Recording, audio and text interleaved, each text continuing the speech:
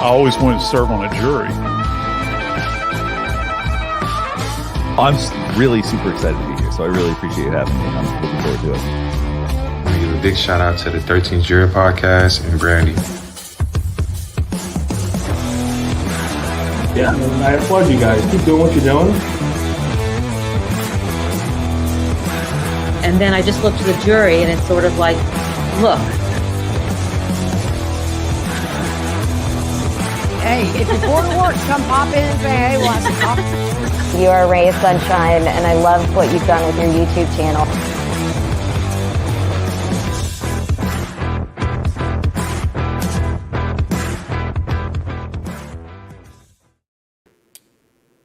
Good morning. Good morning. Happy Thursday.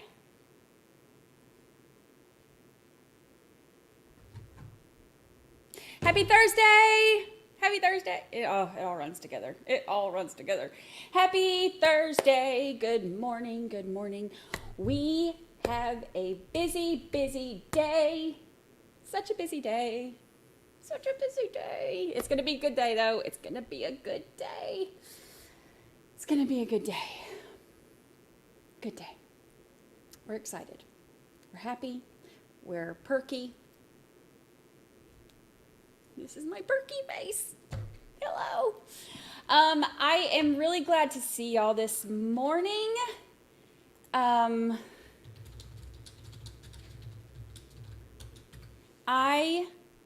We had about 10 more minutes, but you know what? I just miss my friends. I was getting work done on all the things, working on all the things.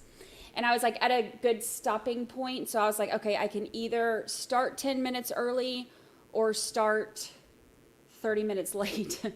So I decided to just go ahead and start now.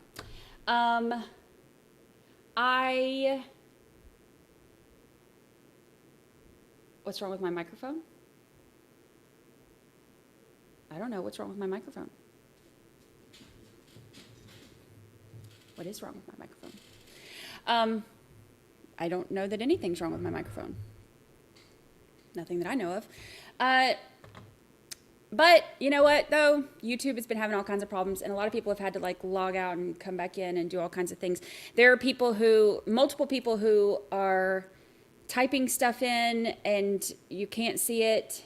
And there are some people who the audio is coming in and out and all kinds of stuff. So YouTube has been messing up for like what, a month or two now, but it's been like really bad this week. So whatever updates they're doing, I guess there's a bunch of glitches. Some people were saying that if you update your app or whatever, that helps. And I don't know. So whatever. Well, you just have to appeal to the YouTube gods. Good idea, Holly Mack. Speaking of Holly Mack is our mod of the week. Look at Holly Mack. Lucy? You choking? Lucy got so excited over Holly Mack being the mod of the week that she's over there choking. You okay? You okay? Did you get too excited? Are you so excited for Holly Mack? Are you so excited? You want to say hi? Come here. Come here. You want to say? You're not getting any more chicken. Oh, this dog. You're not getting any more chicken. You want to say hi? You want to say hi to your friends? We have a busy day, so if you're going to say hi, you need to come do it now. She got a bath, and then we did her little hair. She had to dress up for Holly Mack. Mod of the week. I appreciate my mods. They're incredible. They do so much. They do so much. So Holly Mack, congratulations to you. I appreciate you. All right, y'all, we have a big day today. Big day. Oh, yeah, I'm fuzzy because I keep banging the table, and then the camera moves. But like I say, I look younger when I'm blurry, so it'll be fine. There it goes. Courtney Barnes, member for 1 month. Happy anniversary. Happy anniversary.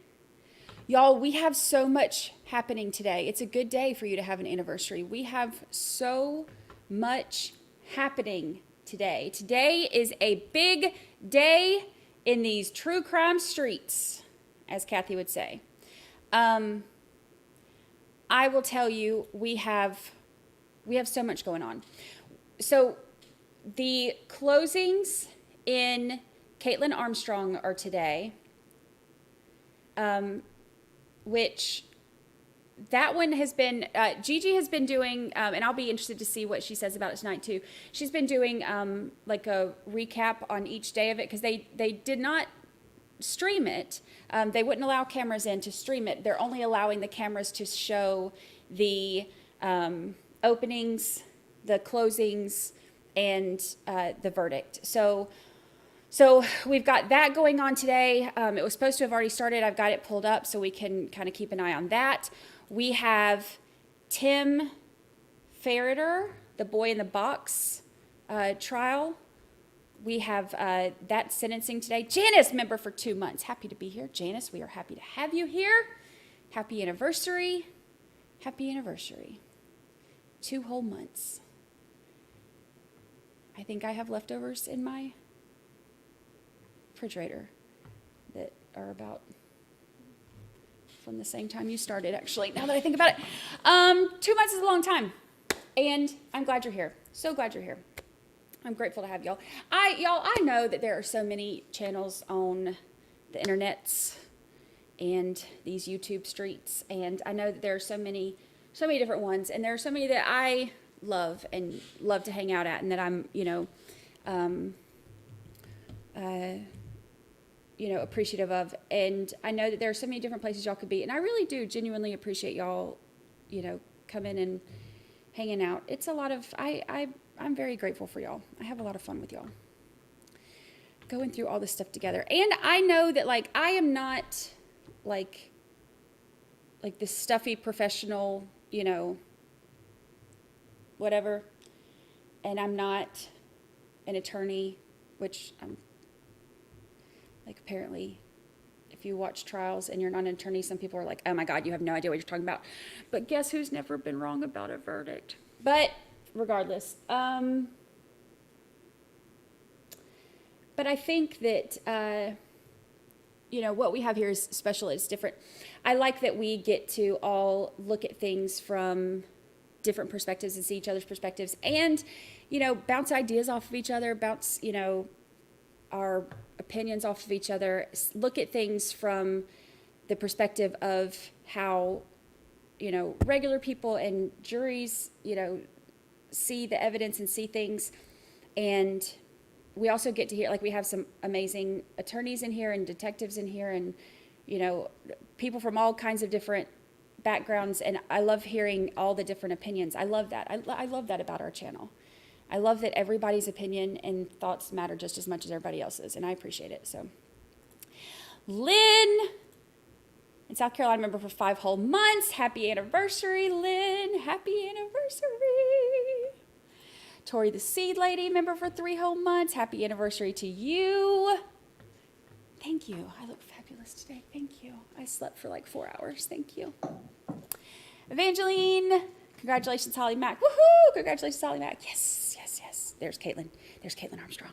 I don't know why I'm whispering. She can't hear us. I'm like, y'all, there's Caitlyn. Look, Caitlyn's here. Caitlyn's here. She can't hear me. Evangeline, thank you so much. Wrestler's mom. Before I was a member before, but I'm glad YouTube remembers. I'm glad too. I'm glad that it keeps up with that. Yeah, me too, definitely. Happy anniversary. It's our anniversary. It's our anniversary. Oh yeah, I got my sassy pants on today, y'all. And let me tell you why. We got a lot going on today. And we have the Murdoch stream this afternoon, which I'm really excited about. And I got to have my sassy pants on because I'm ready for them trolls. First and foremost, on behalf of myself, my colleagues, Happy Jean anniversary. and Guillermo, I would like to thank you for your time and for your attention. We're going to have to And I boost noticed a lot of this. you guys were taking notes, and I appreciate that.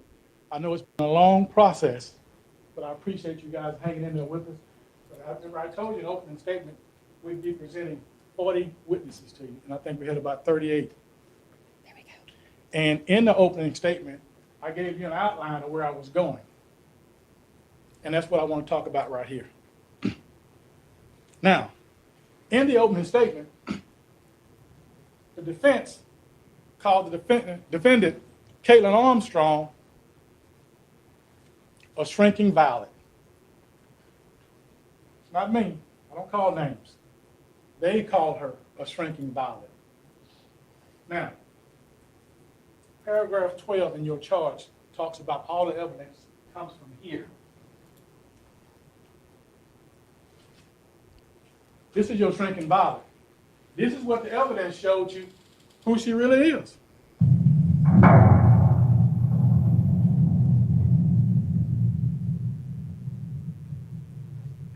January 12th, 4 months before Mo Wilson was killed. and Happy taken from us. anniversary.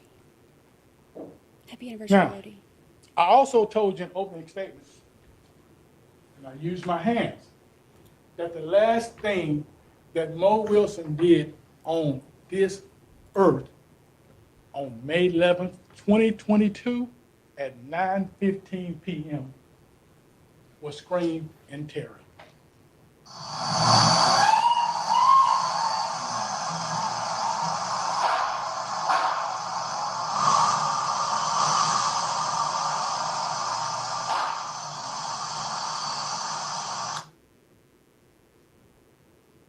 And that evidence came from Mr. Donovan's audio from his camera, G4 camera, from this witness stand. I was true to my word. I brought that evidence to you. And I also told you on that tape, heard 2 shots. And there was a 4 or 5 second pause. I told you in opening, and I presented it to you pursuant to paragraph 12, evidence from the witness stand, that she stood over her. This young lady over here, the defendant, Caitlyn Armstrong, I told her she stood over her after she shot her in the head twice and put another bullet right in her heart. Hi, RA. You heard Dr. DeRusi, the ME. That 3rd bullet was right in her heart. And she also testified that because of the exit wound, she was up against something. I submit to you, she was up against the floor. 2 to the head, and she was laying on the floor, probably already dead. And for good measure, the defendant walked up to her and put another bullet right in her heart. And I also told you that 19 days before this trial, she escaped from the sheriff's department. Now, I'm going to tell you the irony of this. We picked this jury on October 30th. We started our evidence on November the 1st, Dia de las Muertas, the Day of the Dead, November the 1st. It's a day that the Mexican-American culture celebrate those who have gone before them. We started this evidence on the Day of the Dead. So you see from this video here, you see her?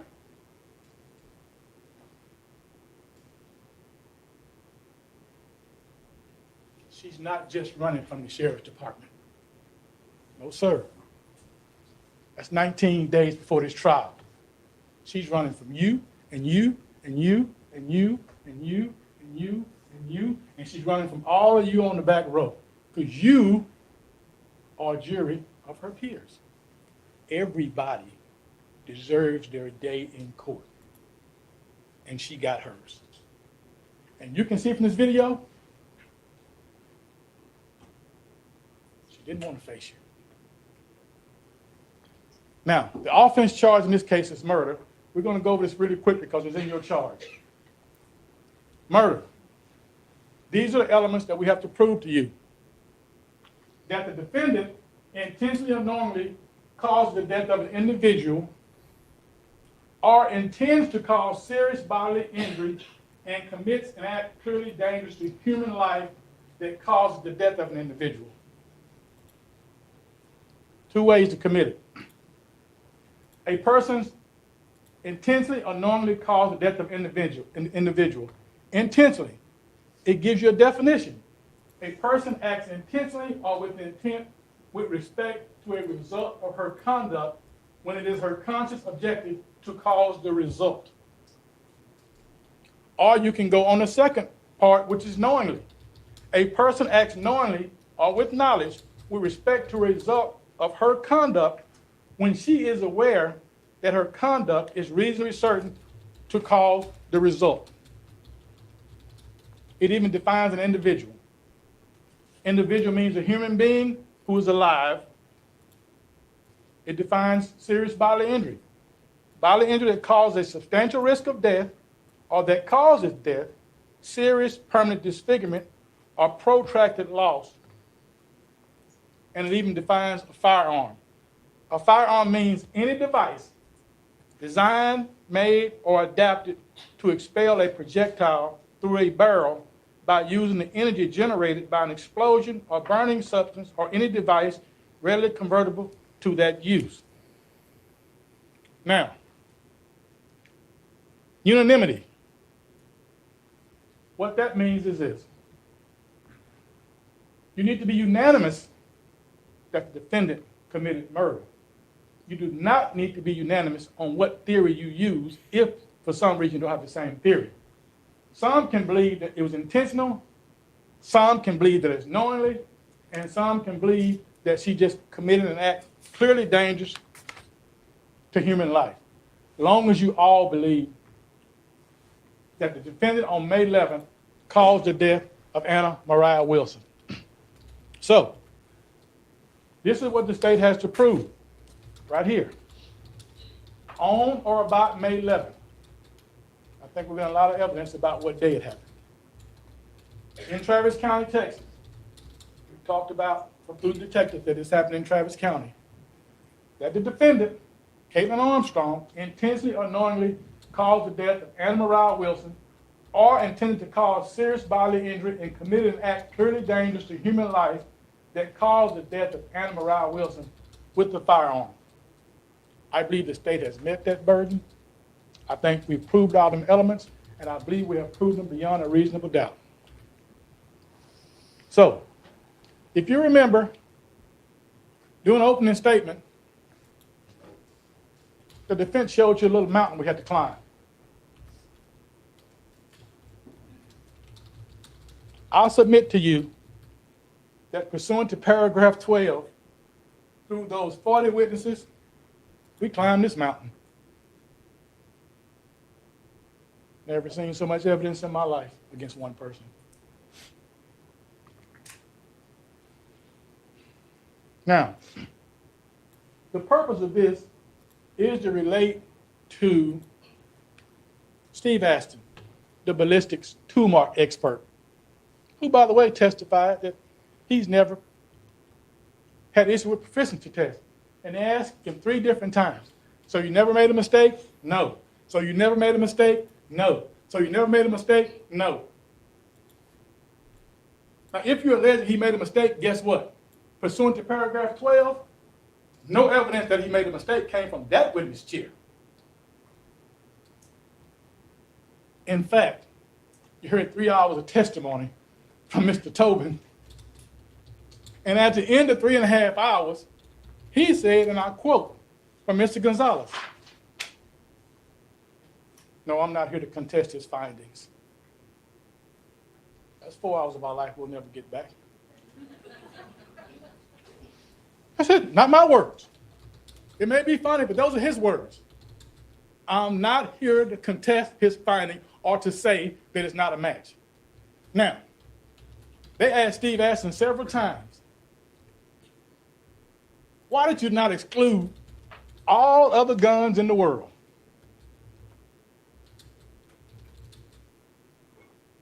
No one else in the world had a 6-hour P365 and left their DNA at the scene. Nobody else in the world fit that description. No one else in the world was angry that your boyfriend was out with Mo Wilson. Just her. No one else in the world had their Jeep circling 1708B Maple for an hour before you heard that 915 shot. No one else in the world matched that description. That's what you do when you got nothing. You pick on the detective and you talk to him about where you didn't look. Not the mountain of evidence that we have. You try to distract you from that. And finally, no one else in the world left the scene of the murder in Caitlyn Armstrong's Jeep that was parked in that alley from 8:40 p.m., 2 minutes after the murder. We don't need no one else in the world to make these facts that came from that chair true. These are not my words. These are facts that came from the witness chair. No one else in the world fits this criteria. So that, did you check every gun in the world? That's called a rabbit hole they want you to go down. Only Caitlyn Armstrong, the defendant, fits these facts that was presented to you through that witness chair. Now, let's talk about her best friends, one of them. One of them says she's a friend, one of them says she's a best friend. She told Jacqueline Chastain about the gun a month after it was purchased. Nicole Mertz said, I've never seen her that upset before, and that's why I remember. Never seen her that upset before. These are her friends. We called them, but they were her friends. You heard them. Don't let anybody recharacterize a relationship. Those two ladies got on the stands and said, we are her friends, and one of them said, she's my best friend. And we know Kaitlin called Mo Wilson to confront her about Kate. We know that from the cell phone records. Now, we don't know exactly what she said, so I'm not going to put that out there. But we know she called her. And we know Colin texted her and said, WTF, and we all know what that means. And what's even more chilling is that when the defendant's two best friends heard that Mo Wilson was dead, they called the police unsolicited, and they said, you better check her out. You better look at her. Now, they both testified that, no, I didn't take that serious in January. But then when they backed up and put it together about how angry she was, about her shaking to the point where she has never seen that anger before. If anybody knows you, your best friend knows you. Now, they may get up and say he's not our best friend. But guess what? Did anybody sit right here and contradict Chastain and Mertz's testimony that they were her friend and her best friend? No. So that's the evidence that you have to work with. Her best friend called the police on her. Now let's talk about these surveillance videos. You heard a lot of talk about the surveillance videos didn't cover the stairs to Cash's house. No. Generally, people have surveillance cameras to protect their own property. The lady in the alley, she had a camera in the front and the back of her house. Her camera wasn't to figure out who might go up Cash's stairs and kill her best friend, Mo Wilson. Her camera was for her own protection. It was on 18th Street, north. And to the east, on Maple, there was a couple of cameras. And those cameras point to the front of those people's house and their porches for their protection, not in the alley. Once again, they want you to look somewhere where the evidence is not. And when she left, you didn't see the Jeep. The reason you didn't see the Jeep is she left south in the alley. The camera was north and east. Remember further north, the camera caught the motorcycle going by? There was no camera. Now, I'm not suggesting that she knew that at all. I don't believe she did. Because if she did, I don't believe she'd been circling in that Jeep that whole time. But no, a camera didn't catch her leaving.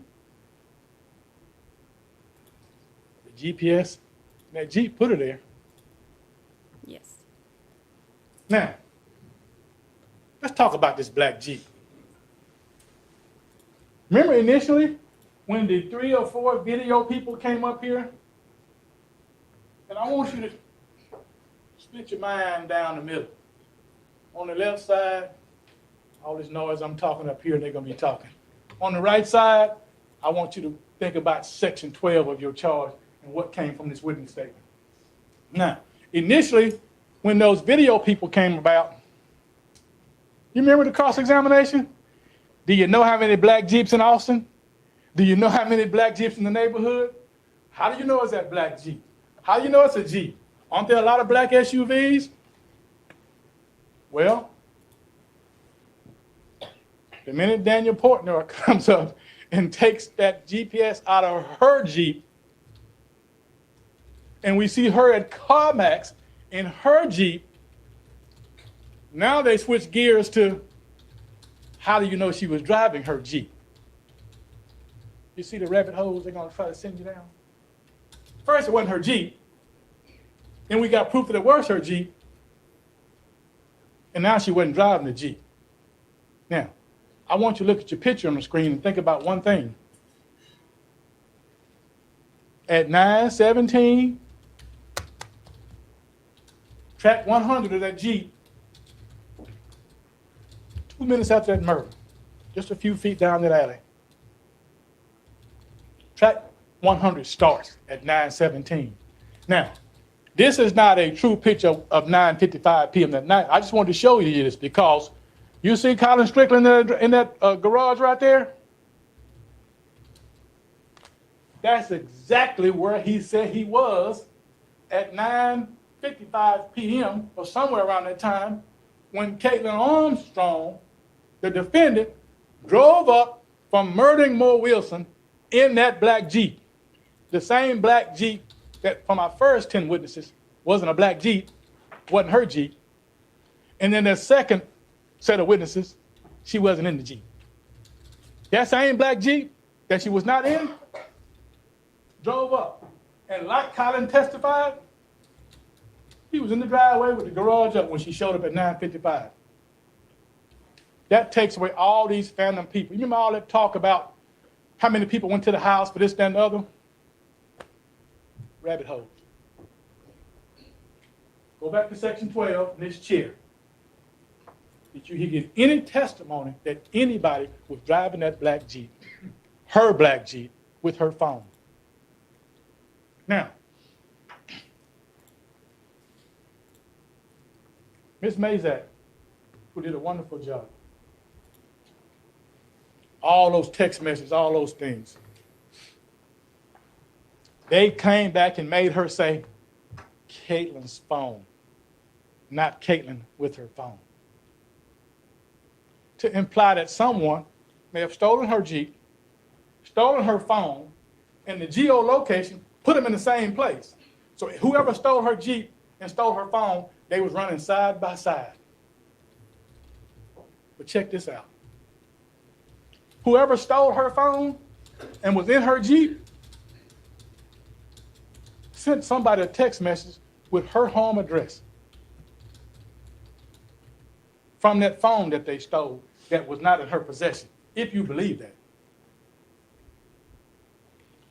And that same person who had Caitlyn Armstrong, the defendant's phone, sent Colin Strickland a text message about a lawsuit that they had going on with some real estate issues. So if she didn't have her phone, whoever stole her Jeep and her phone was also interested in her lawsuit and where she lived, if you believe that. And there's no evidence to suggest that it was anybody other than her. And finally, that same phone says she had to run errands earlier, and she texted Colin saying Feeney, which I think means finished. So whoever had her phone, if it wasn't her, they were finished running their errands just like she was.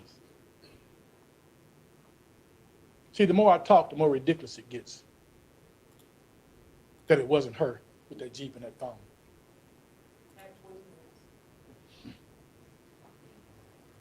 Now, they talked about Pam Mazak, that GPS, they asked her 3 or 4 times, is GPS more accurate than CDR data? She said yes. Now, remember when Portnoy was there, they kept talking about how GPS wasn't that accurate. 2 days later, Mazak get there. Now, GPS is more accurate than CDR, isn't it? We agree, it's accurate, because it puts her Jeep at the scene, puts it there at 8:40, has it leaving about 9:17, and has it driving up at her home at 9:50. Her Jeep, her GPS, pulled out of her car at CarMax. And the DNA on the bike puts her at the scene. Proof that Kaitlin was there when Mo Wilson was shot. Gunshots at 9:15. Jeep parked in the alley, leaves after the gunshots. Caitlin's DNA on the bike. Shell casings that matched the gun. And like Detective Ramirez said, it was personal.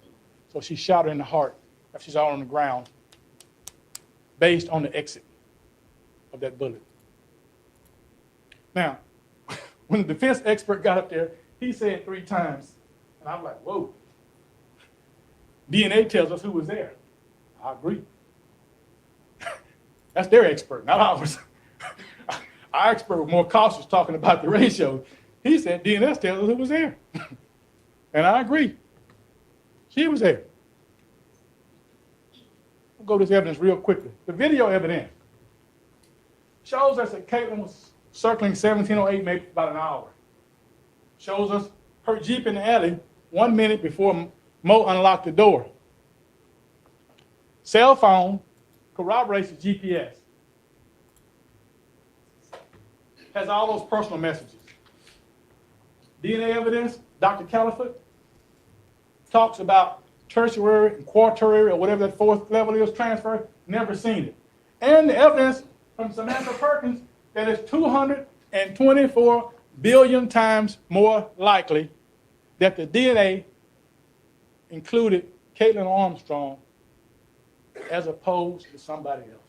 Now, you've heard a lot of testimony about that 3rd profile. Could have been anybody. Could have been a mechanic. Could have been an airport person. It could have been anybody's DNA. So don't let them go down that rabbit hole, and that's the real killer, some kind of grassy knoll theory, because you know what that doesn't explain? That 3rd person DNA? It doesn't explain Caitlyn Armstrong's DNA on that bike. That's what it doesn't, unless she took somebody with her. So don't go down the rabbit hole, because there's no evidence that any 3rd person did that. And look at all the other evidence and just use your common sense. Steve Aston, very confident that Caitlyn Armstrong's 6 Sauer P365 is the gun that killed Mo Wilson. And the GPS has her circling for an hour before, tracks her the whole time. Undisputed from the witness stand. I talked about this. You didn't see her exit route because she went a different way than where the cameras was.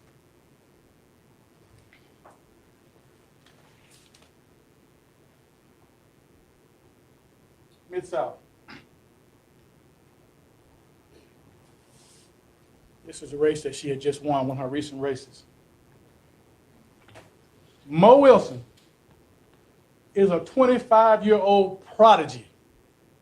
Everybody in the cycling community that testified kind of shook their head about how good she was, and she was new at it. a prodigy. Taken from Matt and Mr. and Miss Wilson at the age of 25. Caitlin Cash over there on the front row. When I talked to her, called me Cash. Kaitlin killed my friend. That's why we call her Cash. Kaitlin with a C. Poor thing don't even like her own name anymore.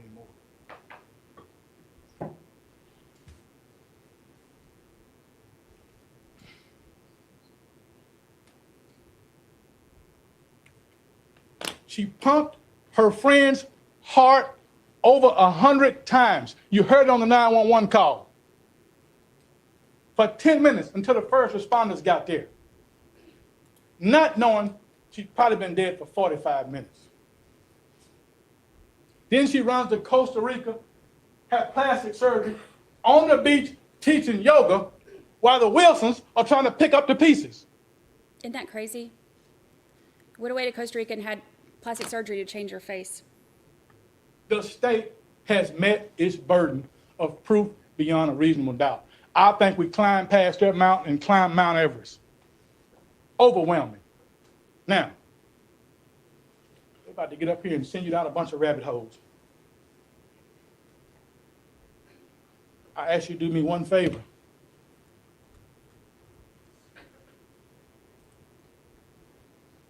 Tools of a prodigy.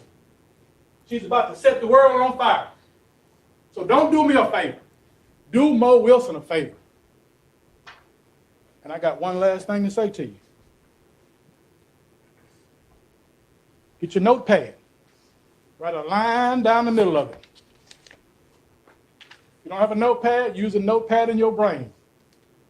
And when they get up here, do something for me, but do it for Mo. When they say something and singing out a rabbit hole, write it on the left side. If it's proven from the evidence chair, pursuant to paragraph 12 of your charge, write it on the right side of your paper. And we've been here a long time, but we ain't got to stay much longer, because when you get to the back, I submit you that when you separate the left side of the paper from the right side of the paper, it's going to be blank, and we can get out here pretty quickly and find her guilty of shooting Mo Wilson in the heart and in the head and taking away this prodigy at the age of 25. Don't think about closure. Don't think about none of that. Don't think about the community. That's not your burden. Your burden is to follow the law. I only ask you to do one thing. Justice for Mo Wilson. The state has met its burden. I'm asking you to find her guilty.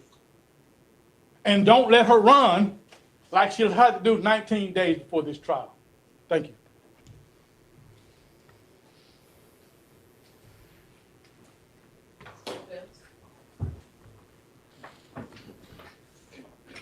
He's really good. For those, I know some of y'all have come in late. Here, I'll pause it for just a second before it gets going. So this is Caitlyn Armstrong. The reason that we're watching this is because it's a big trial that we've, I've been tweeting about it and stuff, and we've talked about it a little bit on here before, but we didn't stream it because they wouldn't allow it to be streamed. But they only allowed the openings, closings, and verdict to be streamed.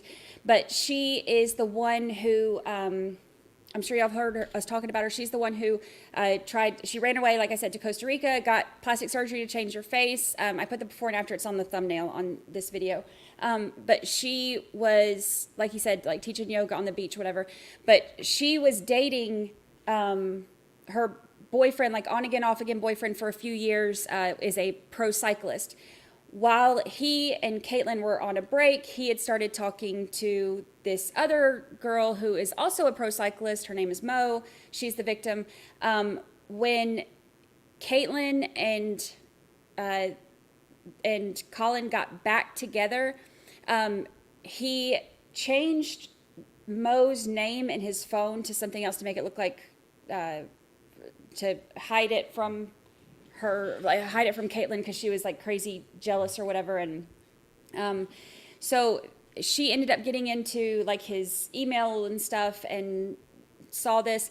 She had, Mo had texted Colin the day that she died and said, you know, do you want to go swimming and have some drinks or whatever?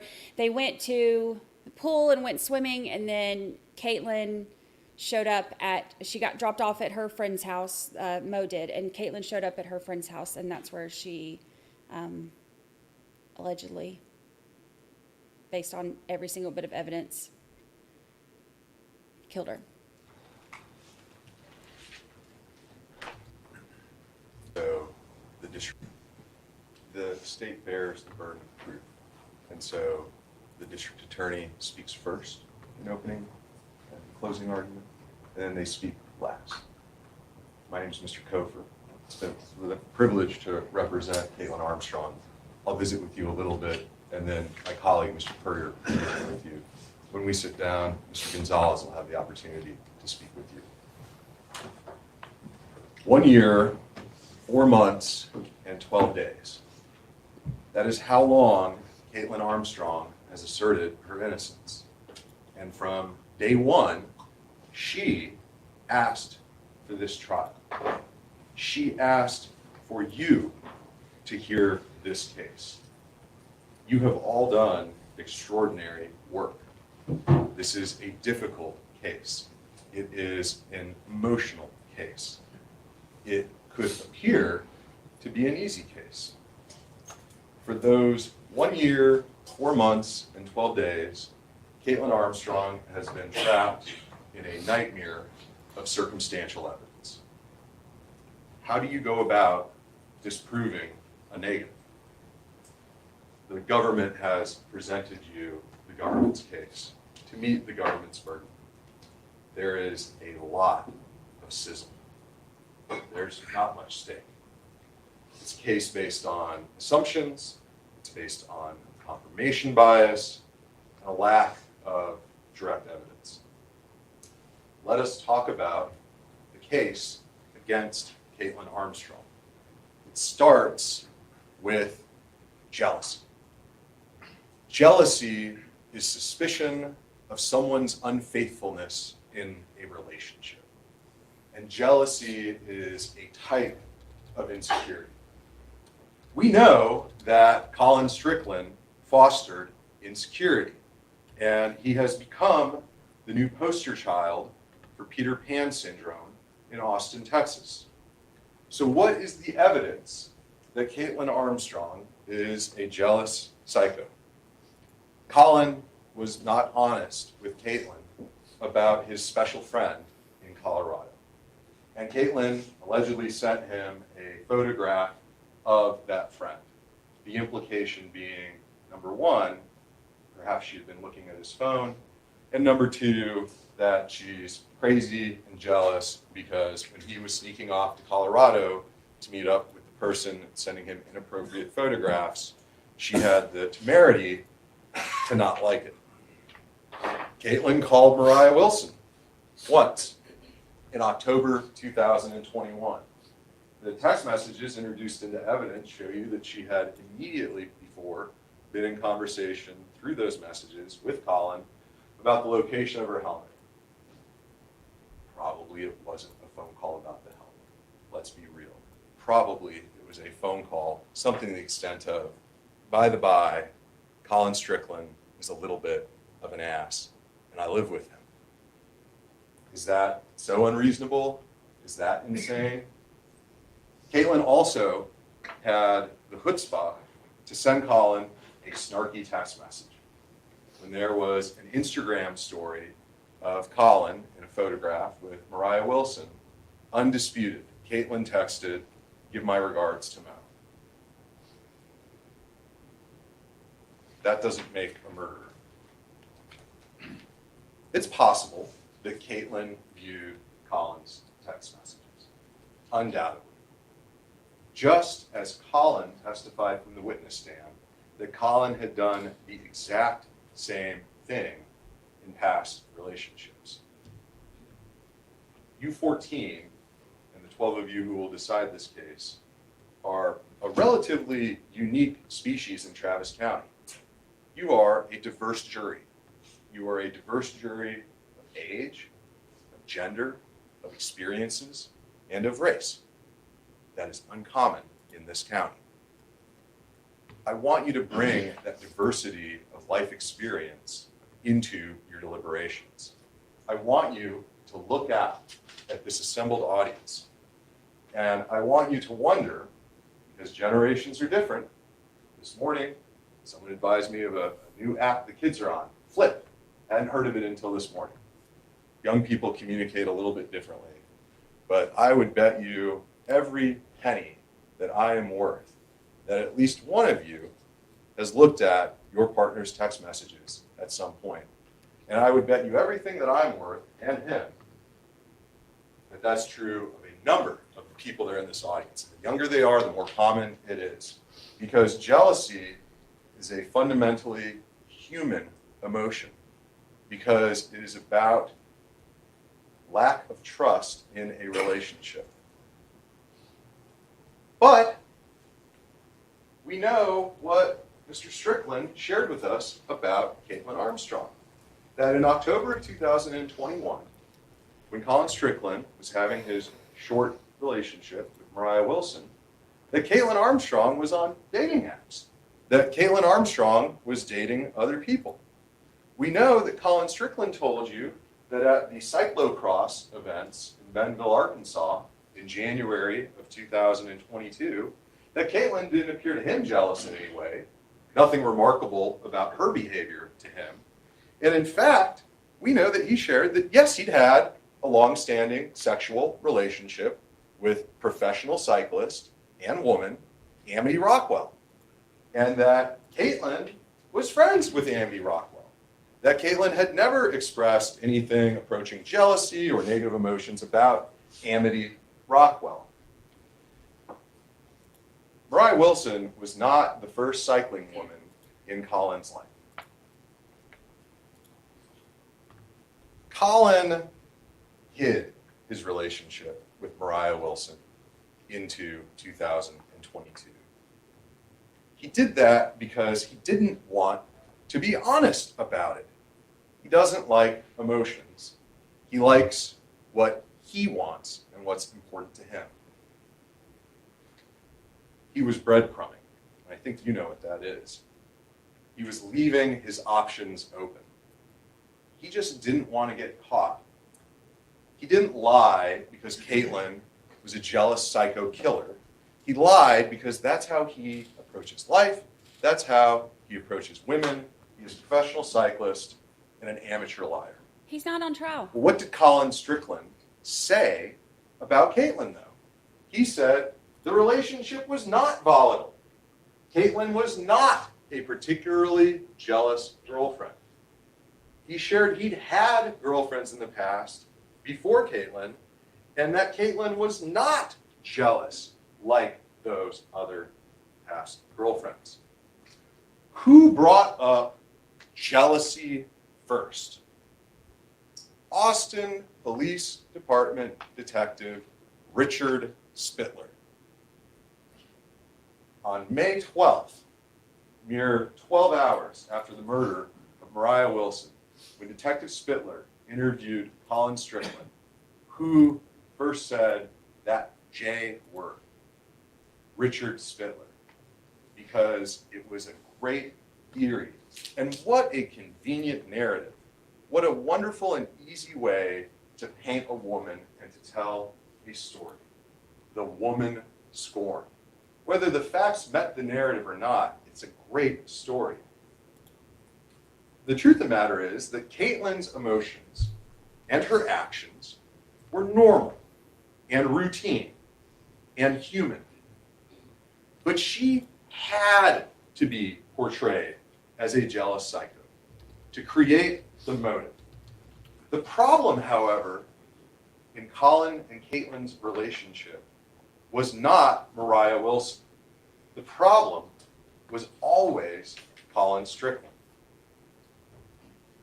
However, Colin's behavior does not make sense. Colin changed Mariah Wilson's name in his phone on May 11th. Colin deleted his text exchange with Mariah Wilson on May 11th. What was different about May 11th? Why did he do that on May 11th?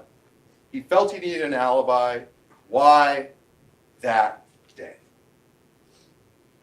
Jealousy. But what about the black Jeep? You know exactly where and exactly when that Jeep traveled. There is not a doubt that Kaitlyn's cell phone was on her person between about 5:30 p.m. and at least 7:30 p.m. on May 11th. There's no dispute whatsoever as to that. And there is no doubt of any type that Kaitlyn's cell phone was in the vicinity of the black Jeep. Was Kaitlyn in the black Jeep? Who had access to the black Jeep? Who had access to the key fob to the black Jeep? Who had access to the key bowl containing that fob that drives the black Jeep? Who previously owned a black SUV? These are those Pam rabbit holes. Mazak presented you a compelling PowerPoint. Animation, details. PowerPoint presentations in criminal cases like this are a lot like swimsuits. What they reveal is interesting. What they hide is what's essential.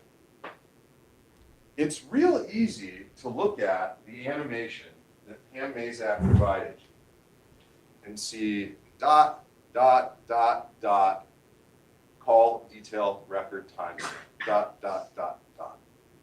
And then to see infotainment, track log, dot, dot, dot. And if you don't review the data, if you take it on the word of a PowerPoint animation, it's really easy to look at it and go, the phone was in the car and it was riding together.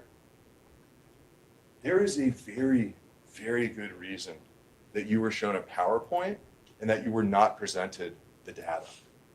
When you return to the room back there to deliberate, ask for the PowerPoint, ask for the actual data.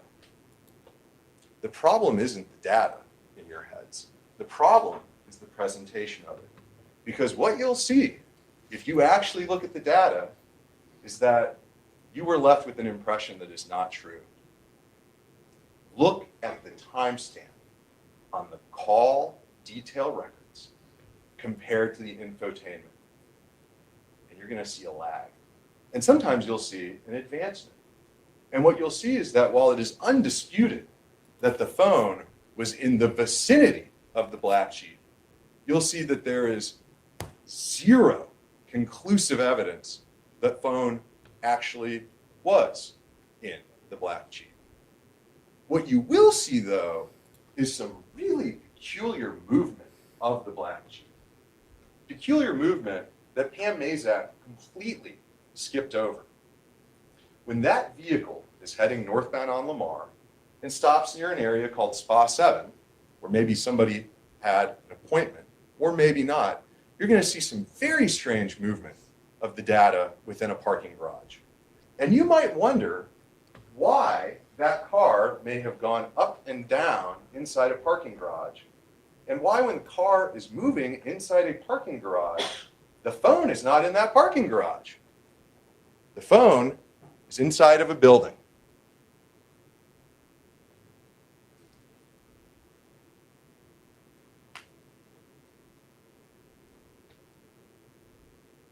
What about all those other vehicles? What about Colin's mom's car? What about the Mercedes? What about the trucks? What about the half dozen odd vehicles? Did Caitlyn Armstrong have access to vehicles that weren't the black Jeep? Absolutely. Did she drive vehicles that weren't the black Jeep? Absolutely. But wait, Rick Kofer. Colin said, I saw her get out of the black Jeep. But that's not what he said. The first time he testified in front of me, a few weeks ago, it was a Friday, he said that's what I believe. He was real hesitant. He wasn't rock solid. Then he had a weekend to think. And he came back and he continued to testify in front of you on Monday. And somehow his memory and recollection of every detail in this case had become fuzzier between Friday and Monday over the weekend, except for his opinion about seeing Kaitlin come out of a black Jeep. And when he sat on the witness stand and testified yesterday, somehow all of his recollections had become even fuzzier still, except that he claimed he saw Caitlyn Armstrong come out of a black Jeep. How amazing that the one fact that he seemed to remember with greater clarity over time was the single fact that drew attention away from him and pointed the finger at Caitlyn Armstrong. We're to believe this, that that's what he said, that that's what he actually saw. From Colin. Colin, with his marked lack of interest in Caitlyn's life. Colin, who on May 12th said that Kaitlin had arrived home mere moments after he texted her at 9:21 p.m., 6 minutes after the killing of Mariah Wilson. Colin, who couldn't recall a single detail about Kaitlyn's behavior that night. That does not make sense. And Colin may have had other reasons for saying what he did. Remember, Richard Spittler did not believe that Colin was truthful and forthcoming. What about those guns? Colin bought those guns. Colin told her to train with the gun. And she did. Once. And she was totally normal. I asked the witness, Jill, did Kaitlin seem all murdery? No. All murdery? Now, the prosecution led with a video of her at the gun range. Raise your hand in the audience if you've ever been to a gun range or ever held a firearm. Did you kill anyone? It's emotional. It's compelling. But that's a rabbit hole. That's a smokescreen. But what's peculiar is that Colin sat up here on the witness stand and said, oh yeah, no, that cable lock for the gun, yeah, that was mine. I have no idea where the second cable lock came from. He had no problem admitting that he owned a cable lock before buying guns. He had no problem admitting that he owned a red cable lock on a Smith & Wesson, which appears unaffiliated with this case. But when confronted with the evidence, I have no idea where this black cable lock on the black Sig Sauer came from. And when we invited him to come and demonstrate to you, to stand here, to show you how a cable lock works, suddenly Colin Strickland, engineering degree, Colin Strickland repairs and sells Spartan motorhome trailers. Colin Strickland, the mechanically sophisticated man, suddenly he has 10 thumbs, and I don't know how this works. Bullshit. He wasn't straight with you. He knew exactly what that cable lock was, and he knows exactly how it works. And the reason that he was blowing smoke to you is because he did not want you to see that the usage of a cable lock is no easy feat. To rack the slide, to eject the magazine, to then replace it. And so Colin wanted to leave you with the impression, oh, I don't know. The black, I have no idea. The thing from the murder, I don't know.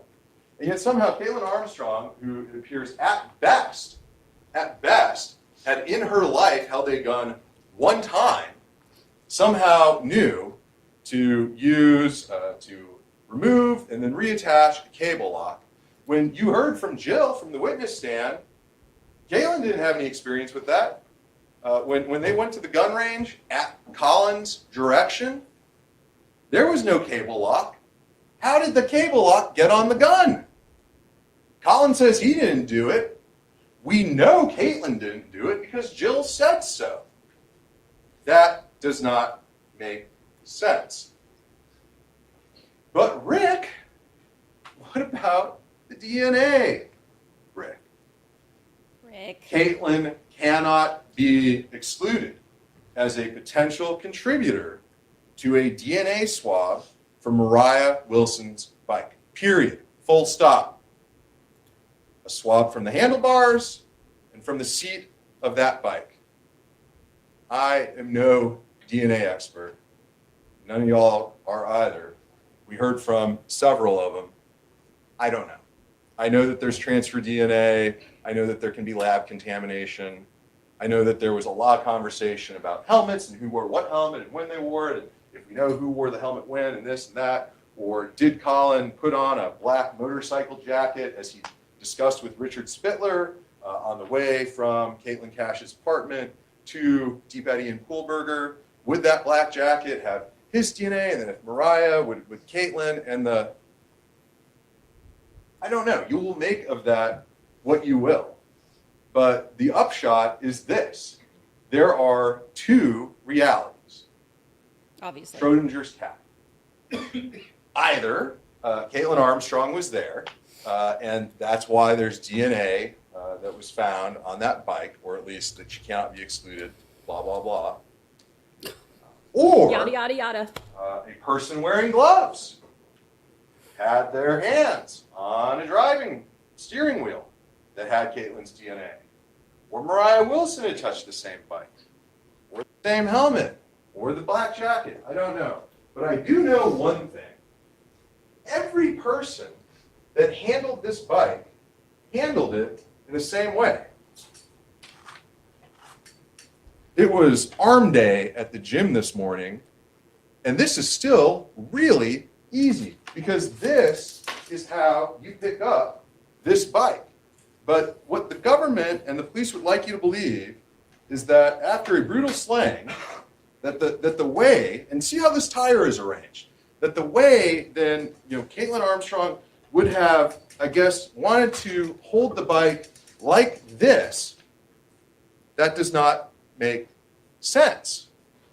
Everyone held it this way. And what's astounding, and this is what you heard from the APD expert, right here, on this portion of the bike frame, this was the area not swabbed for DNA.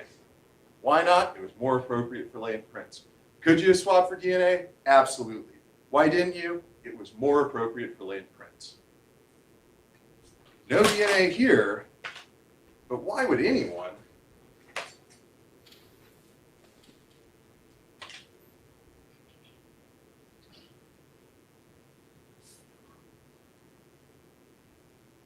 That doesn't make sense. But what about the missing DNA analysis? No analysis of any DNA from that bike frame. What about the swabs taken from the black Jeep? You heard testimony. DNA swabs were taken from inside the black Jeep. Never tested. Why? Why not? Why leave it to chance? What if it had shown yet another unknown profile? How inconvenient. We do know, as a fact, unknown DNA profile on the seat, unknown DNA profile on these handlebars, unknown DNA profile on the gun. That does not make sense. Austin American Statesman got it right. There's mystery DNA. And there's one more source of DNA that was never tested. The rape kit.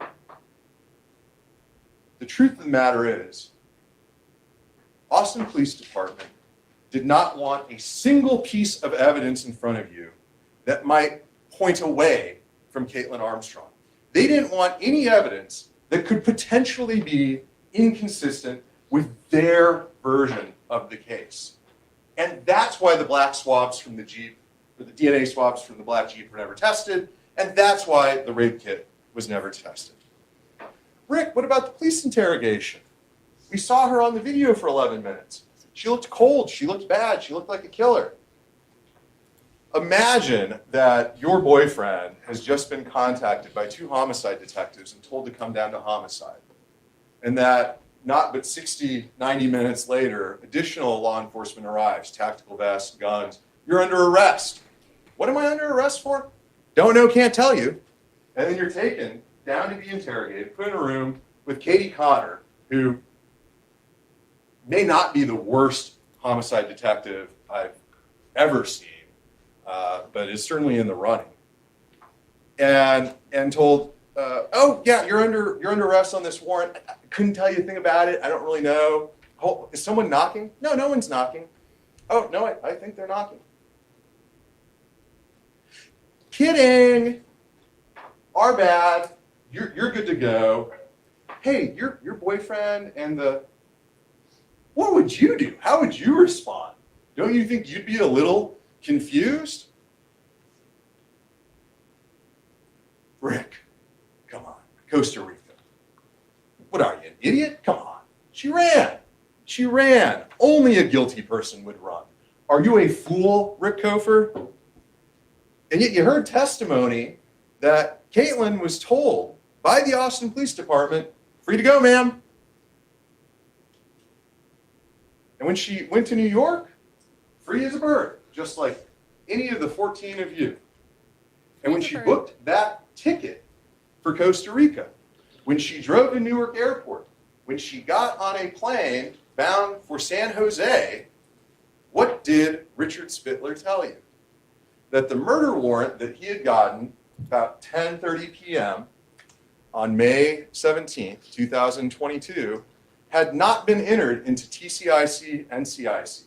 At the moment she bought that ticket, at the moment she was on the way to the airport, on the moment she got there, when that plane was taken off, there was no way in the world that Caitlyn Armstrong could have had any awareness or knowledge in any way whatsoever that there was a warrant for her arrest.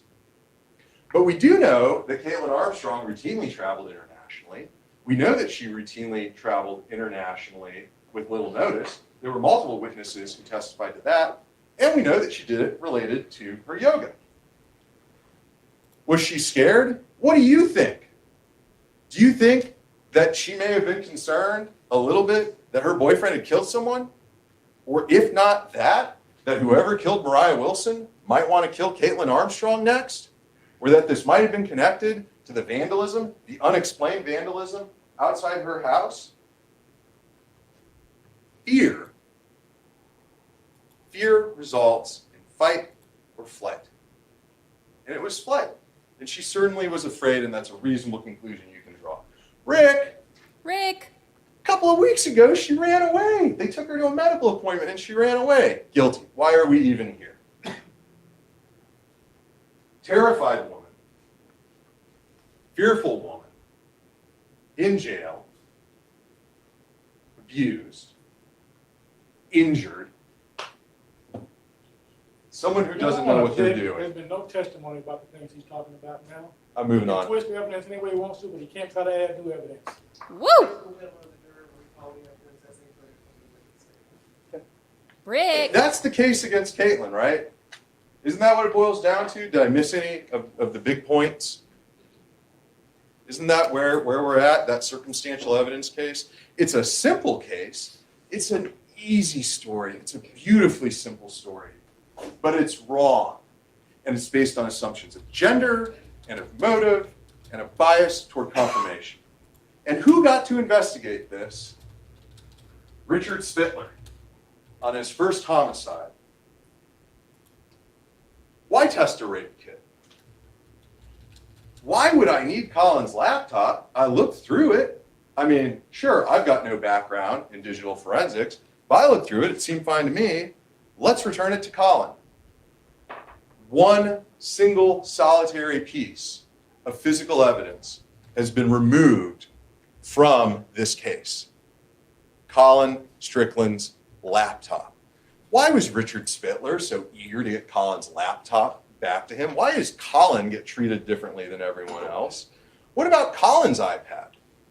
Why was it never seized? Why was it never extracted? Why didn't Richard Spittler bother to contact or investigate any potential suspect until months and months after he had issued an arrest warrant for Caitlyn Armstrong? He calls Alan Lamb, a putative lover of Mariah Wilson. He calls Gunnar Shaw. Surely he did that in the days after the murder. No, he did it in July. And he did it, as he said, because he doesn't know what the defense is going to pull. Guess what? Alan Lamb didn't kill Mariah Wilson. Gunnar Shaw didn't kill Mariah Wilson. Did Richard Spittler know that on May 17th? Nope. He didn't even know their names. That was the level of his investigation. The vandalism, the video that you saw yesterday, where Richard Spittler is energetically taking notes, what happened to those notes? Where Colin Strickland is showing the photographs of that vandalism, what happened to those photographs? Richard Spittler thought so little of it that he violated Texas law, that he refused to provide this district attorney's office that report. He refused to conduct a single scintilla of investigation. Why? That didn't really fit the narrative, did it? So why look into it? Why would it matter? He didn't test the DNA from the black sheep, but he did go and get an arrest warrant based on hearsay and innuendo and anonymous phone calls. He didn't even bother to watch the 11-minute interview of Kaitlin and Katie Connor. He claimed that there was a NIBIN investigative lead when there was none. But we know one thing, he testified he knew Colin from before.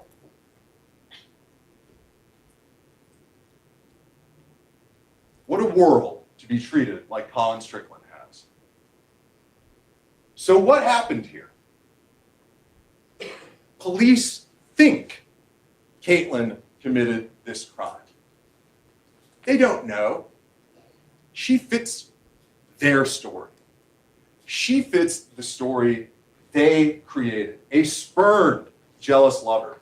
That story is so easy. That story is so easy to tell because it ties into a framework of patriarchy and misogyny that is rooted in American culture. Humans want to know answers. We don't want a mystery. That's part of why wrongful convictions occur. Michael Morden, Greg Kelly, what exonerated them? DNA. So if Caitlyn Armstrong did not kill Mariah Wilson, who did? I don't know. What a terrible answer. A much better lawyer than me, Bill Fitzgerald, was asked that same question in the Michael Morden trial. If Michael didn't kill Christine Morden, who did? His answer, I don't know. And the reason that answer is so unsatisfying to you is because we as humans demand closure. We demand explanation. A mystery ruins it. And someone had to sit in 30 years in prison before the real killer of Christine Morden was found, and then that chapter was closed. But we do know a few things.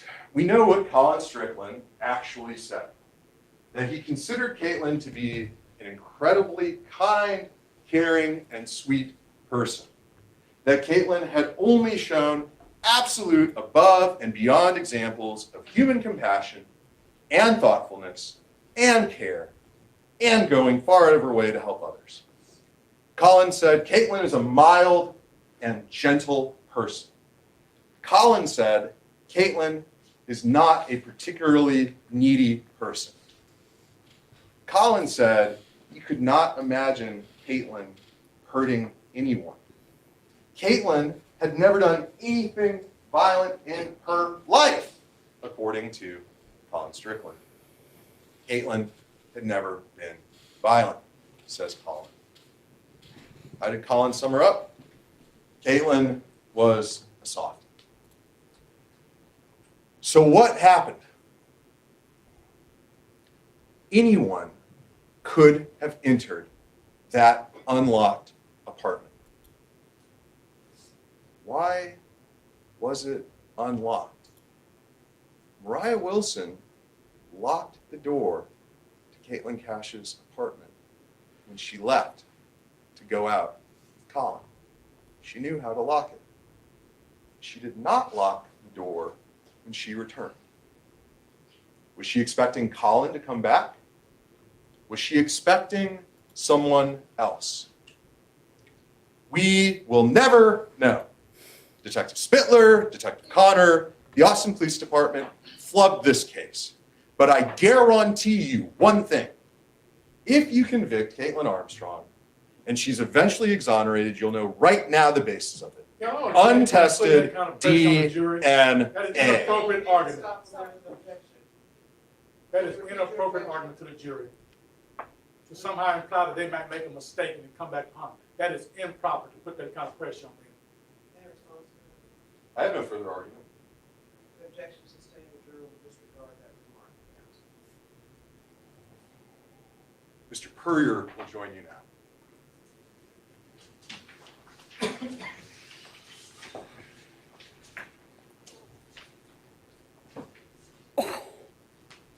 I don't know.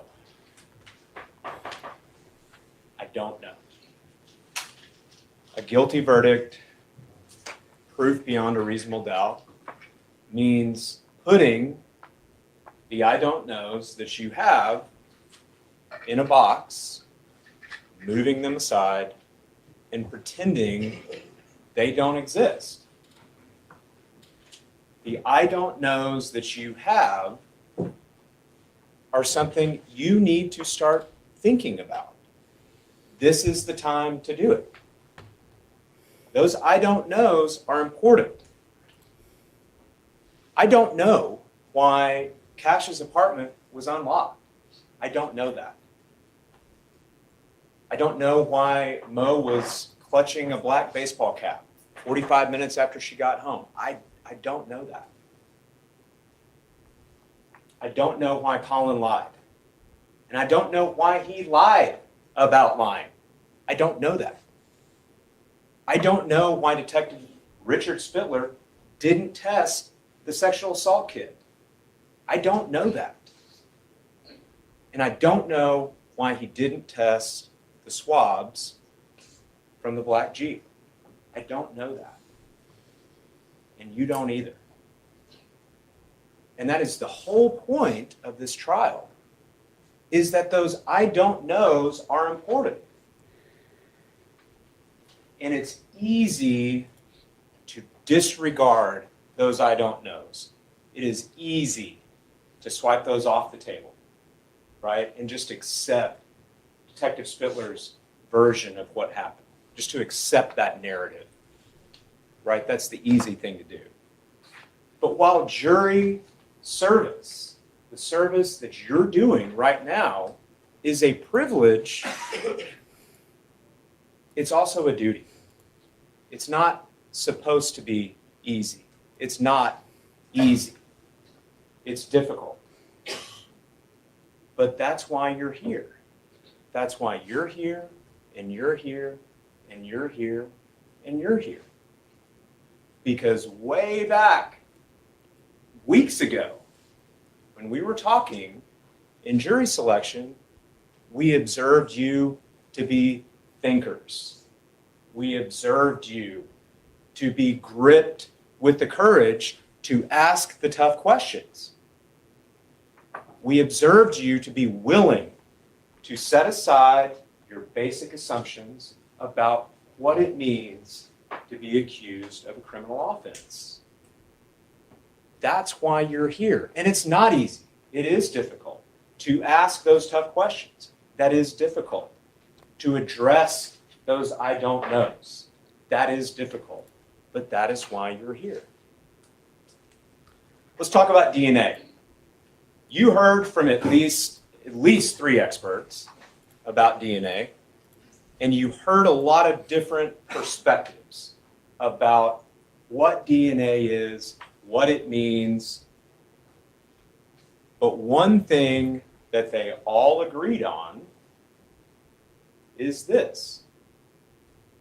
DNA means that a clump of cells was found in the exact spot that they were collected from. That is what DNA means. And we have a tendency to mythologize DNA, right? From what we see on TV, from what we see in the movies. We have a tendency to mythologize it, to put it on a pedestal as meaning something that it doesn't. DNA is an artifact, just plain and simple. Now, I think what you've seen, despite what Dr. Calfett told you yesterday in court, is that it doesn't confer a crystal ball on anyone. It doesn't confer on anyone a time machine, the ability to go back in time, like a Christmas story, to revisit things that happened from an observer standpoint and be able to create a narrative from it. It is not scientifically defensible. It's just not. The state's own expert, Samantha Perkins, testified that you can't fabricate the kind of narrative, the kind of probabilities that Dr. Calfett wanted you to believe he can create in his mind. Wrong movie. Simply from the presence of DNA. All DNA is an artifact. That's it. That is the scientifically defensible position to take. Now, Dr. Calfett wanted to take it a step farther, right? To write the script for you, that is not scientifically defensible. And their expert acknowledged that. It's just not. Ballistics, let's talk about that. Now, I think, despite the length of the testimony, Steve Aston and Bill Tobin, I think, agree on a lot of things. There's a lot of overlap in the position that they take. Now, Bill didn't get up here and tell you that it's junk science, that it's ridiculous, that it's preposterous, and bring a bunch of conspiracy theories to you. No, he didn't take that position at all. In fact, he worked at the FBI. He worked side by side with those examiners for more than 20 years. He wasn't here to tell you that it's just junk science, that it's completely unbelievable. Quite the opposite. That's what you heard. And I'm going to disagree with the state's characterization of his answer on that last question. He didn't say, I absolutely agree with Steve Aston. I absolutely agree with his opinion. Sure. 4 hours wasted. If that was his opinion, it would have lasted 5 minutes. That wasn't his opinion, and you're smart enough to recognize that. His opinion was Steve Aston is entitled to his opinion. He's entitled to tell you what he thinks it is. He doesn't agree with it. But it's a subjective science. It differs from person to person. Of course he's entitled to his opinion. Every firearms examiner has their own opinion. It is subjective. That's the whole point. That was the whole point of his testimony. He didn't doubt Mr. Aston's ability to make very experienced observations about tiny lines that may be present on shell casings, on bullets, on projectiles.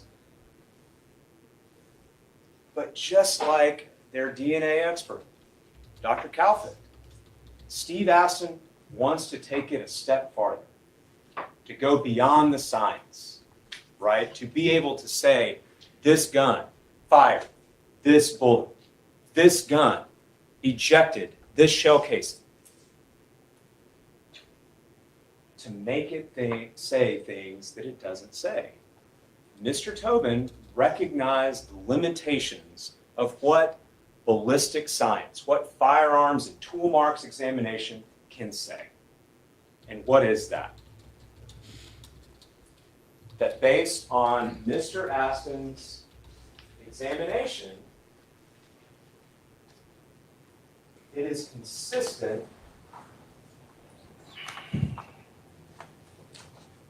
with being ejected from that gun. That it was possibly the source of the fired cartridge casings. Possibly.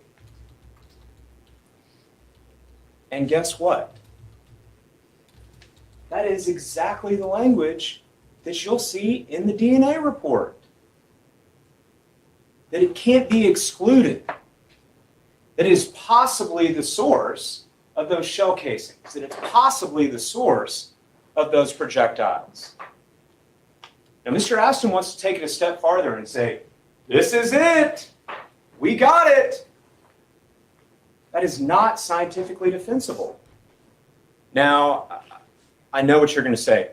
Mr. Purrier, I don't think you do. You guys paid Mr. Tobin to come in here and say all those things. He's a hired gun, right?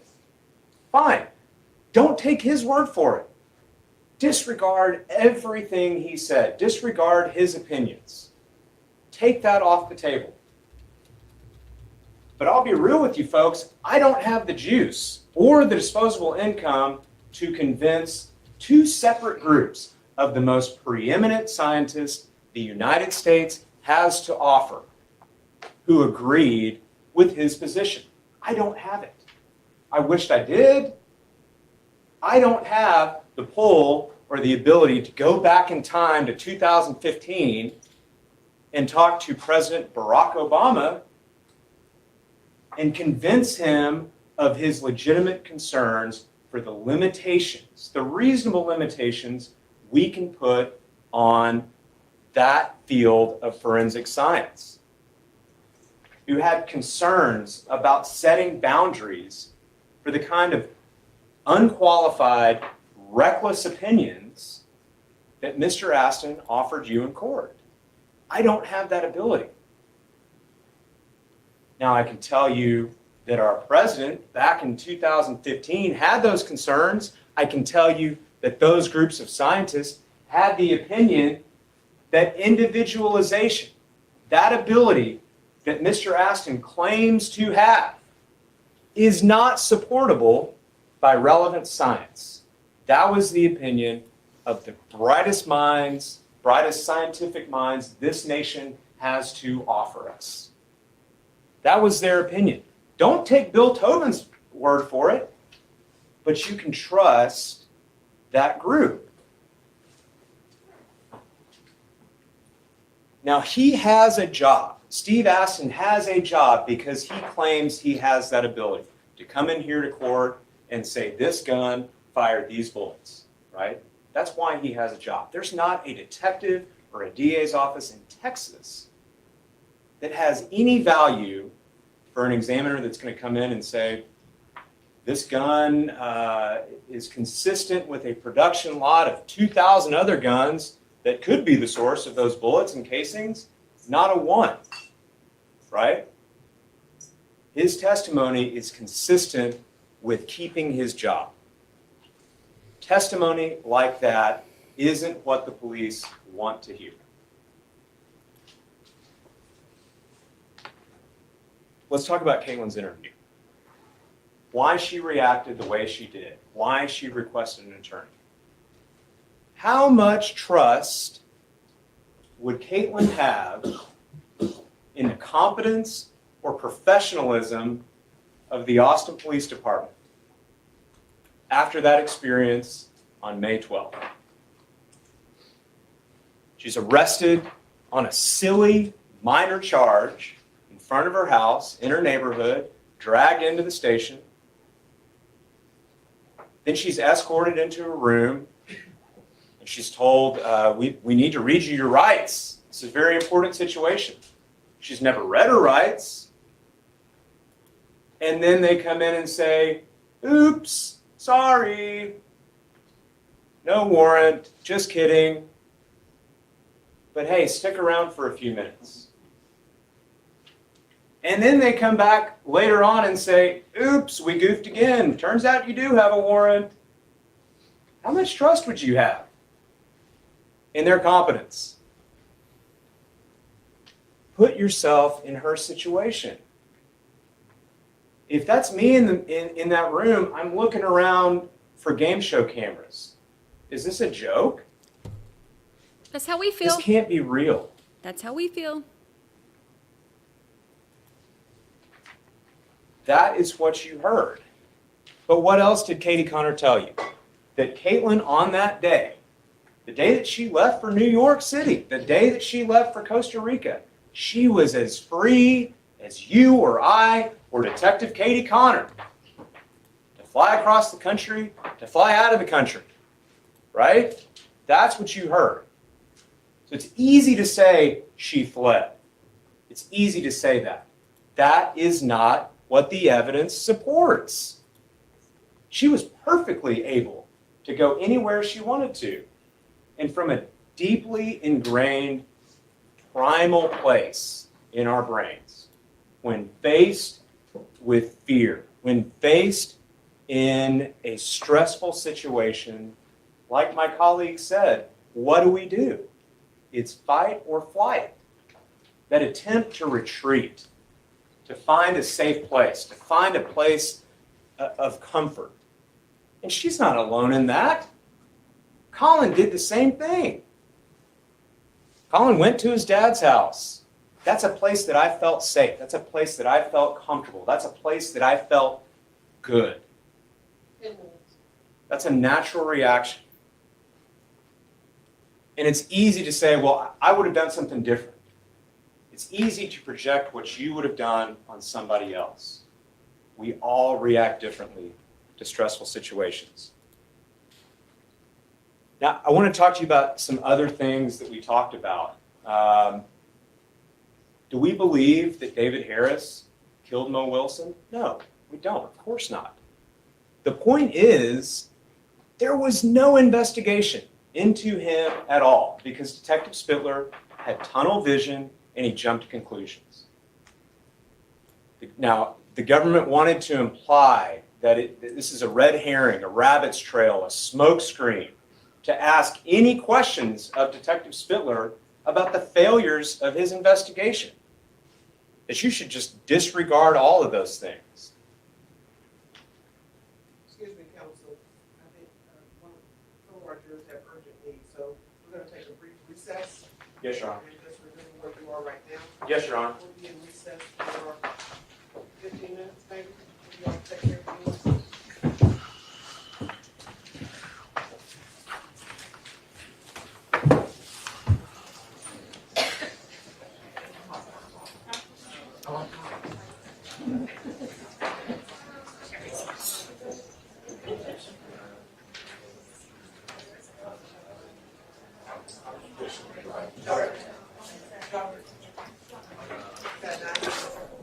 That juror is a miracle worker. The juror had an urgent need to get the heck out of there for a minute.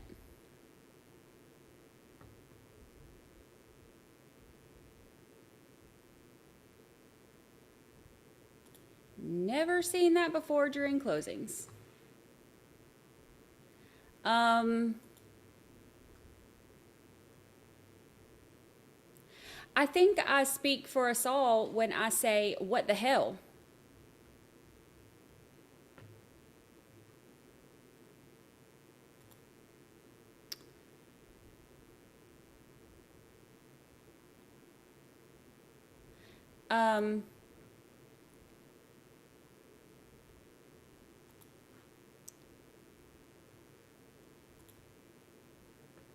Skipped a live.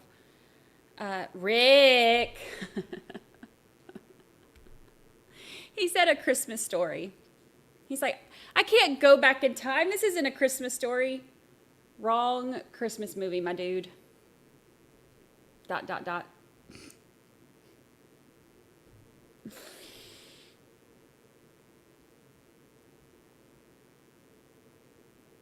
Could you imagine if they had let us stream this entire one? Because remember, before they banned cameras, I said that I was going to stream this one. Could you imagine if they had let us stream this entire one, how many weird things we would have like that? Like, we've already got, just from the closings, we've got ... whatever that thing was with the swimsuit. What your swimsuit shows is interesting, but what it covers is most important. What? You're comparing evidence to my nooks and crannies. That's weird. That's weird. Not okay. Not what you want the jury thinking about up in that jury box.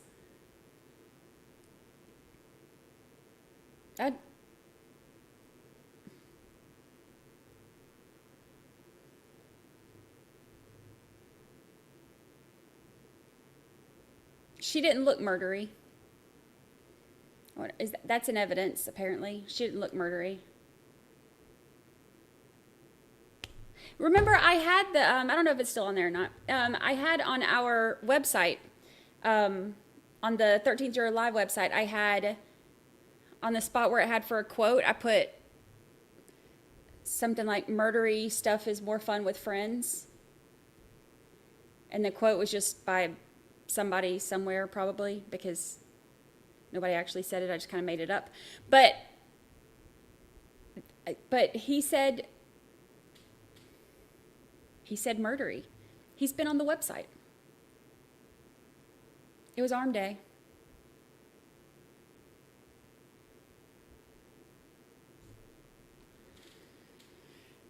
Murdery stuff is best with friends.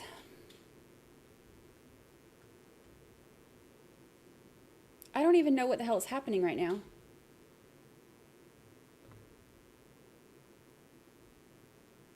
It was arm day, and look at what I can do with this bike. FERRITE'R's sentencing is at, we got like another hour, I think, until, I think it starts at 1:30 Eastern, so.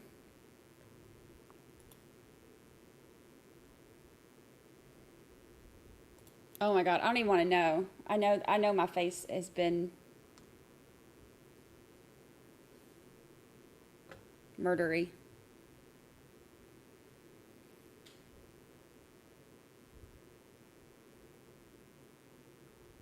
What the heck?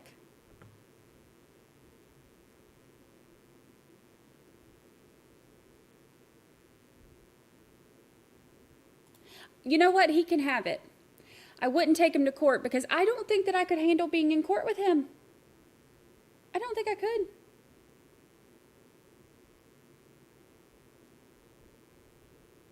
I'm gonna say probably couldn't handle it. Could y'all imagine my face sitting in court with him the whole time?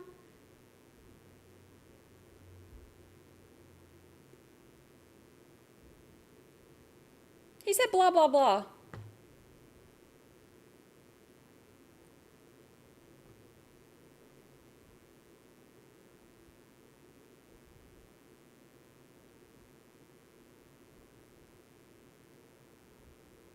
You know, normally closings and stuff will give us like a few of these like little nuggets, you know, where it's like you just picture Impractical Jokers like behind the scenes, like hey, say this, you know.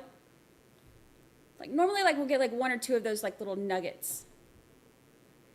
This is not one or two nuggets. This is like one of those Chick-fil-A platters of nuggets, like, you know, where it's just like all the nuggets.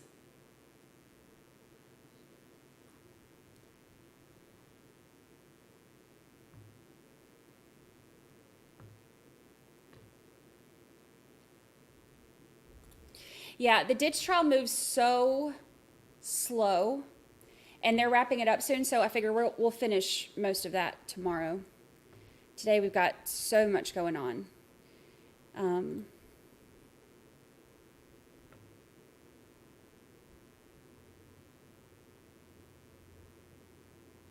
Oh, I thought they were going to fight, too, when he was like, that's not fair to put that on the jury, which he's right. Like that was, I'd have been pissed off too, actually, if I was the prosecutor, because for him to say that and like, oh, if y'all can, you know, if y'all acquit her, you know, and she gets exonerated, then you're going to know. Like, that's really unfair, because like to put that in their head, like, oh my gosh, what if, you know,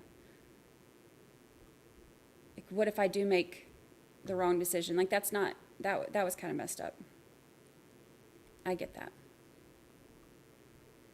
If the evidence had been very thin against her, I don't think that comment would have bothered me. But with the evidence being so heavy against her, that's why it bothers me, because it's like, it's not like a, you know, you don't know this beyond a reasonable doubt, and there's still a chance that, you know, something else. It was more of like a manipulation, like a guilt thing, like making the jury feel, you know, scared or guilty. That's why I think I have a problem with it.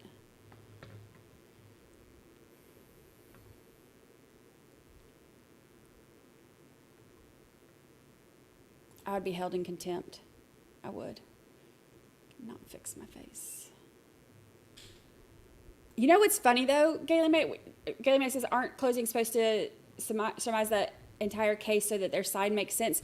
You know what's funny about that though, is that we, like, when that prosecutor was up there, we were like, oh man, he's on it, doggone it. Like, he was, you know, he was doing such a great job of, you know, like putting everything together in such a like linear fashion, like storytelling, like making it, you know, making it all make sense. And even though we haven't been able to watch the rest of it, they didn't stream it, he did such a good job on his, and like the chat was blowing up about what a great job he did and how clear he was making it. And then this guy, Rick. The fuck is even happening right now? All right, Jen, have missed y'all. Got caught up on my trying to spend more time in real life and loads of doctor's appointments. Oh, I can relate to that. This group is always and always will always be my number one. Jen, we love you. We love you. Thank you for the super chat. Thank you, thank you. Thank you, thank you. Natalie O says, now I want Chick-fil-A. Me too, actually. Look, I ended up door dashing it the other day because all it took was mentioning chicken nuggets, and I'm like, ooh, Chick-fil-A chicken nuggets. Love me some nuggies. Love them. Chick-fil-A has the best nuggets. Yeah, I might end up having a DoorDash Chick-fil-A now.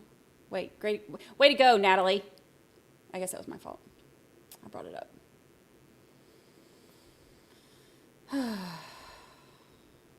What a crazy. Defendant did not testify. Did not testify.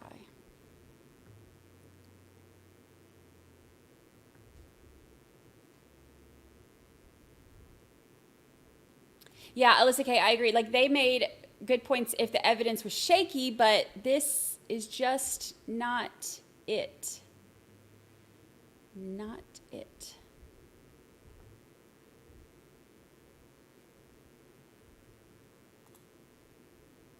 Corey is eating nuggets right now. Rude. We want nuggets. Ooh, I have a gift card for them. Maybe I will go during lunch. Ashley, I wish they would have let us do the whole thing. I had, you know, originally this was supposed to be, they had pushed it back to October 30th, I think is what it was. And I was excited because I was like, okay, well, you know, there's other stuff going on in October, but I was like, you know, I should be able to still figure that one out or whatever. And then this one and Dan's or Charlie's trial were going at the same time.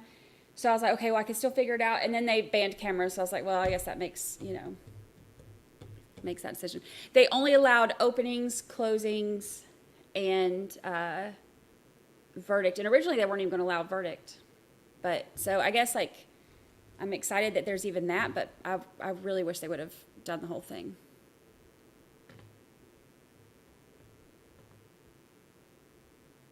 Be Kind Tiger says, who is the defendant? I'm not even sure after this, Colin or Kaitlin. Yeah, like that's what, who was it? Cananan was like, yeah, on the defense, you know, on his clipboard, like for his notes, all he has is like Colin. Like just keep throwing Colin's name out there. And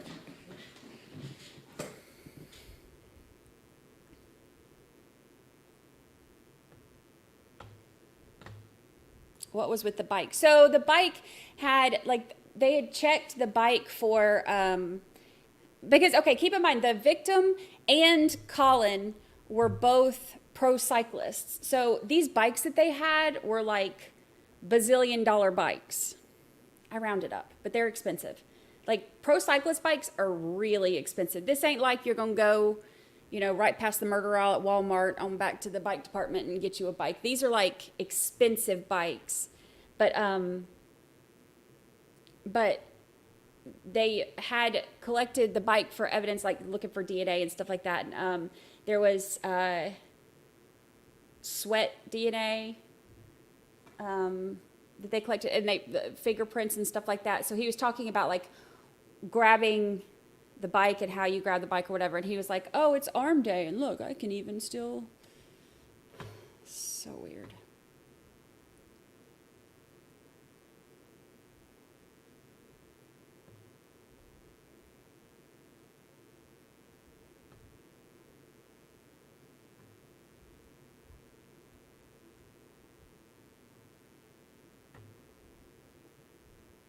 You've never had Chick-fil-A?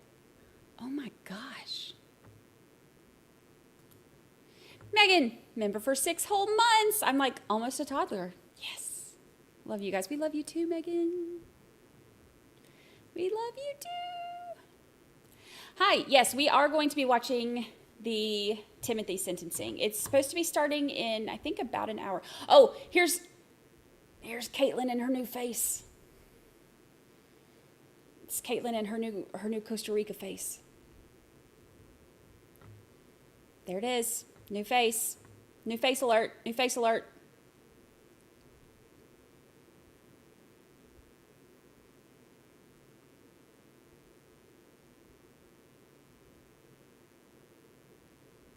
Does she look murdery now? I don't know if we have Raising Cane's in Florida. We have Zaxby's, which is, to me, better.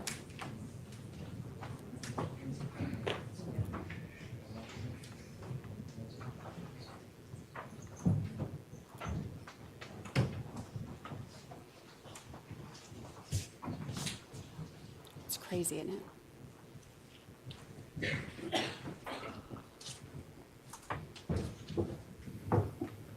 Yeah, they're super lightweight.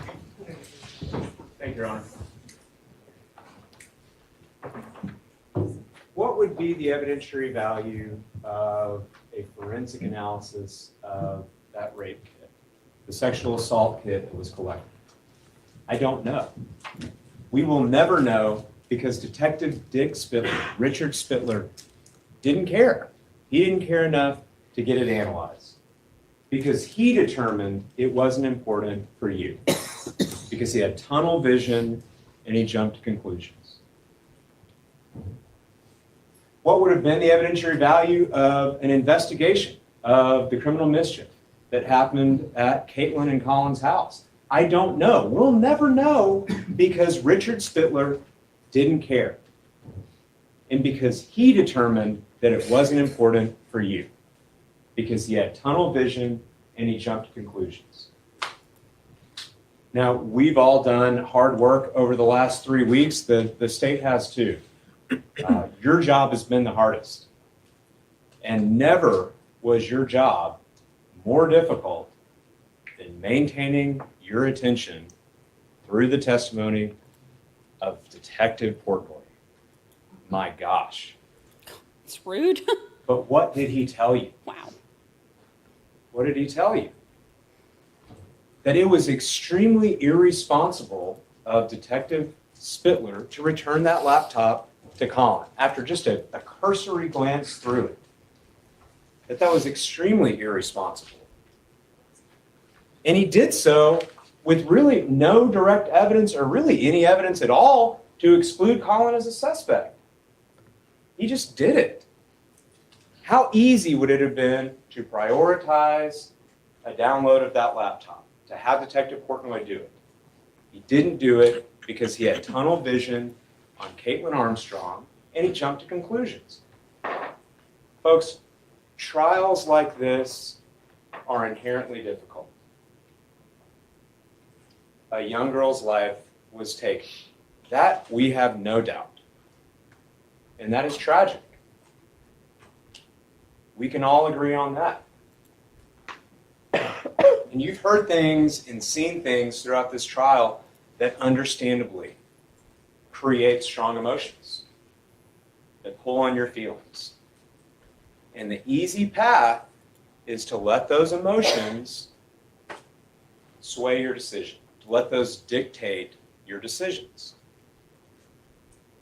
To let emotion stand in the place of reason and common sense. That is the easy path to take. But the oath you've taken as jurors necessitates that you have the fortitude and the conviction to use your minds, not your hearts, as you analyze the evidence that was presented to you, and more importantly, the evidence that wasn't. When we say, I don't know, we're tempted to mean that we're unintelligent, right? Or uneducated. When we say those words, I don't know, it may even mean for a moment that we're confessing that life sometimes just doesn't make any sense, right? But that is what a not guilty verdict means. It means, in plain terms, we don't know. Not for sure. Not for sure. Not guilty doesn't mean innocent. It can mean something different, right? And we've talked about that. If you say not guilty, you're saying as a group, as an individual, we don't know for sure. And in most real-world situations, saying, I don't know, that's not an acceptable answer, is it? To your boss, to a client. That's not acceptable. It is in the jury room. It is. And don't feel like you failed if that is your conclusion. Because again, the oath that you've taken as jurors compels you to say that if it's appropriate. Don't feel that you failed. In fact, it is your obligation to say those words if you believe they're true. You must only convict if there is proof beyond a reasonable doubt. And if you have doubt, and quite frankly, in this case, you must, then it is your obligation to come through that door and stand before us all and say in substance, we don't know, not for sure.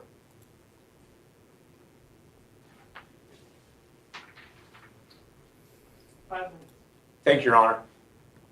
5 minutes. Oh. Folks, in this life, we know a lot of things beyond a reasonable doubt, right?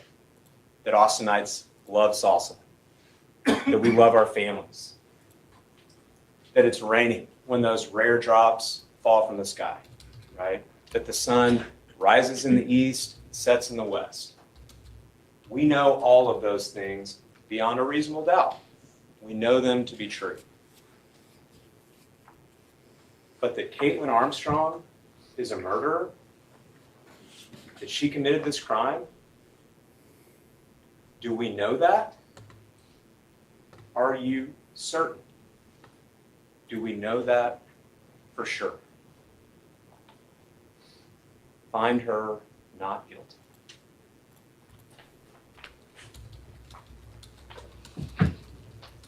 Stay. Yes, ma'am.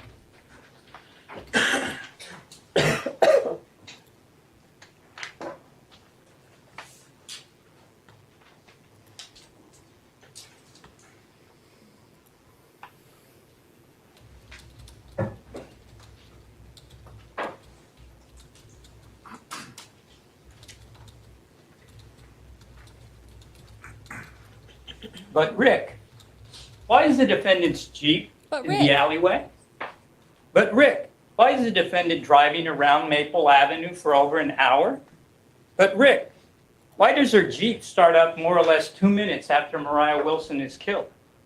But Rick, why does the defendant have a 9mm pistol that even the defense expert says is possibly the murder weapon and who the state's expert says is the murder weapon?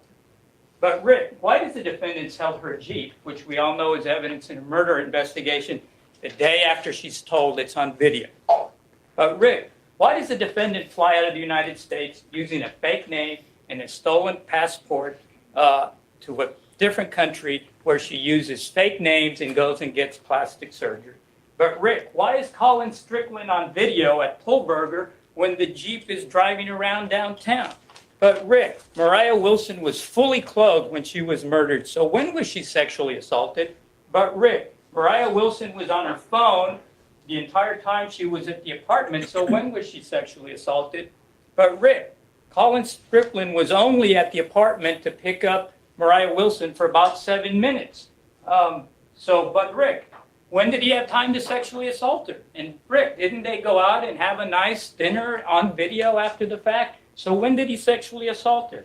But Rick, isn't Colin Strickland on video at Pull Burger when the Jeep is driving around downtown? So how can he be driving it? But Rick, Colin Strickland's phone tells us that he's in South Austin at the time the murder happened. So how could he have killed Mariah?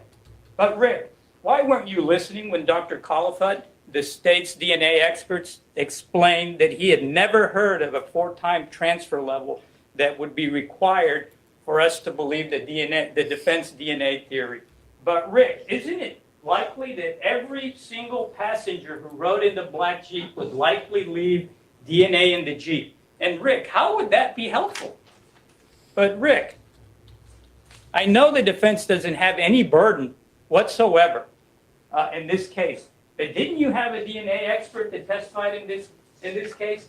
And why didn't you ask him to test the sexual assault kit? Why didn't you ask him to test the Jeep DNA swabs? But Rick, did the vandals know Mariah Wilson? Objection, facts on evidence. We did ask, the state opposed, and the court denied the testing of that DNA evidence. Judge, that is an absolutely flat-out incorrect statement. The court said that the defense could test the sexual assault kit whenever they wanted to. And the defense didn't do it. The district attorney opposed the testing. That's not such Judge. motion. Oh. I'm moving for the defense motion and the record of this happening in the court in prior proceedings to be allowed for the jury to read it themselves. Ladies and gentlemen, the evidence that has been admitted is what you will consider. The attorney's arguments are just that, argument. If it's not before you from this proceeding or from the witness stand, just recognize that the attorneys are basing their statements on their recollections and the evidence as they have viewed or believed it to be. Thank you. Thank you, Your Honor. There's no way that a prosecutor can stop a defense attorney expert from doing whatever they want with any kind of evidence. No way. There's no way that any judge would not allow that to happen. There's no evidence of that, and that's a flat-out lie. Ladies and gentlemen, why, and maybe Rick can tell us, but apparently the vandals who vandalized the home knew Mariah Wilson, had access to the black Jeep, and to Colin Strickland's laptop, and got away with it. And Rick, you seem to be blaming this on Colin Strickland, but then you say you don't know who did it. Why can't you just stick to one simple, reasonable version of what happened?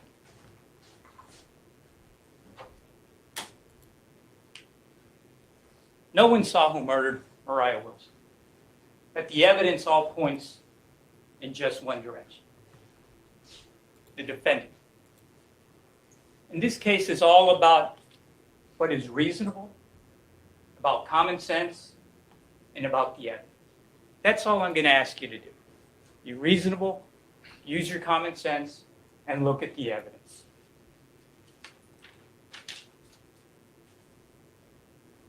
Again, you heard the judge's charge. You have it with you. I urge you to read it. Reasonable doubt is not 100% certainty. It's not proof beyond all doubt. It's not proof beyond a shadow of a doubt. As jurors, your job is to go in the back and examine all the evidence and to discuss the evidence. And if you have questions, to talk and discuss about it. It's called deliberation. Please do that. Take your time. And I think that once you do that, the evidence is going to point to you the one direction that you all know it should be pointing in. It's at the defendant. The defendant is responsible for doing this. Quickly, there was a lot of talk about Colin Strickland's laptop, iPads, vandalism, but there was no talk of how that was relevant to this. I think the evidence is pretty clear, uncontradicted, that Colin Strickland was not at the crime scene when this happened. His phone said he was in South Austin. All the evidence says he was in South Austin. So should they have taken his laptop and put it through a full examination? Sure. Why not? What relevance was that going to show to what happened here, ladies and gentlemen? He wasn't there. He was at home. Okay? It's simply what we call a red herring. It's please take your eyes off the ball, ladies and gentlemen. Don't look at the evidence. Let's look at a laptop that wasn't tested. That's what they want you to do. All right? Same thing with the vandalism. What relevance is there? Did this person who committed the vandalism kill Mariah Wilson? Did that person somehow know Mariah Wilson all the way across town, drive the defendant's Jeep, have access to the defendant's gun? And by the way, apparently got away with it, so let me go vandalize the defendant's house so everybody will turn around and go, what happened? What relevance does that make? Does that make sense? Is there any reasonable explanation that makes sense that the defense attorney is urging you to go with? I want to talk to you quickly about the DNA evidence. Why is the DNA? Well, let's talk about the DNA evidence in the bike, okay? Specifically, defendant's DNA and Mo Wilson's bike. Defense has been asking you to speculate, okay? Speculate as to how it got there. Because let's face facts, there's absolutely no evidence that you've heard in this court. No evidence that would let you render an opinion, again, based on the evidence, about how the defendant's DNA got there. They've asked questions about something called transfer, and doesn't transfer happen, and can't that exist, and so on and so forth. And what if she was wearing Colin Strickland's helmet and she had breathed in it at some point, and then somehow it got on Mariah Wilson, and Mariah Wilson got it on her hands, and so on and so forth. All questions. No evidence. No evidence whatsoever. But you heard from Dr. Caliphate. And Dr. Caliphate apparently was testifying when Mr. Kofer was not in the room. Because Dr. Caliphate, I thought, was very compelling. He told you that he has extensive experience in this activity level regarding transfer issue with DNA, something that the other two witnesses didn't tell you. And he described in detail how he would look at these scenarios, the possibilities of somebody's DNA ending up on a bike.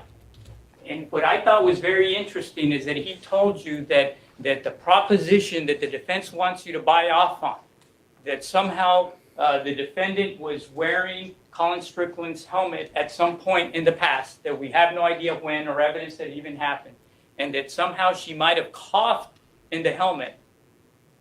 And then Mariah Wilson got that DNA from the coughing on her face or on her hair. Second transfer, first from the defendant to the helmet, now from the helmet to the face or hair of Mariah Wilson. Then Mariah Wilson touches her face or hair, the third transfer, and then Mariah Wilson goes into the apartment and puts her hand on the bike and puts the defendant's DNA. That's a 4-time transfer. I don't even want to try to use the word that he explained to you what it was. But what I do remember is he said he'd never even heard of such a thing. There was no studies that even indicated that. And what he told you, that if it was just a 3-level transfer, it would have been exceedingly unlikely. Okay? Because as he told you, and all the DNA experts told you, that when it comes to transfer, you have to take everything into account.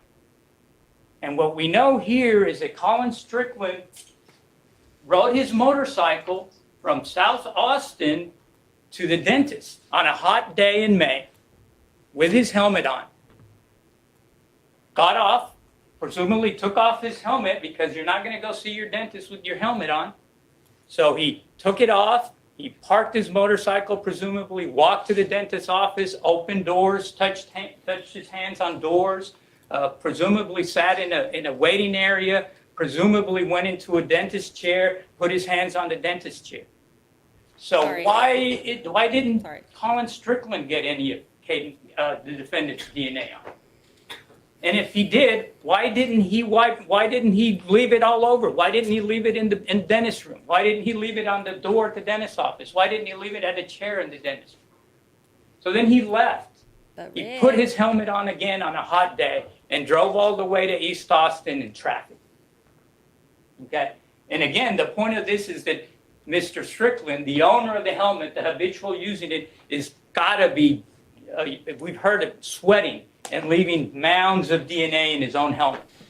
Okay? That's what evidence. That's real evidence, because we heard that from the stand. Okay?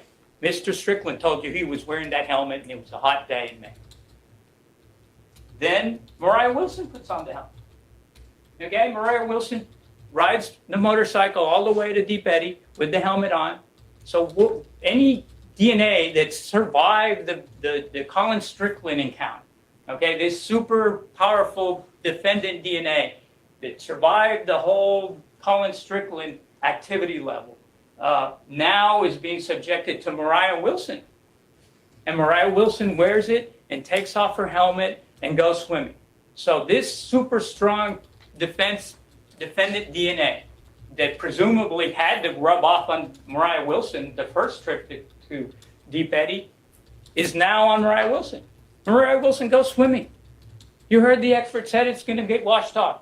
Then she goes to eat. She's touching all kinds of things. She's at a table. She's eating food. And then she goes back and puts her helmet on and goes back. But somehow, in this strange world of possibilities, this super powerful defendant's DNA is still on the helmet. Okay? It's still there. And then, okay, if we assume that that's true, then we're subjected to this 4-time transfer that this expert has never, ever heard of. They want you to contort yourself and to twist yourselves and to bend yourselves into an unreasonable position in an attempt to make you to keep your eyes off the evidence. What I heard from the DNA expert is that the simplest, logical, most reasonable explanation for the DNA, for the defendant's DNA to be on this bike is this. As much as this hurt Rick's feelings, It hurt his feelings. and thrown it in the simplest, most logical, reasonable explanation. And I know Rick likes to say, well, why didn't she just carry it like this? But use your common sense. I think most people, even Colin Strickland says that this is the way most people carry it. And you heard the defendant has experience with bikes. So that's the most logical way I would assume she would be carrying the bike. And you know what is most impressive about this whole DNA thing before I move on? That not one bit of Colin Strickland DNA is on this bike. And you know why that's interesting? Because we've already talked about that Colin Strickland was the person who was wearing that helmet most of all. He wore it from South Austin to Northwest Austin. He wore it to East Austin. It was hot, so presumably he's sweating. Then we heard that Mariah Wilson was in close contact with him riding that bike. Her arms and her legs around him while they were riding that motorcycle.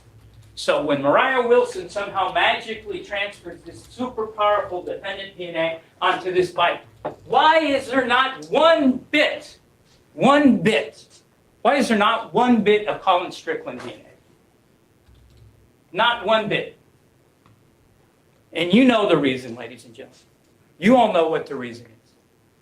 It's because Mariah Wilson didn't touch that bike. The defendant touched the bike after she exited. She took the bike out and she threw it outside. You heard from Steve Aston. Okay? I submit to you Steve Aston was a careful and deliberate examiner here. Okay? He told you exactly what his results were. He showed you the results. And he told you that his results, his conclusions were not to the exception of every single firearm in the world. Okay, he told you that was just something that he he can't testify, even though the defendant, defense attorneys gigged him into saying, but you're bucking the AFTE methods, and showed him on his laptop and said, but AFTE says you need to say that it's beyond the other gun, and he's beyond any other gun in the world. And he said, no, that's not the way I do it. That's the type of guy he was. And I don't want you to remember that this is the same guy that did say all 3 shell casings came from her gun. But out of the 3 projectiles, found one inconclusive. So I submit to you that Mr. Aston is not on any kind of a vendetta or trying to nail somebody or anything like that, because he wouldn't have testified in that way if that was in fact his agenda. I would also remind you that a second analyst, separate analyst, reviews all this and comes to the same conclusion. So it's not just Mr. Aston we're talking about. Now Mr. Tobin, very smart man, who I would submit also has a job that depends exactly on the type of testimony that you saw here, goes around the country testifying and didn't pay to that. He offered a lot of hyper-technical information. But what I took from this, and your recollection, talk to yourselves, I'm sure some of you guys have good notes. He said that firearms examination was one of the 3 most effective investigation tools that he knew. One of the 3 top investigative tools that he knew. That's from the man that apparently has not heard has nothing good to say about this field. But he admits that it's one of the top 3 investigating tools that he knows about. He didn't disagree with Mr. Aston's conclusions. Again, talk to each other, look at your notes. He said, I can't disagree with what his conclusions are. His major issue, and I asked him that, was with the issue of uniqueness, which what the defense attorney is calling individualization and had up here on the screen. Uniqueness. I don't think they should be saying that this is the only gun that could have done it. That's really what he was saying. I don't think they should say that. I don't disagree with his conclusions that this could have come from this gun. I just don't like them saying it's the only gun in the world that could have done it. But of interest was that when Mr. Tobin was in the FBI, apparently he did that very same thing. We talked about that article he wrote where he was able to take a piece of plastic and link it to the machine that made it. Isn't that what we're talking about? Linking bullets and shell casings to the machine, the gun that made it? He had no problems when he was with the FBI doing that. And he specifically told you, when I asked him, he used the word uniqueness in his article. Unique and uniqueness. That was Mr. Tobin when he was in the FBI. What happened? I don't know.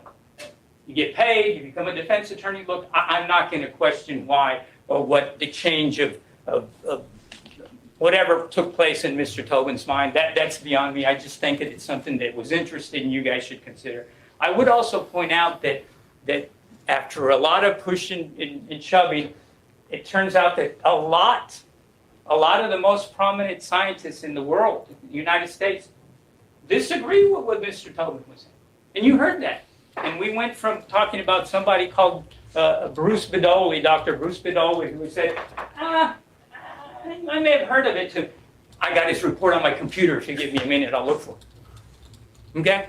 But this man, Bruce Bedoli, one of the most prominent DNA scientists in the world, I think that even the defense attorney expert was asked at one point, it might have slipped in you, if they knew who Bruce Bedoli is, and he said, oh, of course I do. Right? But those are the type of people that disagree with Mr. Tobin. So all I'm saying is, look, Mr. Tobin's entitled to his opinion, but don't accept it like it's gospel, like he wanted you to take it. There's equally as powerful and as smart and prominent people who disagree with him on this very issue. Okay? And as you heard, this subject is it's taught all over the United States and all over the world, and people testify to this all over the country and probably all over the world. That's all. I do want to mention of interest how all this evidence seems to be interlocked, and every time you turn around and try to go, well, maybe I'll give her another thought, maybe it wasn't her, maybe or something, you run into the door and it has Caitlyn Armstrong's face in it. And you know what that was? The one item that just jumped up to me? We got to go back to January 12th of 2022. All right? Months before the killing. Defendant's at the range in Austin, Texas, learning how to shoot her gun. All right? We've seen her on video. She apparently can hit a target at least 20 or so feet away, which, by the way, is more than enough of a distance to kill Moriah Wilson. And she buys a box of ammunition. Now, using your common sense, we all know that there's probably hundreds, if not thousands, of different companies or boxes of ammunition. She picked the one box that had the same shell casings as that were recovered at the crime scene.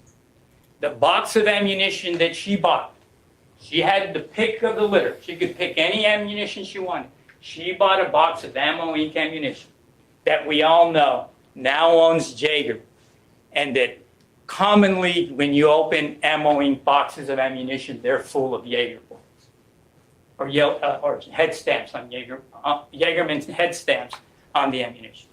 And again, Jaegerman is what was found at the crime scene. I mean, you can't make this up. Every time you turn around, it's pointing at her. Detectives told you this was personal. Okay, this is from detectives at APD, and they explained the reasons. But you heard from the medical examiners. 2 shots to the head, 1 behind the ear, 1 in the face. And then another shot while the person was laying on the floor, through the chest, through the heart. Okay? Again, common sense and logic. If you're some unknown person who's not there for a personal reason, you just shot somebody twice in the head. Are you running? Are you getting the heck out of there? Are you taking additional time, crucial time for you to get away? 10 minutes. 10 minutes, he said. To walk up to somebody on the floor, bloody, and put 1 more in, right in the heart. And by the way, nothing's taken from this apartment. Nothing's kicked over. Nothing's pushed down. Nothing's broken. Nothing's gone. Except for what turns out to be really, this is Moriah Wilson. Isn't it? Isn't that what the defendant sees here? That's Moriah Wilson. Moriah Wilson, the up-and-coming superstar cyclist, who my boyfriend is constantly talking to, who also is a superstar cyclist, and that I can never be. And that apparently that's something I will never be able to bridge, that connection between my boyfriend and this young 24-year-old up-and-coming superstar. This is Moriah Wilson. She knew that. She took the one thing that she hadn't done already. She already killed her. I'm taking this and I'm throwing out something. Just kind of an extra, take that.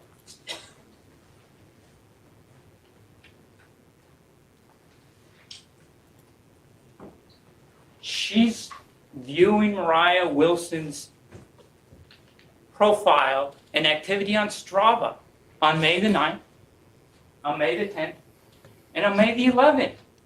She's not a fan. Not a fan. She's not a fangirl of Moriah Wilson. We heard that from the people that know her best, her friends, and Colin Wilson. Why is she looking up Moriah Wilson? 9, 10, 11? Why is she looking at Moriah Wilson 5 or 10 minutes after the last text exchange between Colin Strickland and Moriah Wilson, making plans, formalizing plans to go out? Why? Why is she searching through the profile to the 3rd level so she can see in every excruciating detail where Moriah Wilson was when she started and finished the run? And if we go back a little bit further, on May the 2nd, the day that she decides to suddenly fly out, or the decision is made to fly out to meet Colin Strickland in Arizona, why is she viewing Moriah Wilson's Instagram account?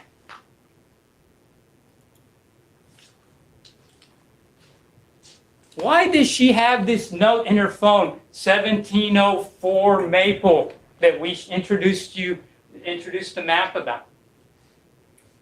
And then deletes it. Why? Why? Why, Rick? Why, Rick? Why does she fly to Costa Rica? Why does she use her sister's passport? Why doesn't she use her own name? Why doesn't she use her own passport if this was just a innocent frolic to Costa Rica, because that's what I can do? Why does she use fake names when she's in Costa Rica? Why does she desperately start looking for plastic surgery in Costa Rica? Okay? Why? Why? Allison Page, Ari Roberts, who knows what else there is? These are all indications of guilt, ladies and gentlemen. Can we forget the search for pineapple juice and what it does to your fingerprints? This is somebody that's trying to hide themselves. They fled the country under a false name and not their passport, get to another foreign country, use fake names, and change their appearance. This isn't somebody on a frolic. This is somebody who's a fugitive and desperately trying to get away with it. This is the person that searched in Costa Rica articles that you saw that said Caitlyn, some and substance, Caitlyn Armstrong's wanted for murder in Austin, Texas. So she knew it. She knew it.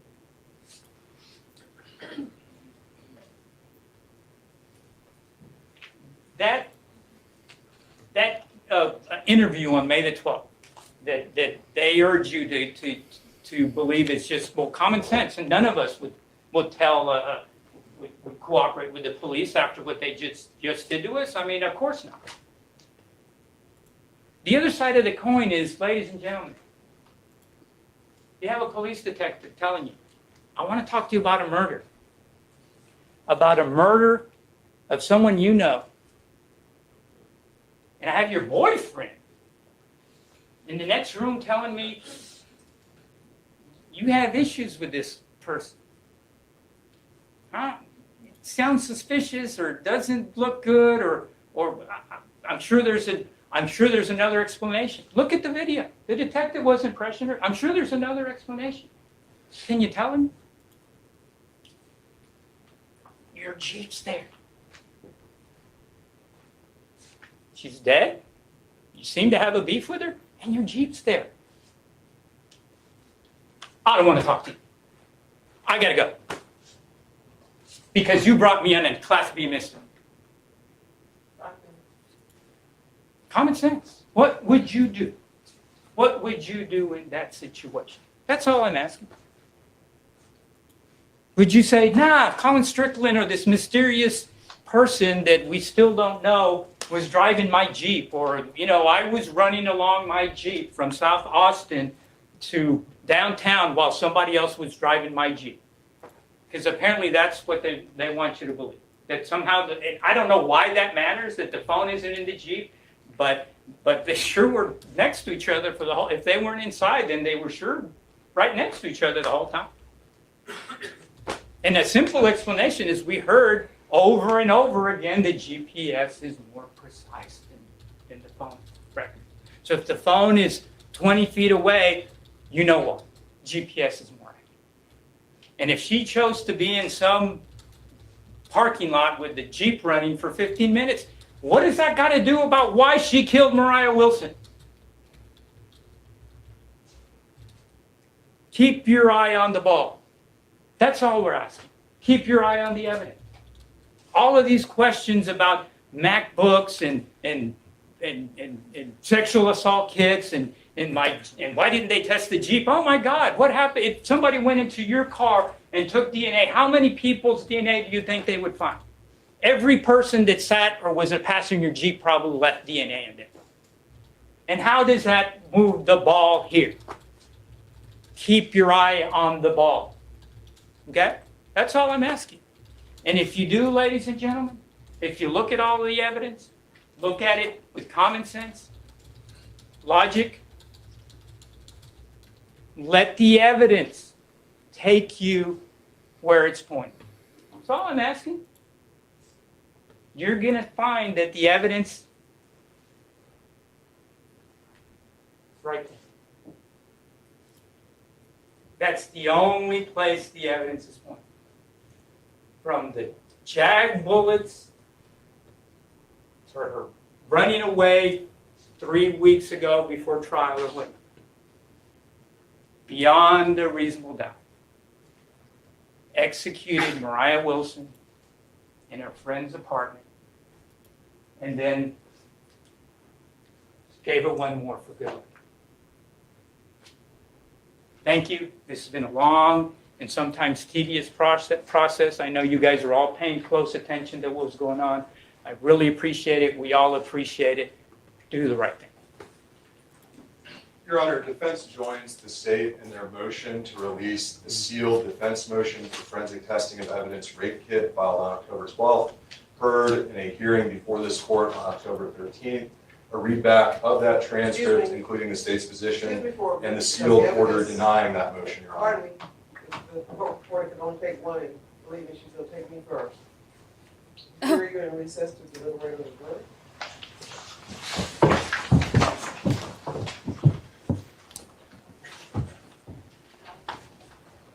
But Rick.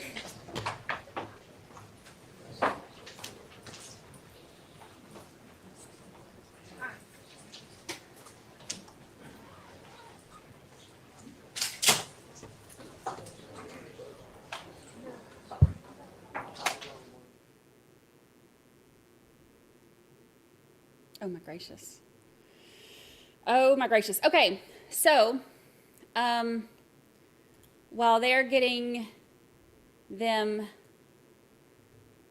situated, this just came through today, Supreme Court of South Carolina. So there's good news and there's bad news. First of all, nobody takes Jim and Poot seriously. Shocker, right? So oh, I thought they were coming back. The petitioner, Richard Alexander Murdoch, filed in this court's original jurisdiction a petition for a writ of prohibition seeking an order prohibiting the Honorable Clifton Newman from... Okay, so they filed the writ of prohibition wanting Clifton, Judge Newman, to not be able to see any of the, to oversee any of the future hearings or anything to do with the new trial and all of that. So we talked about that a little bit before. We'll talk about it again on the Murdoch stream this afternoon with Mark Tinsley and Liz Farrell. But so they filed that, and then they also filed a motion to, so that's separate. That's for the murder stuff. They also filed to try to delay and postpone the Satterfield financial crimes trial, which is the one that's starting on the 27th. So the motion to stay for the trial on the 27th is denied. It will go forward as planned. The writ of prohibition is denied as to future trials of indictments against Murdoch. And then as to the petitioner's pending motion for a new trial, the writ of prohibition is denied as moot because Judge Newman has requested that a new judge be assigned to handle the post-trial motions involving the murder charges. So, Judge Newman's like, you know what? Y'all stay toxic. I'm out. Nobody else is going to, be able to be any more fair or impartial than he is. So he will still serve on Judge Newman will still be our judge not next week, but you know what I mean, like a week and a half from now on the 27th. So when we go into the trial that starts the 27th for the Satterfield stuff, Judge Newman is still going to be the judge for those. But for all of the future stuff, which I love that the Supreme Court of South Carolina tells them, look, I denied y'all. Like, I said no, but Judge Newman is like, you know, I give him somebody else. It's fine. I love that, like, they throw that in there, like, you know, like, I said no, but, you know, just to, like, let them know, like, nobody takes y'all seriously. Go sit down somewhere. So, there will be a new judge assigned to, and we'll go over this, like I said, we'll go over this in the Murdoch stream with Tinsley and Liz Farrell. But there is going to be a new judge that they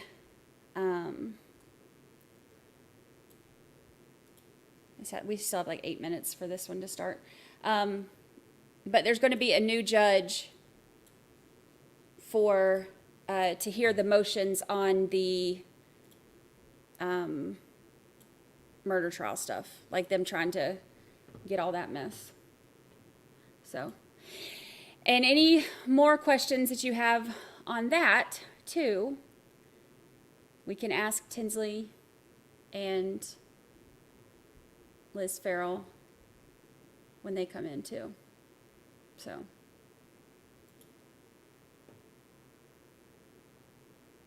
Yeah, I don't blame Judge Newman one bit. I'd be over Alec Murdoch. Like, I mean, honestly, like, he's done, what makes me so mad is that, God, my phone is like blowing up today. Oh my God, I just sounded like Wendy Adelson. Oh my God, I have so many friends and so many people call me. It's not friends calling. It's like 800 numbers and stuff. And numbers that I don't recognize, which means it's not anybody that I actually want to talk to. I have so many friends. I just have so many friends. Ugh, Wendy Adelson drives me nuts. Anywho. What was I saying before all my friends started calling me? I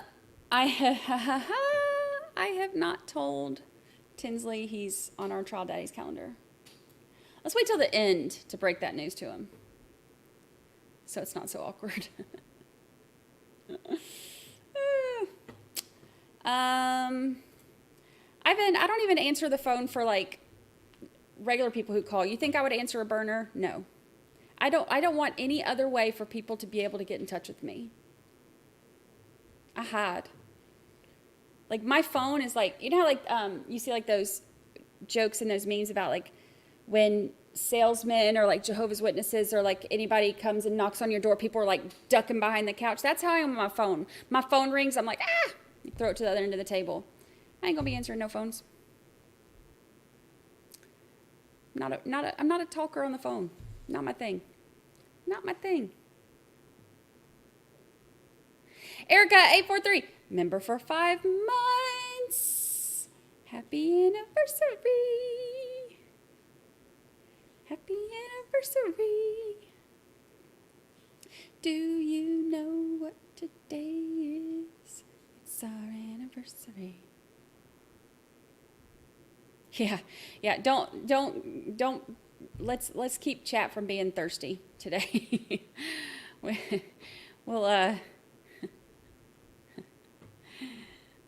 be so awkward.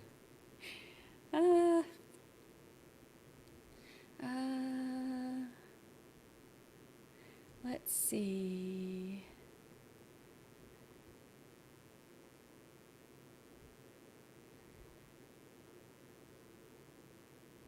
Hanging out with my friends.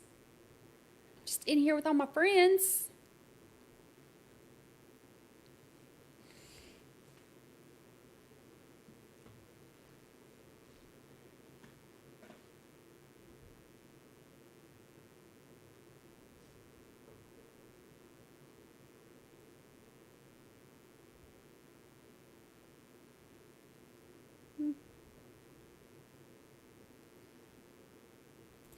You did not miss the FERRITE'R's sentencing.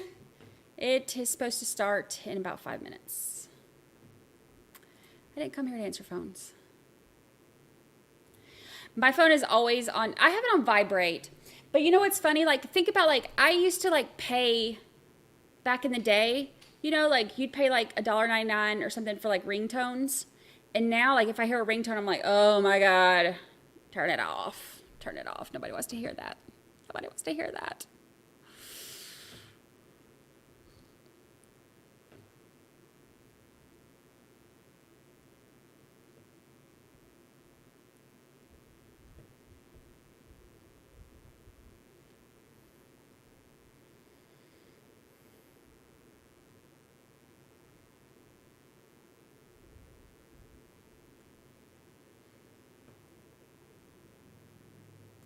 Will they have victim impact statements? I am not really sure, because keep in mind when the victim actually testified, he was like, oh, you know, we should just,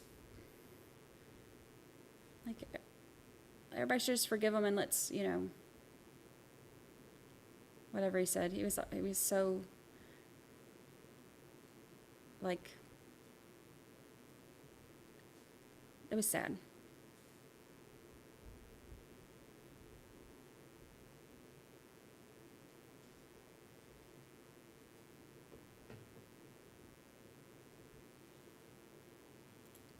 This pause is kind of a big deal if defense is correct on the ruling.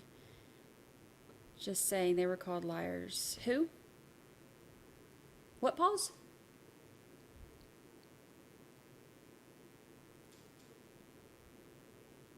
I'm confused. This pause is kind of a big deal if defense is correct. Which trial are we talking about now? I know we're talking about like 4 different ones right now.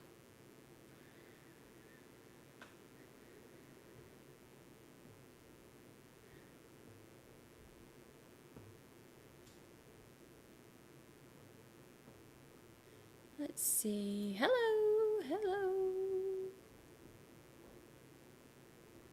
hello.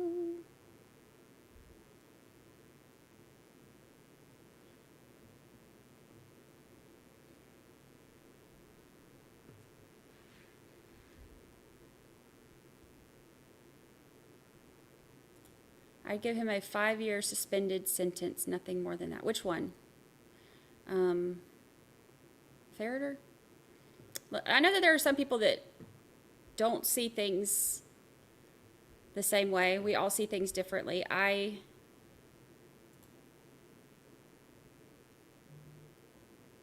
don't see it like that. Not personally. Do you know what today is?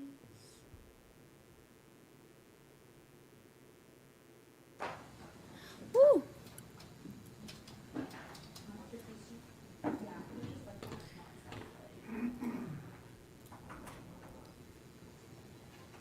Oh my gosh, I was like, oh my gosh, it's the Melly. All rise.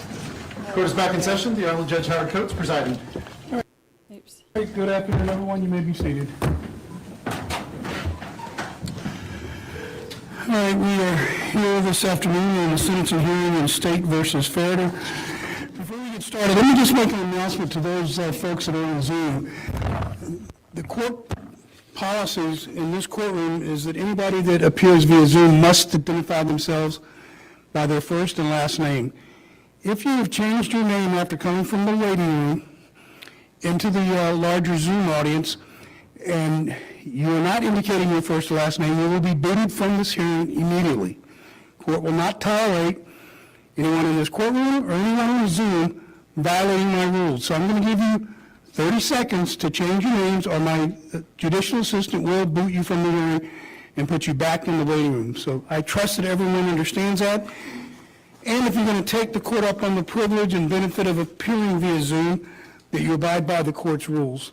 Thank you, Amy. All right, so with that being said, let me have appearances, please.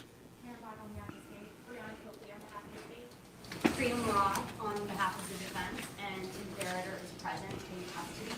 Your Honor, I'm requesting that he be uncuffed for the proceedings. Court will permit that. What's the corrections position on that? I usually allow at least their right hand to be uncuffed so they can write and communicate with the attorney in writing. All right, so let's go ahead and do it.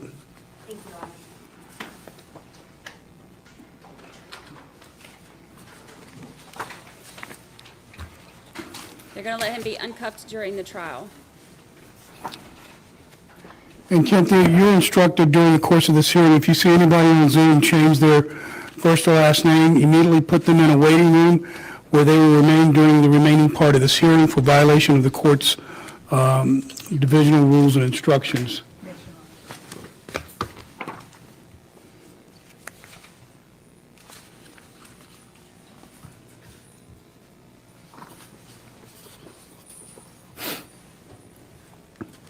Yeah, but we're going to pick up on it tomorrow. It moves so slow, and we have so much to cover today. I'm multitasking.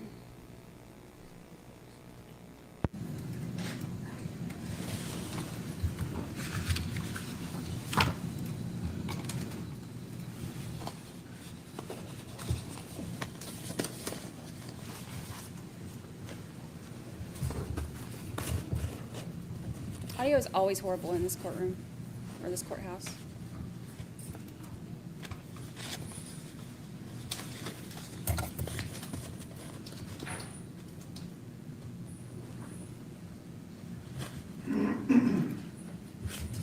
Yeah, I mean, this is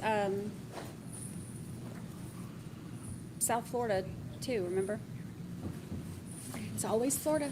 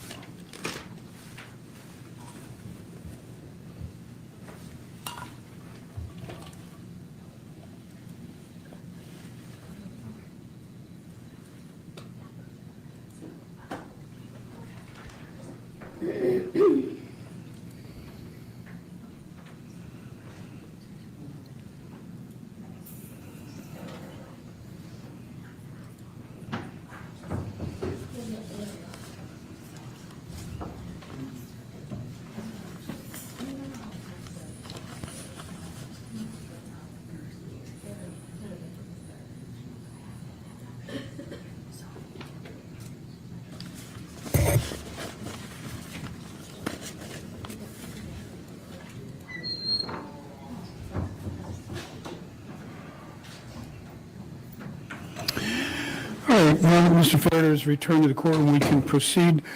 Before we begin, it hasn't really been a problem during the course of this proceedings, but I'll just make a note before we get started, because we do have a full courtroom this afternoon. Similar to my rules and regulations with respect to Zoom appearances, I do not permit any kind of outburst or input from any members of the gallery during any stage or phase of these proceedings. So I'm going to ask everyone to remain silent and no outwardly ostentatious display of any emotion during the course of this proceeding. And I trust that everyone will be able to comply with that. All right, so before we get started with the sentencing, I'll tell all sides that I have read the state's Thank you, Virginia. recommendation for sentencing, the defense motion for downward departure and sentence memorandum, and also the defense's supplemental filing.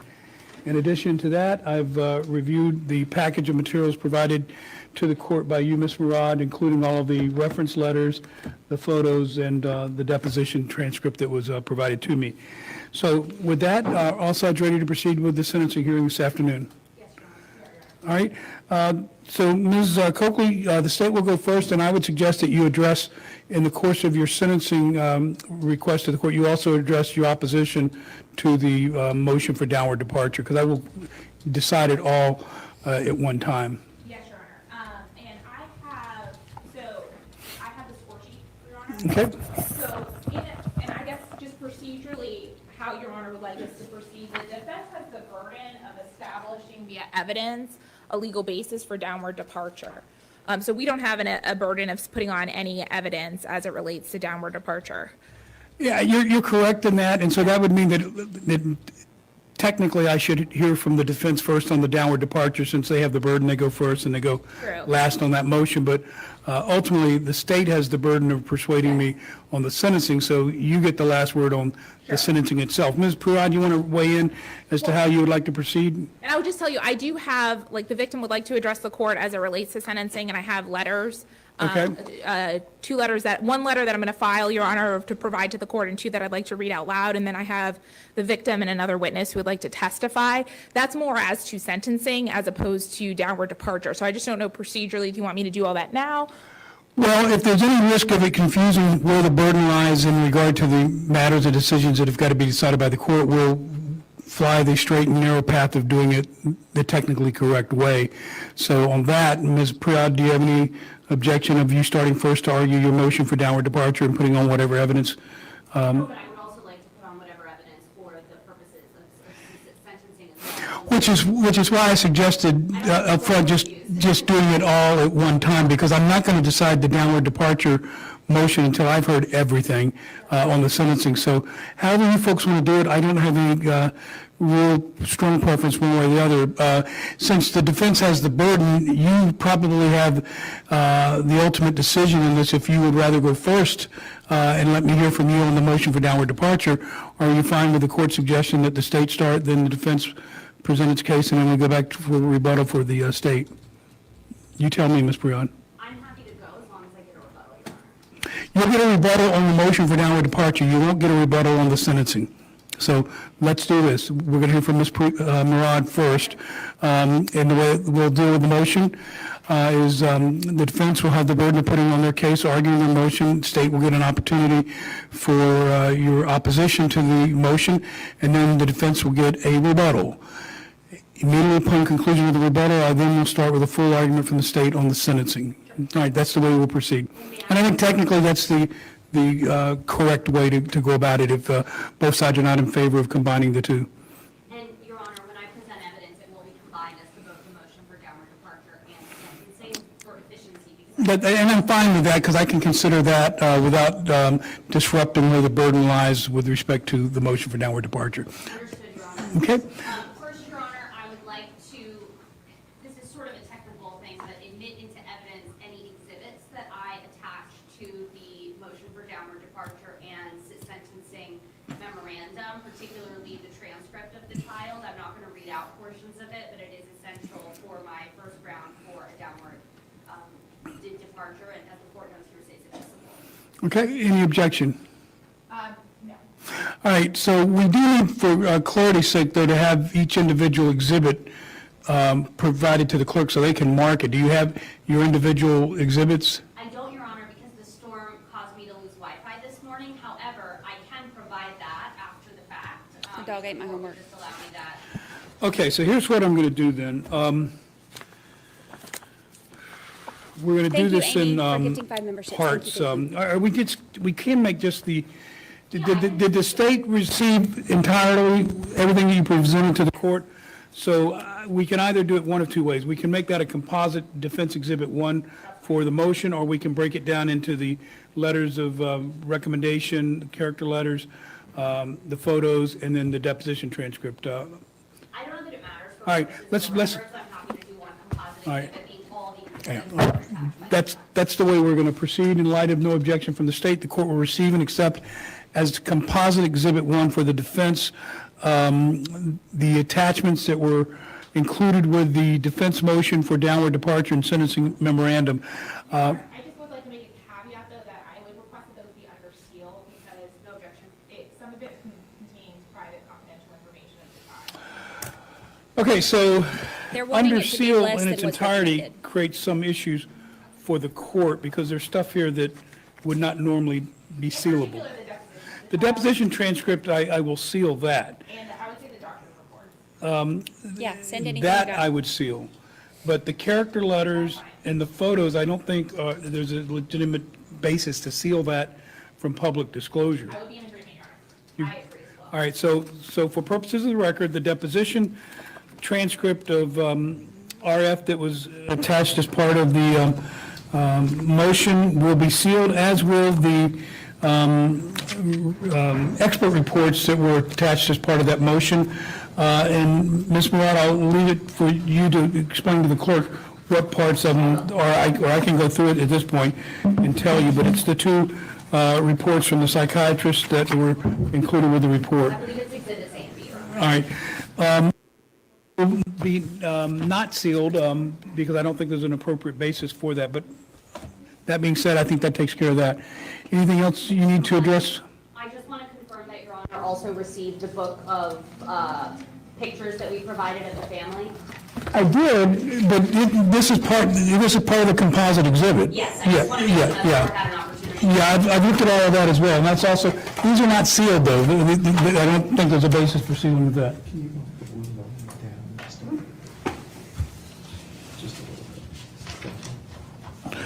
Okay, all right, so the way I like to proceed on evidentiary-based motions is I hear brief argument, like an opening, and then you go into your evidence, and prior to you going into your evidence, I'll hear a brief opening from the state, and you will treat it just like a mini trial. All right, so, Ms. Millard, you may proceed. Thank you, Your Honor. On behalf of Tim Fara, I'm requesting that the court grant a downward departure in this matter. As the court knows, Tim Fara scores about 75 months in prison pursuant to the score sheet. I have detailed in my motion, I won't belabor it, several grounds that I believe this court can utilize for a downward departure in this case.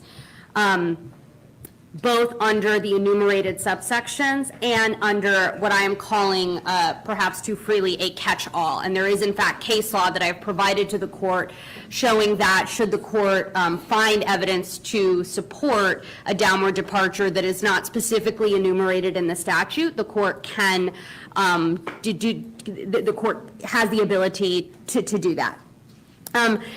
As far as the presentation that I'm going to make today, I think that something that is incredibly important, and I'll name these people at the end, is the amount of support that Tim Fara has here today. It is the vast majority of what we see on Zoom, and it is the vast majority of the audience today. His wife is here, his mother Maureen is here, and she will speak to the court. He has friends here and people that have supported him throughout his life and continue to support him today. The court was also presented with, I think, a total of 34 character reference, people that have known him his whole life. I think that what happens during the course of a trial is that we're so, and this is for the right reasons, we're so focused on the facts and how they apply to the law that we don't always see the whole person, and that is my hope today. Another thing that I hope to present to the court through my first witness, Ms. Carrie Williams, is a real depiction of what it's like to have a child with reactive attachment disorder. Ms. Williams is a parent of a child with reactive attachment disorder and an advocate herself for a number of parents. And with that, I'd like to call her as my first witness. Okay, before doing that, does the state wish to make any brief opening as to what you intend to demonstrate with respect to the motion alone at this point? To the motion alone. Right, to the motion alone. The state's position is that there's not a legal basis for downward departure here. The defense advances one statutory basis, and then basically the catch-all saying that there should be a non-statutory basis. But the way that that works is that the court has to find that there is a valid legal ground, and the fact that the arguments that the defendant has advanced are not valid legal grounds for downward departure under the law. It's clear that restitution is not an issue here. None of the other grounds that they raise are sufficient. And the defense said, well, we should look at character, we should look at the totality, we should rely on the testimony of people like the first witness who have no firsthand knowledge about anything in this case, or people that are anonymous. And so a person doesn't get sentenced in the court of law based on what people watched on YouTube about a criminal case.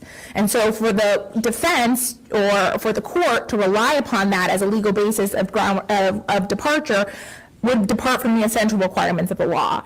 And even if there was a valid ground for downward departure, the court then should look, based on the totality of the circumstances, whether or not it would be appropriate, considering the aggravating and the mitigating factors in case here. And I think based on the hours of the defendant's conduct that the court had the opportunity to observe firsthand, it's perfectly clear that this is an intentional, malicious, cruel, and callous act against a vulnerable child. And as such, it's not appropriate for a downward departure. Okay, all right, thank you. You may call your first witness, Ms. Moran. Thank you, Your Honor. At this time, the defense calls Carrie Williams.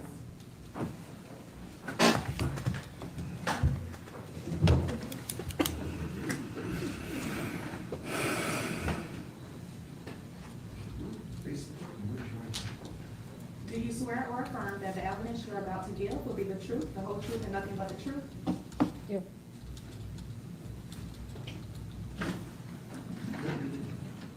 No. Put them in the box.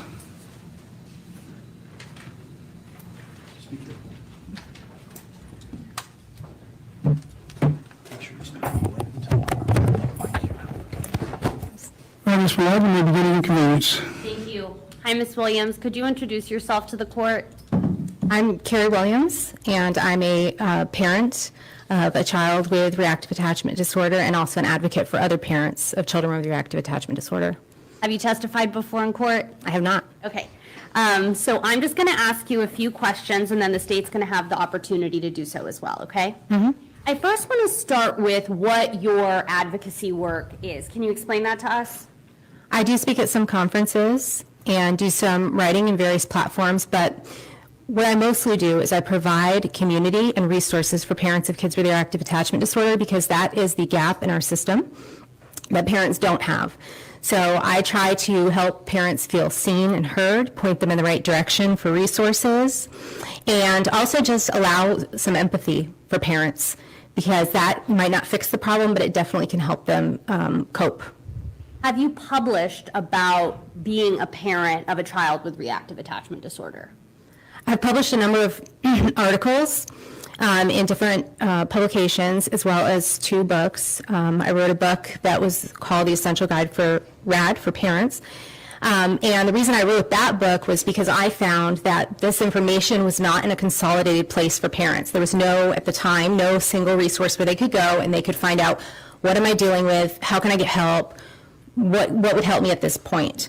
And so that is why I published that book, to give parents that kind of one-stop place to get the information that they needed, based on basically what I wish I had known when I had my child with reactive attachment disorder and did not have. And then after that, I published a memoir, and I wrote it to read like fiction, because I realized that part of the reason people don't understand reactive attachment disorder is that they literally don't understand what's happening in our homes. They have no sense for that unless they live it themselves.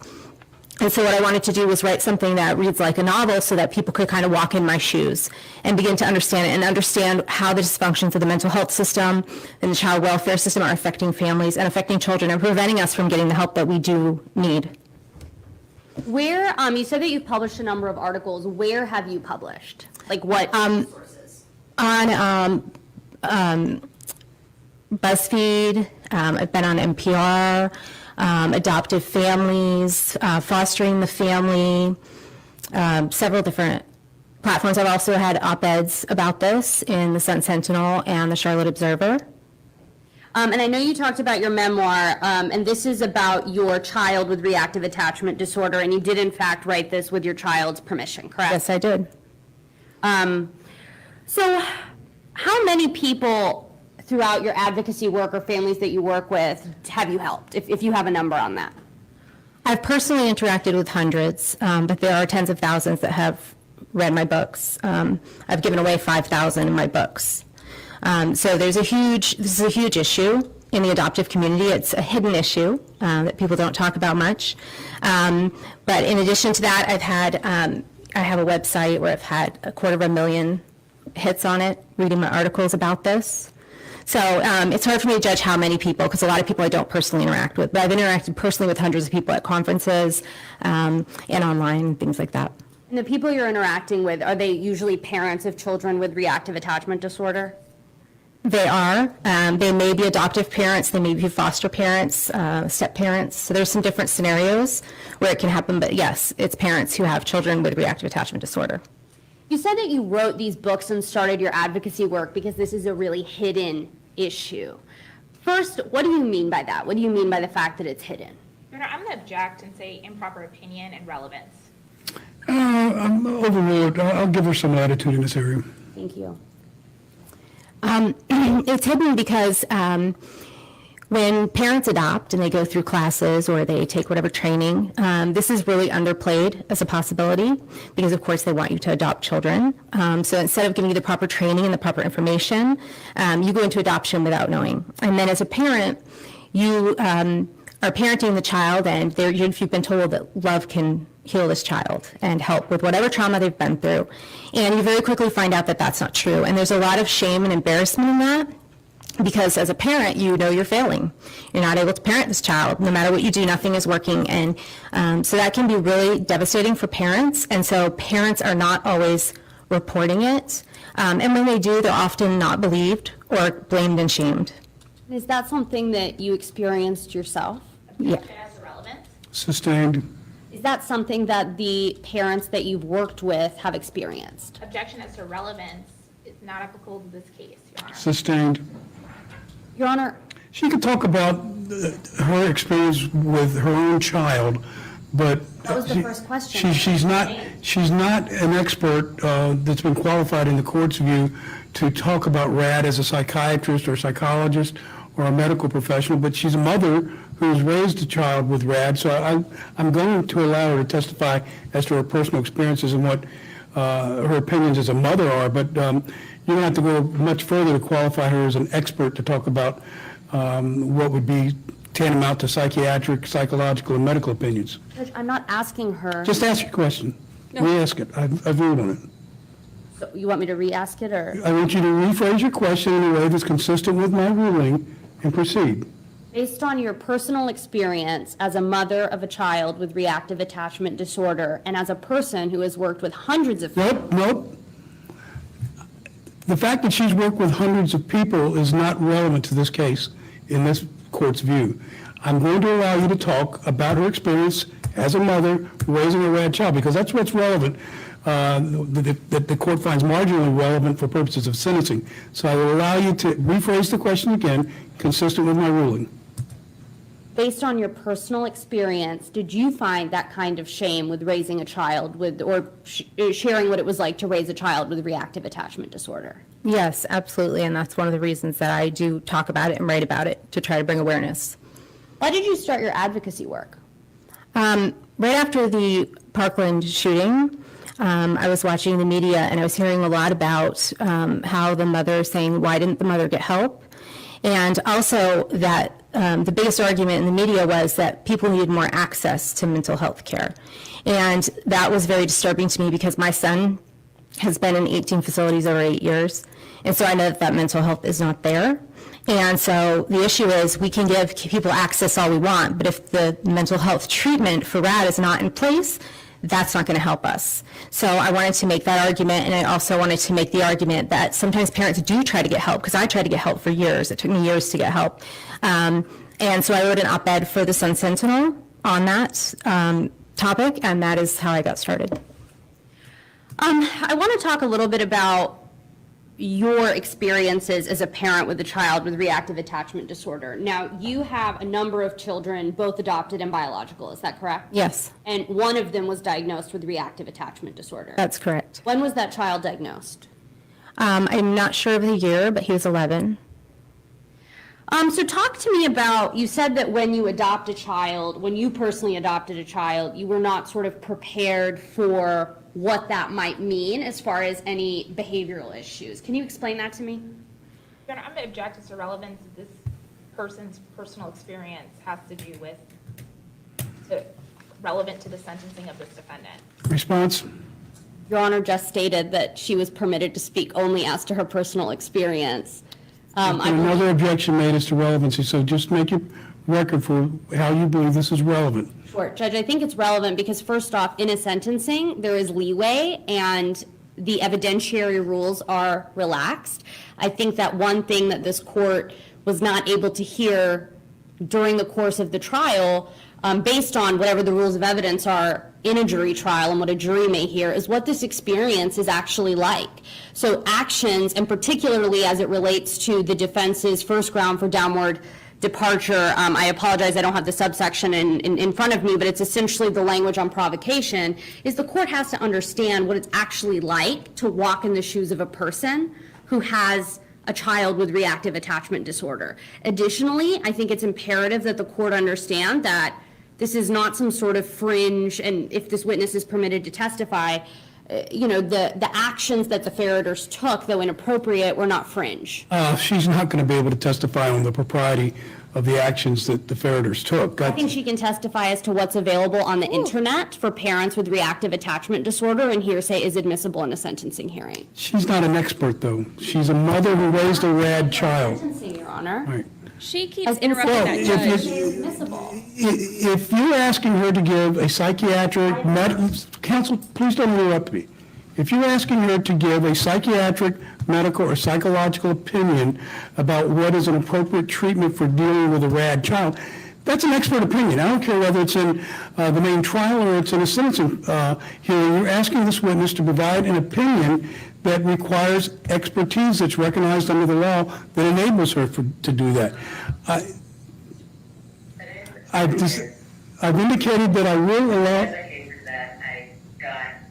Who's that? All right. I've indicated I will allow you to have her talk about her personal experience and what she went through, but I'm not going to allow her to opine as to what the Ferriters, or Mr. Ferriter in this instance, should or should not have done. That requires an expert opinion that I don't believe this witness is competent to provide. And I'm certainly not going to allow her to provide medical, psychological, or psychiatric opinions. You can make your argument, respond for the record to preserve your rights on appeal, but we're going to proceed in accordance with my ruling that I've just stated on the record. I understand, Your Honor. I would like to make one point. I am not trying to have this witness, who is a layperson, testify about a psychiatric opinion. I do think that a person can say, when you look on the internet, no one's saying that what they did was appropriate. That wasn't even the defense at trial. This witness will simply say that there is a lot of bad information out there and a lot of lack of good information for parents. This witness has testified that her own child went to 18 different facilities. So what?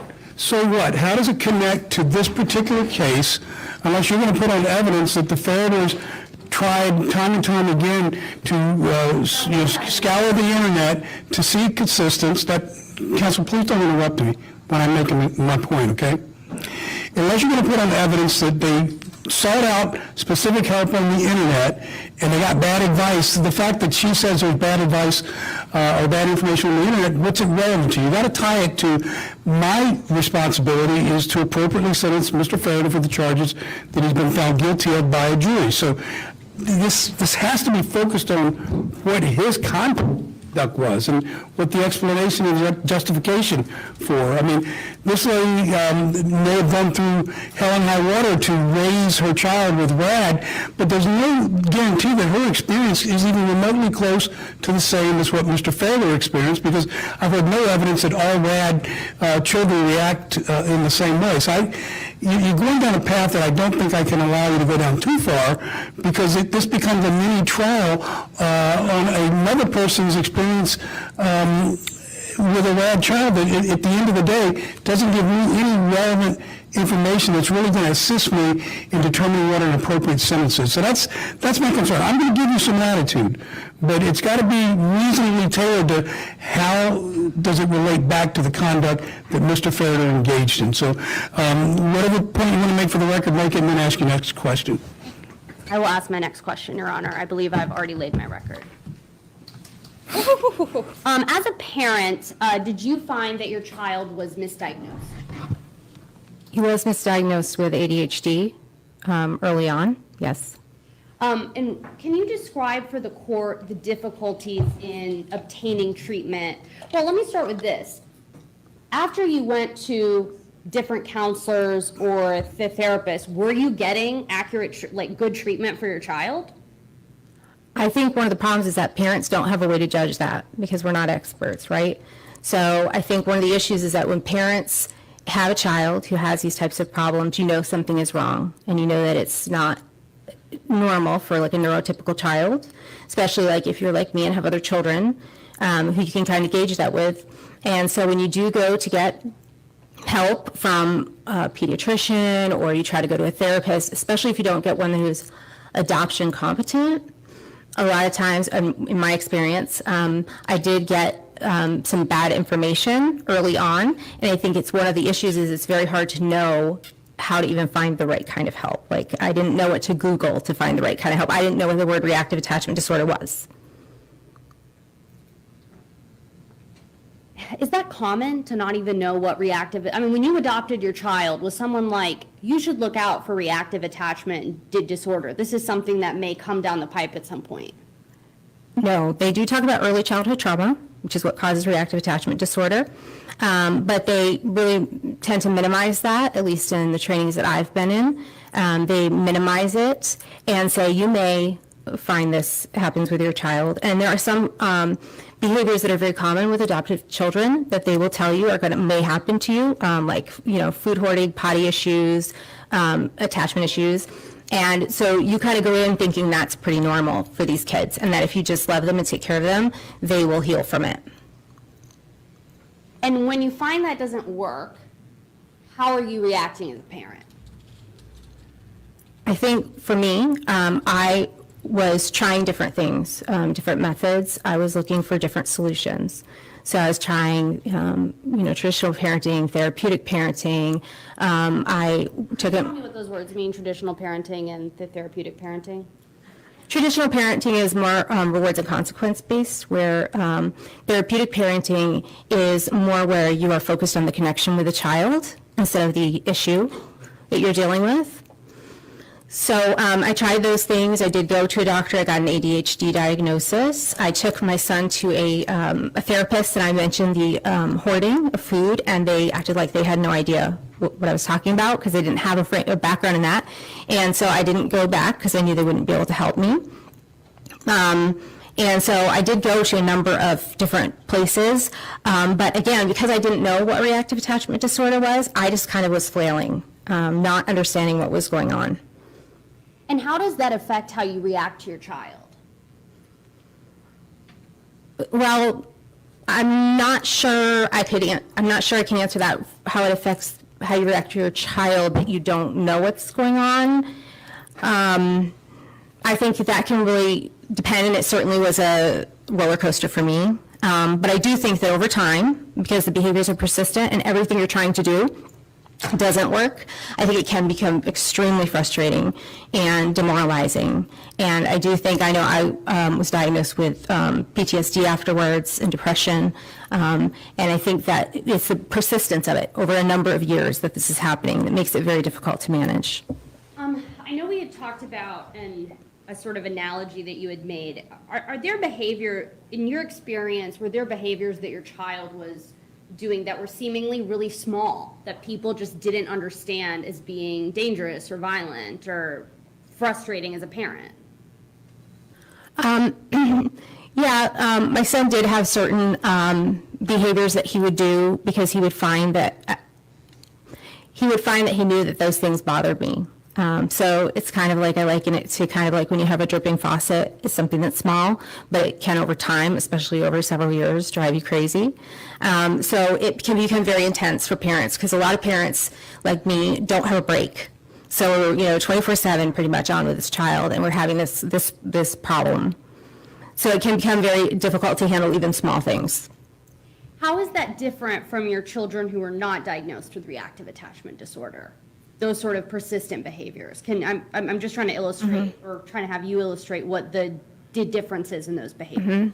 So I have 3 children within years age difference. I had my adopted son who has RAD, and also his sister, and then my biological child. So I had kids within a very close range to compare to. And so what I would find that if they were misbehaving and I gave them a timeout, maybe I'd have to do it a couple times. But my daughter and my biological son, they would eventually learn, because most kids can learn from just behavioral management like that. But my other son, he would just persist. It didn't matter how consistent I was. And of course, they teach you, be consistent. These kids need consistency, so you keep trying to stick with the same thing. And that doesn't work over time. And so what is the solution? What was the solution for you? Well, the situation got much worse over time because I couldn't find a solution. And it got to the point where there was a violent episode that happened in my home, and that was kind of a trigger for me to have a wake-up call and realize that I could not manage this safely in my home. And so I started going to the mental health ER, and eventually my son was able to go to residential treatment. That did not solve the RAD. It didn't cure it. In fact, his condition got worse, but it did create safety for my other children and for my child who has RAD. What were the conditions that you experienced either with your child at those treatment facilities? He was in a number of facilities, from group homes to RTF to hospitalizations. RTF? Residential treatment facility.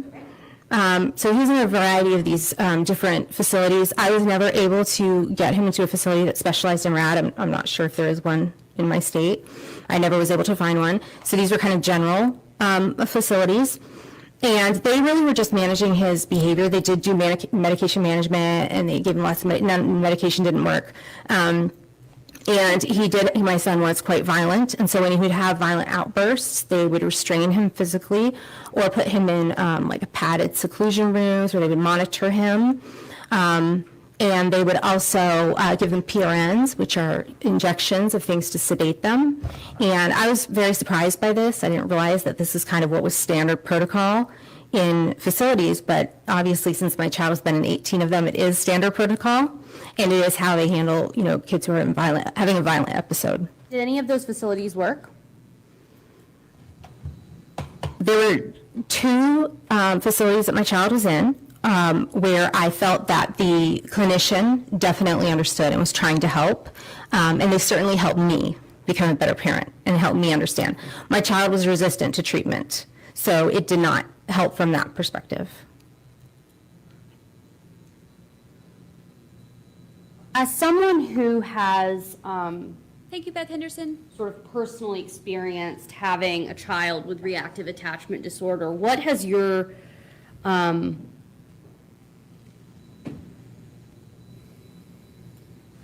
what are your thoughts about, I guess, what do you want to share with the court as it relates to sentencing in this case?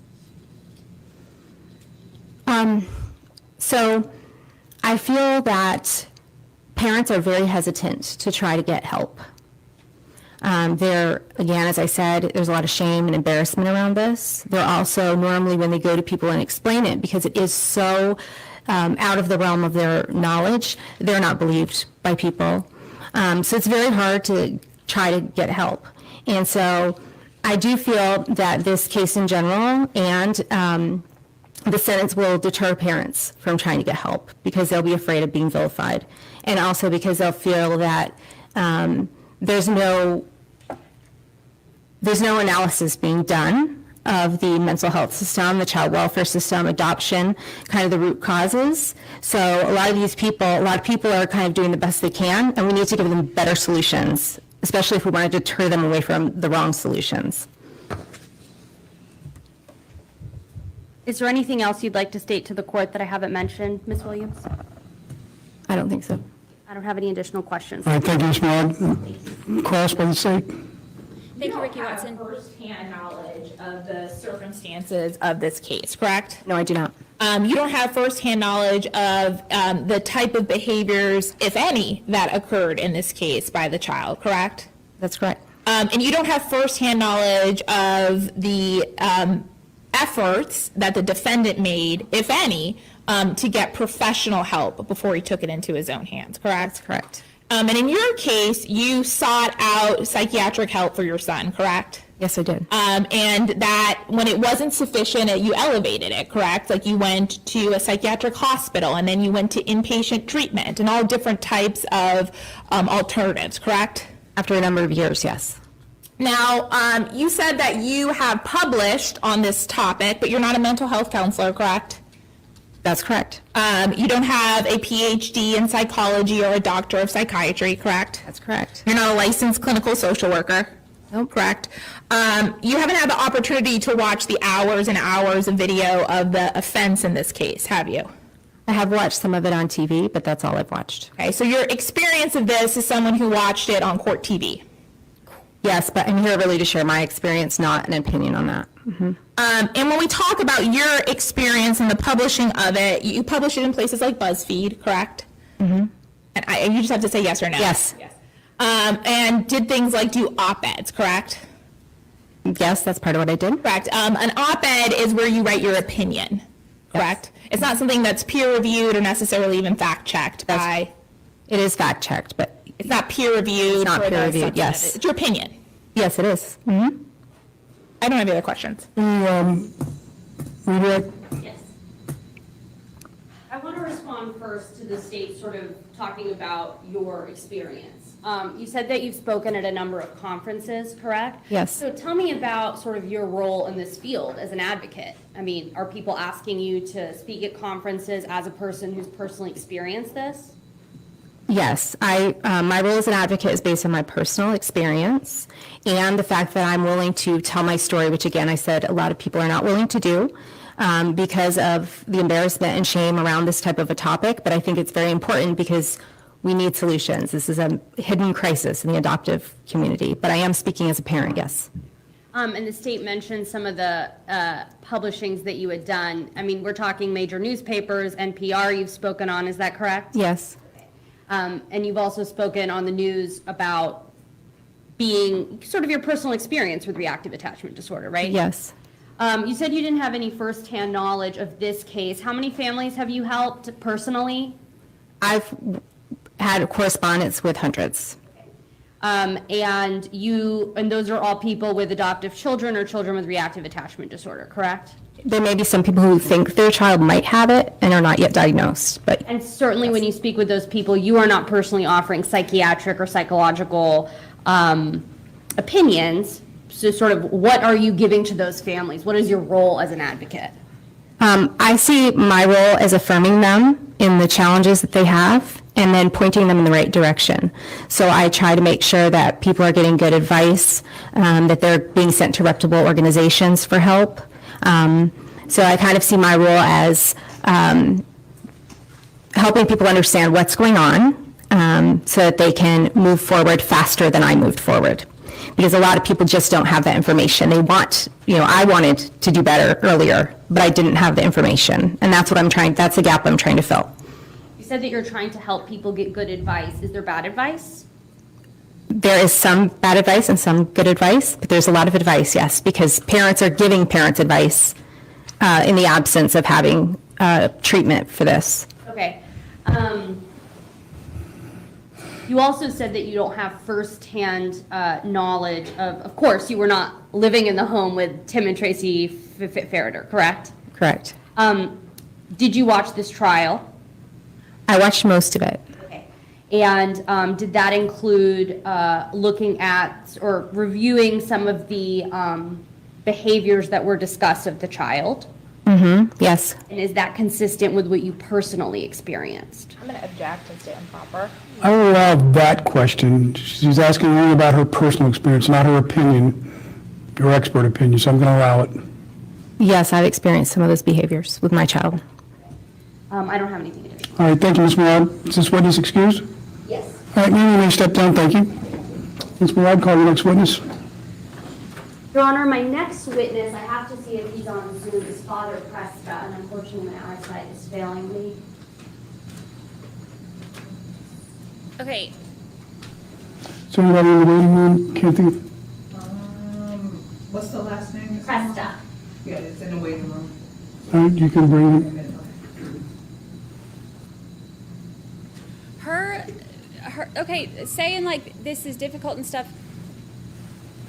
Okay, but that doesn't have anything to do, like he's already been found guilty. We've been through that part. We've gone through that. It's like, okay, well, you're like, yes, y'all found him guilty, but let me try to do everything I can to make you not sentence him as though he's guilty. We've been through this.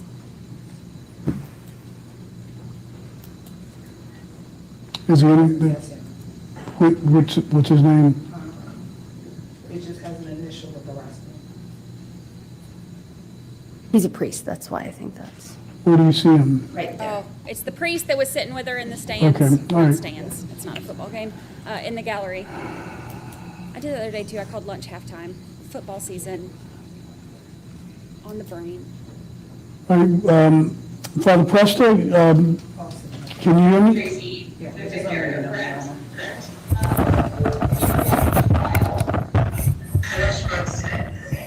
Like if she's Where's that feedback coming? All right, so you need to mute your background or something. Father Presta, can you hear me? It's him. It's the priest from the gallery.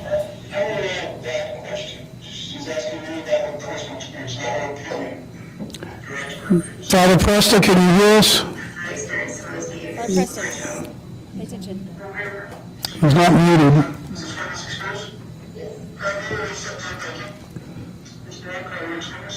Your Honor, I can text him. Could I have just one moment? Text him, yeah. Doesn't look like he hears us.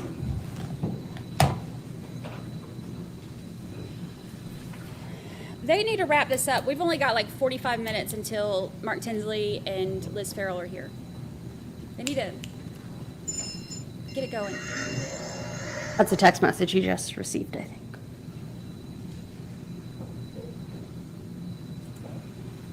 Father Presta, are you able to hear us?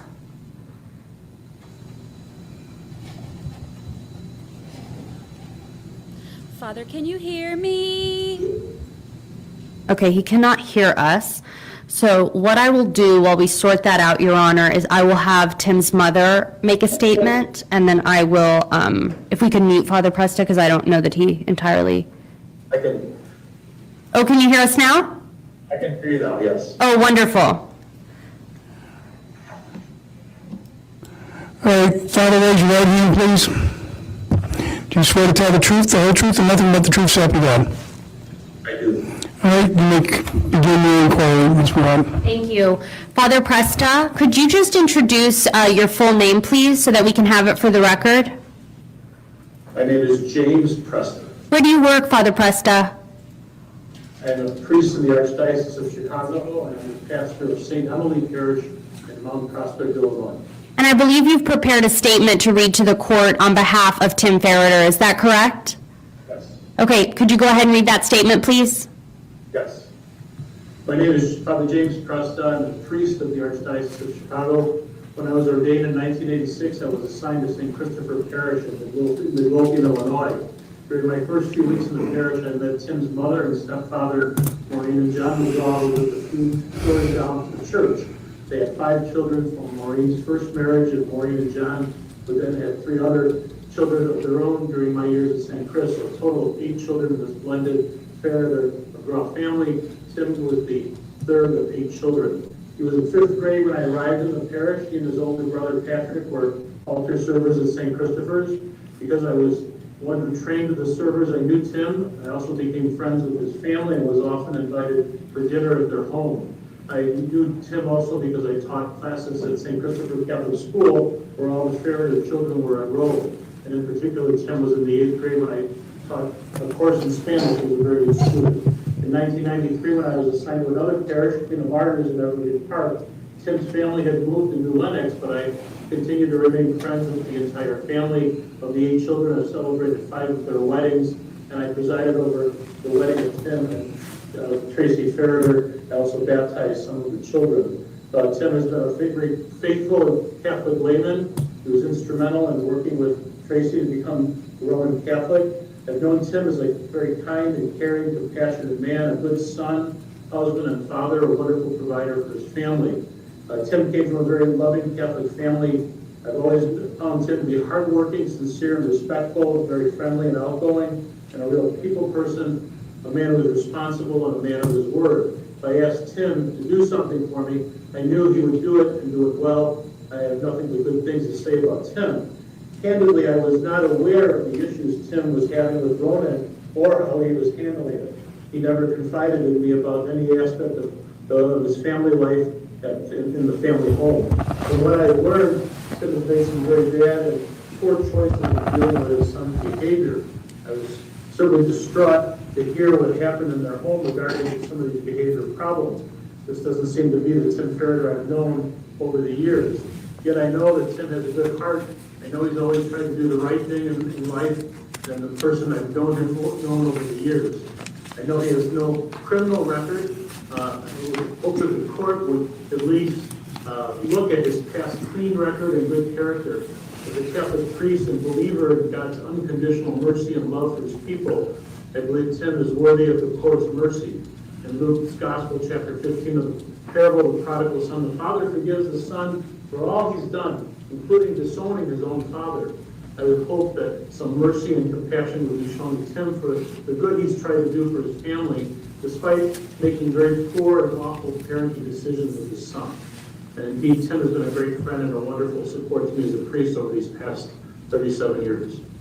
Thank you so much, Father Presta. I don't have anything additional for this witness, Your Honor. Thank you, Ms. Murdoch. Ms. Coakley, any questions? No, I'm just getting a statement. Okay, all right, okay. All right, thank you, sir. You can remain in the Zoom area. We'll put you back in the general population here. Your Honor, I'm not sure that he's... Yeah, we're muted. Thank you. Okay, all right, call your next witness, Ms. Your Murdoch. Honor, just a brief statement from his mother, Maureen Murdoch. If it's just simply statements, I can do that from the podium. They don't need to be on the witness stand for that.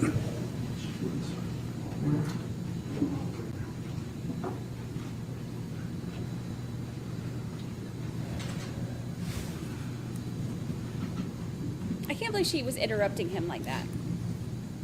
Over and over.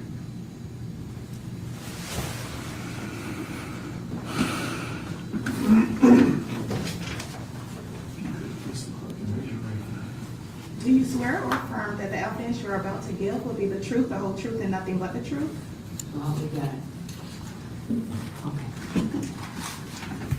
Whenever you're ready, Maureen. Okay, good afternoon. As you know, I'm Maureen, mom of Tim Fara. Well, I say I don't condone Tim's behavior. That behavior was atypical. Tim has always been a loving and gracious son. He was never a problem and never really got into much trouble, despite the closeness of his brother. Well, he and Pat used to get into little rows, but they never got into outside trouble outside the house. He was always active in sports and school activities. He was active in our church, serving as an altar server every Sunday, as Father Presta just said. Many people have said nice things about Tim, and everything said is true. I remember so vividly that when Kaitlin, who is my number 7, was born, he was so excited, Tim was so excited with her presence in our home that he used to take her for a walk almost every day in her stroller. Tim was always exhibited a great love for family. As he grew older, his love for his own family was apparent. He and Tracy, on their own dime, went down to work with poor kids in Honduras. They were down there for about a year, and they were teaching down there. Tim and Tracy spent that year out of the goodness of their hearts. Years later, that love for children was shown again when they departed to pick up Fiona, and then again a trip to get Ronan. To me, these actions were actions of love. I'm imploring you, Judge Coates, to show some mercy on Tim. I'm going to be 74 next month, and I would like to spend some time with Tim before I go. I love Tim very much, and I respect him as a person, as a son. Thank you very much. Thank you, ma'am. Thank you, Maureen.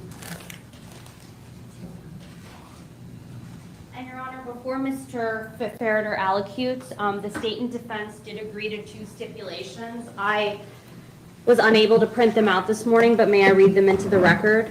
You may. Any objection? Okay.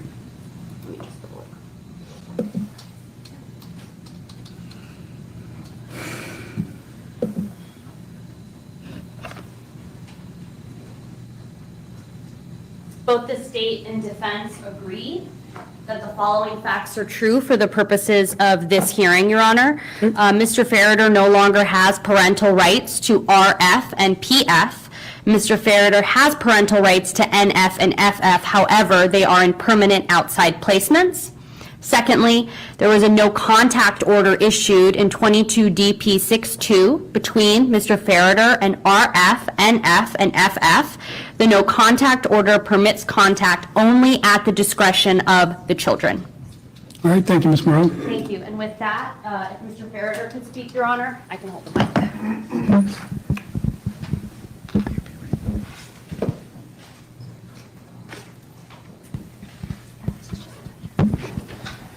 All right, can you administer the oath, Madam Clerk? Do you swear or affirm that the evidence you're about to give will be the truth, the whole truth, and nothing but the truth? You may remain seated, Mr. Ferriter. From the day I was born on the Marine Corps base in Quantico, Virginia, until this very day, I have had many challenges, but many more blessings. I want to give thanks to God for everything. Domino non musite. I want to start out by recognizing that all my kids have been devastated by this entire situation, and I'm very sorry to them that they've had to go through this. Mama and I have lost all your kids, and all you have kids have lost your parents.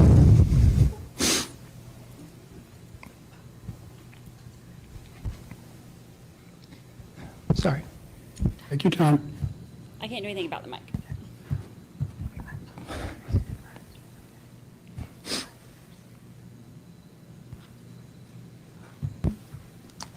In my Catholic faith, we define love in the following way. Love is willing the good of the other for other. Let me say that again. Willing the good of the other for other. What do I mean by this? I'll give two examples.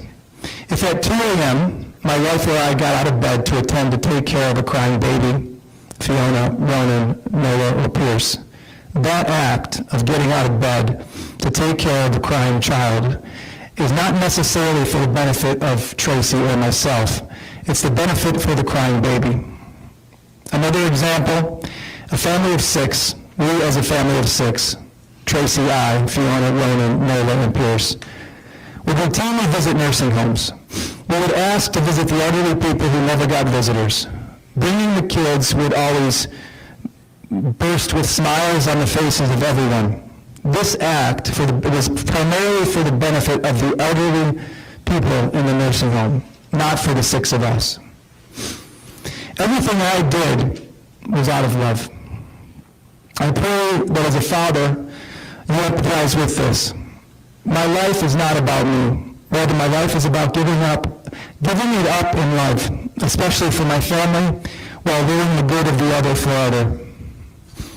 Next, I want to speak directly to my family. Ronan, I love you. Your mama loves you. We're all very sorry for everything. Everything you have gone through, and everything you continue to go through. I am empathetic to where you are placed now. I did all that I could to help you avoid that. As your father, I wish I could be by your side now and stand strong with you. I thank you, Ronan, for your honesty and courage when you spoke of mercy a few weeks back. Ronan, you were my first boy.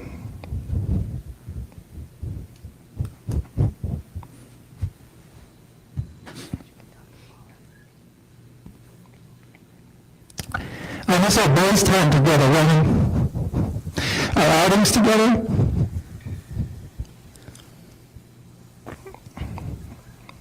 You're such a smart boy, young man. I miss all of your creative ideas you used to share with the whole family. We could always depend on you to come up with something creative and to build something that needed to be built. Ronan, keep up the curiosity and the desire for learning. I love you always, and please know that you'll always be my boy.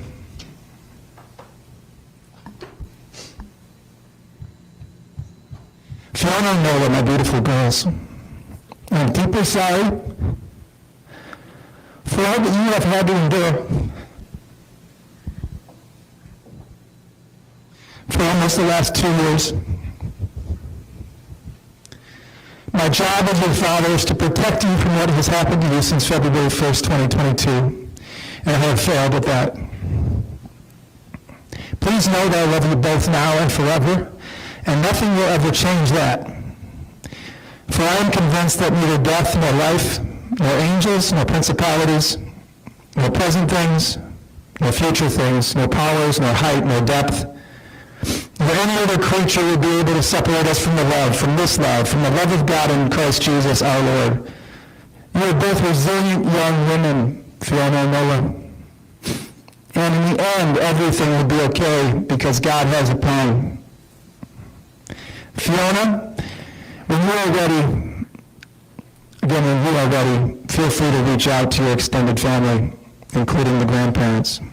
Everyone loves you, Fiona, and are waiting with open arms to embrace you, to love you. In the end, Fiona, all you have is your faith in your family.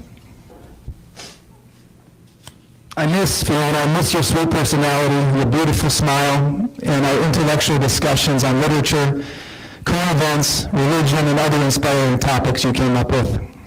I miss watching Hamilton with you. I miss hearing you sing the songs.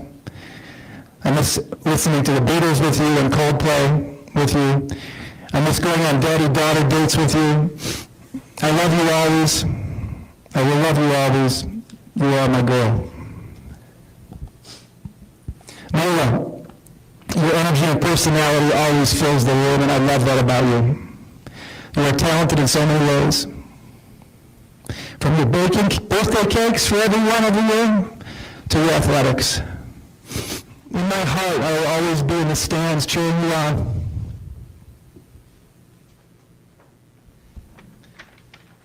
Thank you, Salty. Please remember this, that I'll be in the stands all the way from now until you play for Notre Dame or Arizona. Keep the joy in your heart alive, Nola. Don't lose that caring nature. I miss playing catch with you. You always threw the ball so hard it hurt my hand. I miss shooting baskets with you, playing horse one-on-one, watching you dribble between your legs and around your back. I miss coaching your various teams. I miss coaching you and Fiona on basketball together. You brought many blessings to my life, and I'm grateful for that. Nola, your extended family, like I said to Fiona, including grandparents, love you and are waiting for you with open arms when you are ready. They are your only family, Nola, and we miss you dearly. I quote St. John McGraw when I say to my kids, have a great day. Ronan, Fiona, Nola, Pierce wouldn't remember it, but have a great day. Know that I will always love you, Nola. You are my girl. Pierce, my baby boy. I know you're very young and don't understand what is going on, but please know that I love you, and everything I did was for you. I quote you, Pierce, when I say, I miss you always. I love you always. Please know, Pierce, that I do miss you always. And I do love you always.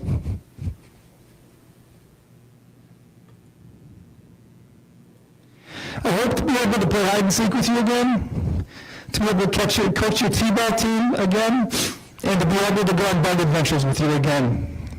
By the way, Nola, Pierce is also hitting from the left side of the plate, as I know you are, and he has a couple of home runs already, so watch out. Tracy, my beautiful, selfless, loving wife, you always do everything for our kids and our family first, and take care of yourself second. You are the most selfless person I know. We love all of our kids the same and initially adopted Ronan from Vietnam, so Fiona did not have to grow up without an adopted sibling, and so she had another Asian kid with her, as she would be a minority where we lived. I miss all of them, and I love all of them, as I know you do. We would do anything for our kids.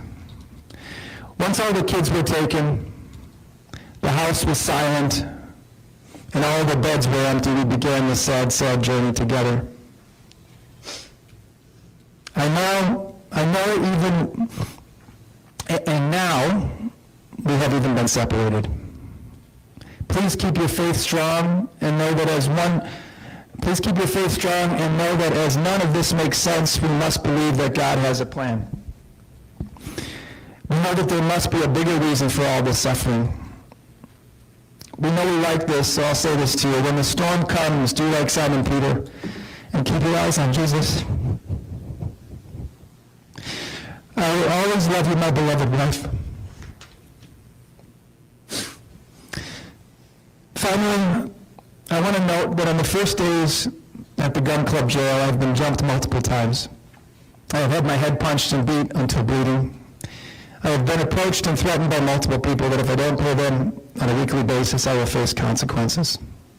Also, everyone recognizes me in jail, which makes me a target every day for every new person that crosses my path.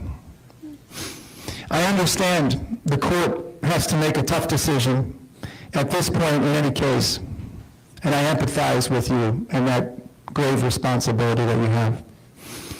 I also plead with you, Judge Coates, to use your discretion to lean into mercy for my family and myself to make your decision. I ask that you allow me to serve my sentence outside the jail or prison, under house arrest or a monitor, under probation, so as to be able to support the ones I love and the ones that depend on me. Thank you for allowing me to speak. Thank you. Ms. Webb, any other witnesses? I don't have any additional evidence, Your Honor. For argument, I will reference additional letters and reports that were admitted into evidence and provided, but Relative to the downward departure or relative to the overall sentencing, or are you able to even separate them? I can do that. Okay, all right. If that's all right with you. That's fine. Okay. So other than that, I don't have any additional evidence to admit at this time, and I'll save the rest for argument. Okay, all right, so, Ms. Coakley, state ready to I just proceed. have one first witness, and then I have some witness impact statements. Okay. Okay? The first witness, and I'm going to say his name wrong, is Dylan. Amy Lee, thank you for the super chat. The feud, I know I was going to say it wrong. He's just on a limited issue related to the downward departure, Your Honor. And Your Honor, I would object. I don't believe this is a listed witness. And under 3.220, they have to list for hearings as well. They didn't list any of their witnesses. I did. There was Oh, I never, it was not served on the state. there was a, Ms. Moran, the court controls argument from up here. The court did receive a witness list from the defense. So This is a very limited issue, Your Honor, and I can tell you what it is. It's as to the restitution. It's just he's just going to testify that the child has insurance. That's the only question I'm asking. response? I maintain my objection. All right, so what's the prejudice that the defense, well, first of all, do you agree with Ms. Murad's argument that under the rule of criminal procedures she cited for a sentencing hearing, the state is obligated to provide a witness list to them? I don't know that we are for this purpose, Your Honor. I certainly didn't. It's just as to their downward departure, what they provided to us on Monday. It's just to... I mean, I'll tell you, I almost never receive witness lists for sentencing hearings. And there can be victim impact statements that are completely unrelated to a witness list. All of her witnesses that gave impact statements, she's incorporating them into the record for evidentiary purposes, for the purpose of her downward departure. I haven't seen the list, but I don't know that she listed every person that's on, because those letters, some of the letters are anonymous that she provided to the court. I don't think that there's any prejudice, Your Honor, at all. Final response, Ms. Muran, you want to make a rule? Rest on my argument. All right.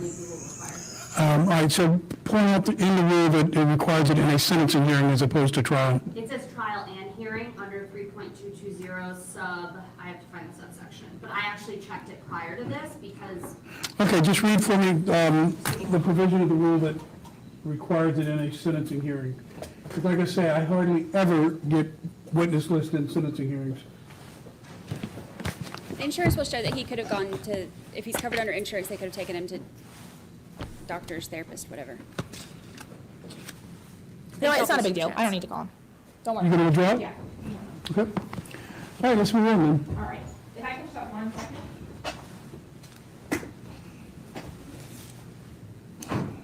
Your Honor, I'd like to have Ron Gerder give a victim impact statement. Okay.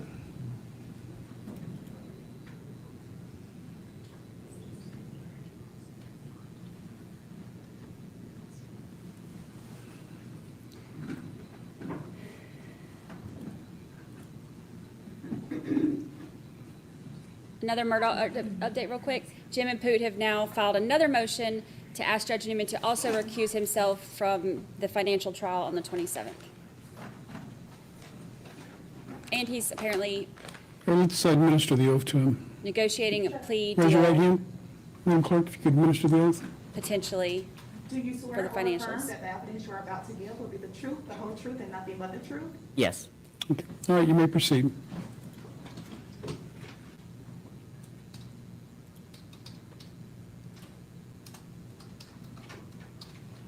I'm glad we have Tinsley and Liz on today.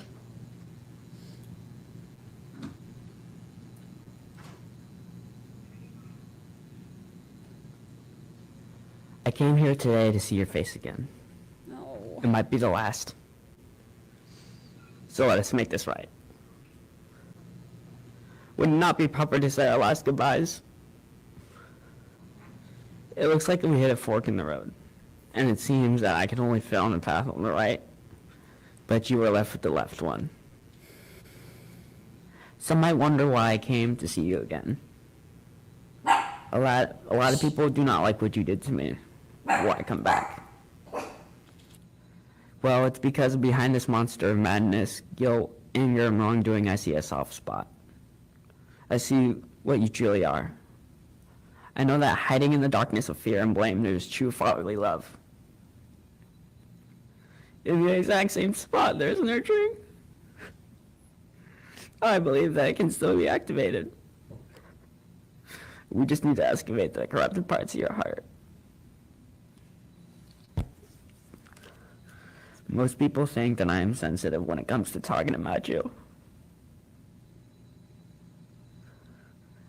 That is true and false. I do want to talk about you. That's because I still love you. And I'll always love you. Until the end of my days.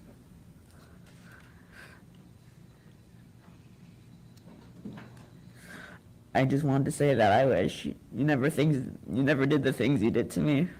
And I think that it was just a long dream.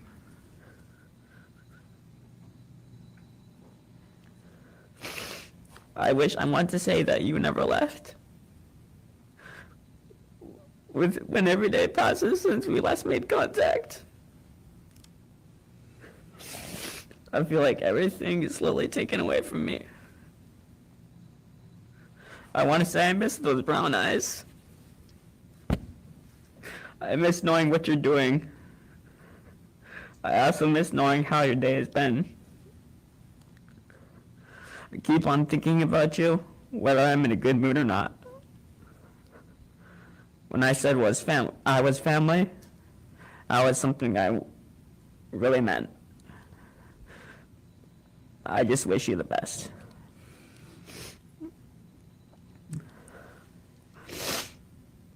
I want to say that you were everything I needed all along. But Baba, I want you happy whether or not it's with me. I wanted to be with you. That is something I wish I really meant. Right now you're facing heavy consequences, but that is something that I cannot change. My father was a good person who just made a really serious mistake. He was not a bad parent. He worked in the medical field when I was a young age. We went on to out-of-country vacations, such as Canada and France. He had a lot of friends.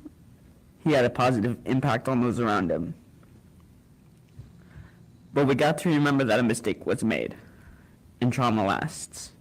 It can burn through people's brains, souls, hearts, and destroying everything in its path. It creates pain.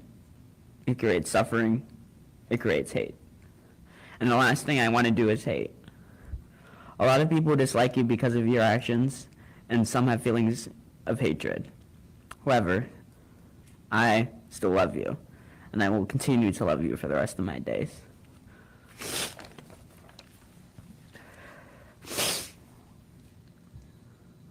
But how do I feel about you? I feel sad. I feel sympathy. I feel hope. But most importantly, I feel forgiveness. Other people may not think that, but I do. In that, I hope you can gather yourself and try to follow up on the consequences of your actions. Just remember that I'm still your son, no matter what, and always remember that I'm still a ferriter. And Judge Coates, I wish you could sentence my beloved father, Tim, 6 months jail time, 5 years probation. And true mercy is not just from the heart. It's the will of the victim to accept mercy that he has received for his wrongdoings.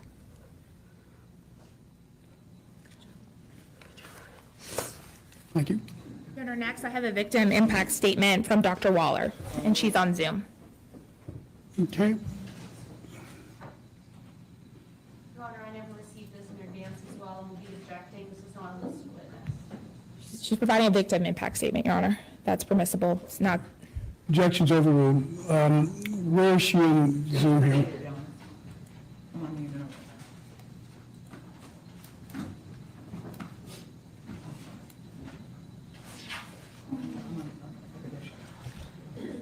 All right, Dr. Waller, raise your right hand, please. Do you swear to tell the truth, whole truth, nothing but the truth, so help you God? I do. All right, you may proceed with the statement. Thank you, Your Honor. My name is Dr. Nikki Waller. I'm a licensed clinical social worker. I've been providing trauma therapy and support to Ilene Gowan and Nola Ferritter since shortly after they were removed from their parents' care and entered into the foster care system in February of 2022. The statement was approved by all three children, by all three of the Ferritter children, Ronan, Fiona, and Nola. But I'm specifically here to talk about the impact that Mr. Ferritter's behavior had on the Ferritter daughters. Trauma bonding is a process that occurs between a victim and a perpetrator. The victim becomes reliant on the perpetrator to meet their basic physiological needs. Your Honor, I'm sorry to As interrupt. time passes, Hold on a sec, Doctor. I am going to object to relevance, Your Honor, as it relates to the victim impact of the daughters, as they are not listed victims in this case, and it's irrelevant. I believe that the only victim impact that will be relevant is RF. Response? You can consider broader impact for the purposes of sentencing. They provided numerous letters about all of his good character, and so the impact of his actions, they want you to consider his good acts and the impact that he has had positively on the community, but they don't want you to consider the impact that he had negatively. It is completely permissible consideration in a sentencing hearing. All right, the objection is overruled. I will continue to allow you to proceed with your statement, Dr. Waller. thank you, Your Honor. The victim becomes reliant on the perpetrator to meet their basic physiological needs. As time passes, the victim becomes grateful to the perpetrator for allowing them to have the basic fundamental things that humans need to grow and to survive. Abused children are uniquely trauma bonded to their parent perpetrators. Children generally rely on their parents for their physiological needs. They also rely on their parents to provide for their safety, security, and love and belonging. As parents provide these essential tools, children learn to become social, safe, and independent. Most children who are abused and deprived of their fundamental needs by their parents start to develop neurobiological differences. Over the years, these children become conditioned to believe that the things that their parent perpetrator provides to them are normal. The victim believes they are loved, supported, and cared for, despite the treatment that they're receiving, even when the situation is very different. The victim in return develops a deep love for their parent perpetrator, many times believing that they are to blame for any mistreatment or mistakes that have taken place on the parent perpetrator's part. The victim will defend their parent perpetrator to others and even take on a blame role for any behaviors that they believe are their fault. I've had the unique opportunity to process with Nola and Fiona Ferritter their beliefs, fears, tears, rationalizations, and realities about what has happened in their family. The hardest thing for the Ferritter daughters is the ongoing betrayal that they feel. Each of them is depressed, anxious, and afraid, but mostly they have a deep sense of betrayal from their parents and extended family. They love their brother, they love their parents. Fiona and Nola both understand that Ronan is trauma bonded to their parents. They wonder how long it will take for Ronan to heal and for the trauma bonds to break.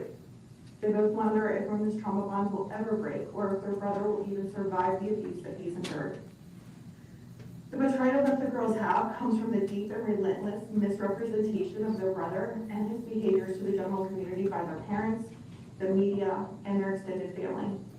Over the past 8 years, the girls have watched their brother lose a sense of himself, his happiness, and his freedom. They remember the lock outside the door when he was under 8.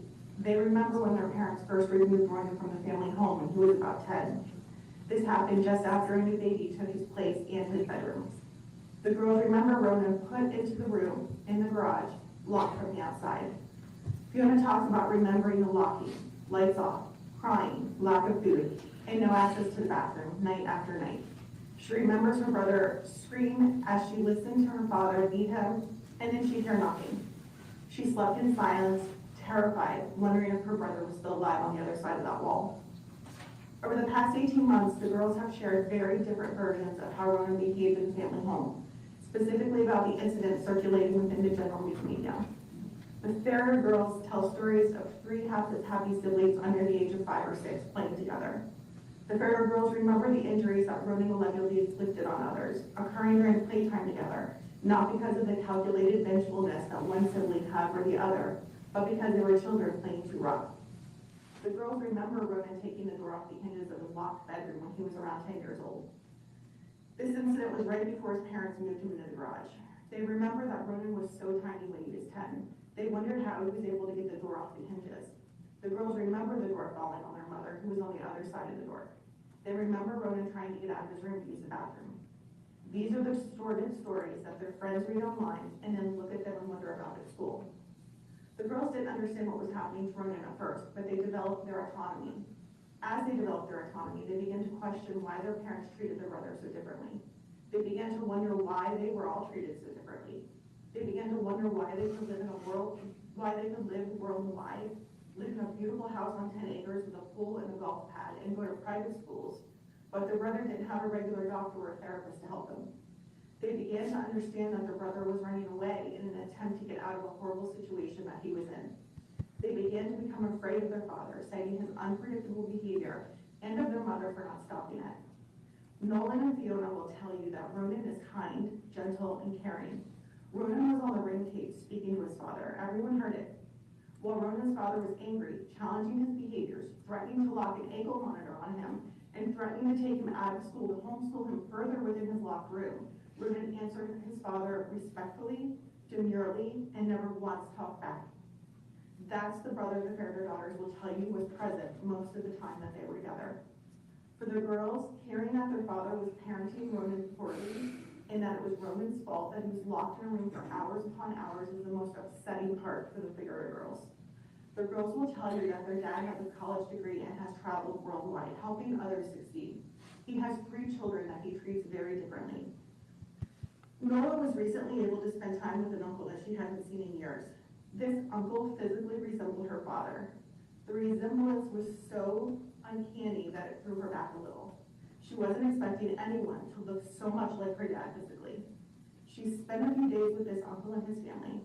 She learned that this uncle was very different than her father. He was kind, he was loving, he was attentive, he was personable, and he was gentle. When it was time for her to leave, she broke down into tears when she got into the car to return home. She was sobbing. Her question, how did my dad get it so wrong? Thank you, Your Honor. Thank you. And then I have 2 victim impact statements. Your Honor, the first is from Fiona Ferriter. Okay. Your Honor, may I ask Dr. Waller one question, please? I will permit it. Thank you.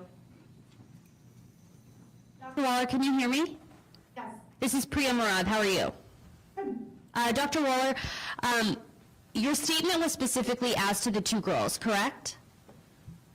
From there, yes. Okay, and is that something that you wrote and that they approved? That's something that I wrote and all 3 children approved. Okay, and then you haven't, I believe in several months, if not a year, personally treated RF, is that correct? That is incorrect. I saw him Tuesday. Okay, and are you his treater, like are you treating him right now or did you just see him? No, I'm treating him. Okay, was there a gap in that at some point? Objective to relevance, and there's privilege issues. I'll allow the question to be answered, but then I'm going to cut it off. You can answer the question as presented. Yes. Okay, and when was that gap? I'm just asking for time frame, no specifics. The gap in me personally treating him? Correct. From June of 2022 until to say, Your Honor, I don't have an exact time frame, but probably the last 2 to 3 months, he was re-engaged under home treatment. Okay, thank you so much, Dr. Waller. Thank you, Ms. Moran. Do you have any follow-up questions? All right. Thank you, Dr. Waller. All right. The first is from Fiona Ferreter, Your Honor. Where to begin? There is a lot I could say about this situation. My name is Fiona Ferreter. I am Ronan Ferreter's older sister and the eldest daughter of Timothy and Tracy Ferreter. I wanted to share the impact of my brother's abuse on him, my sister Nola, and my other brother Pierce. Consider what it is like to have lived in a house where you can hear the screams of your younger brother when he is not in his room. Screams of frustration, hurt, anger, fear, helplessness, and despair. Where you can hear your father yell profanities at him. Where I could hear my father beat him to the point where my brother was no longer screaming, but crying out in pain and barely able to answer questions.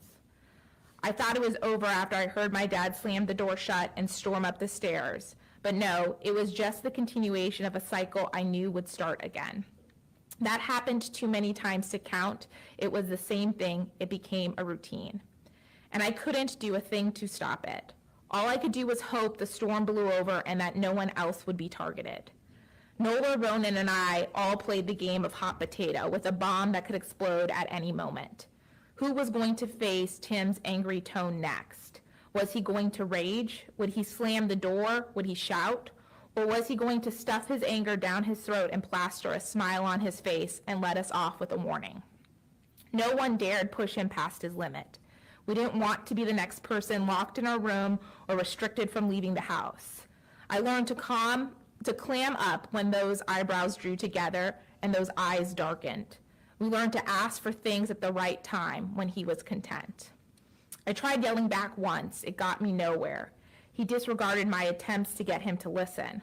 All he could see was disrespect. All he could hear was a rude daughter. The moment I discovered that he couldn't hear me, I snapped my jaw shut and matched his glare. I looked for any sign of an understanding father.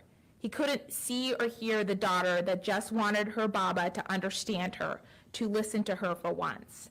That's all she wanted that dark night when she looked up at her father's unyielding face. Instead, she went to bed with angry tears and left behind a stone statue of a parent. When we went out, we all put on the best family faces. We were the perfect Ferriter family, and we were the Ferriter kids, perfect, polite children, each with our own strict roles.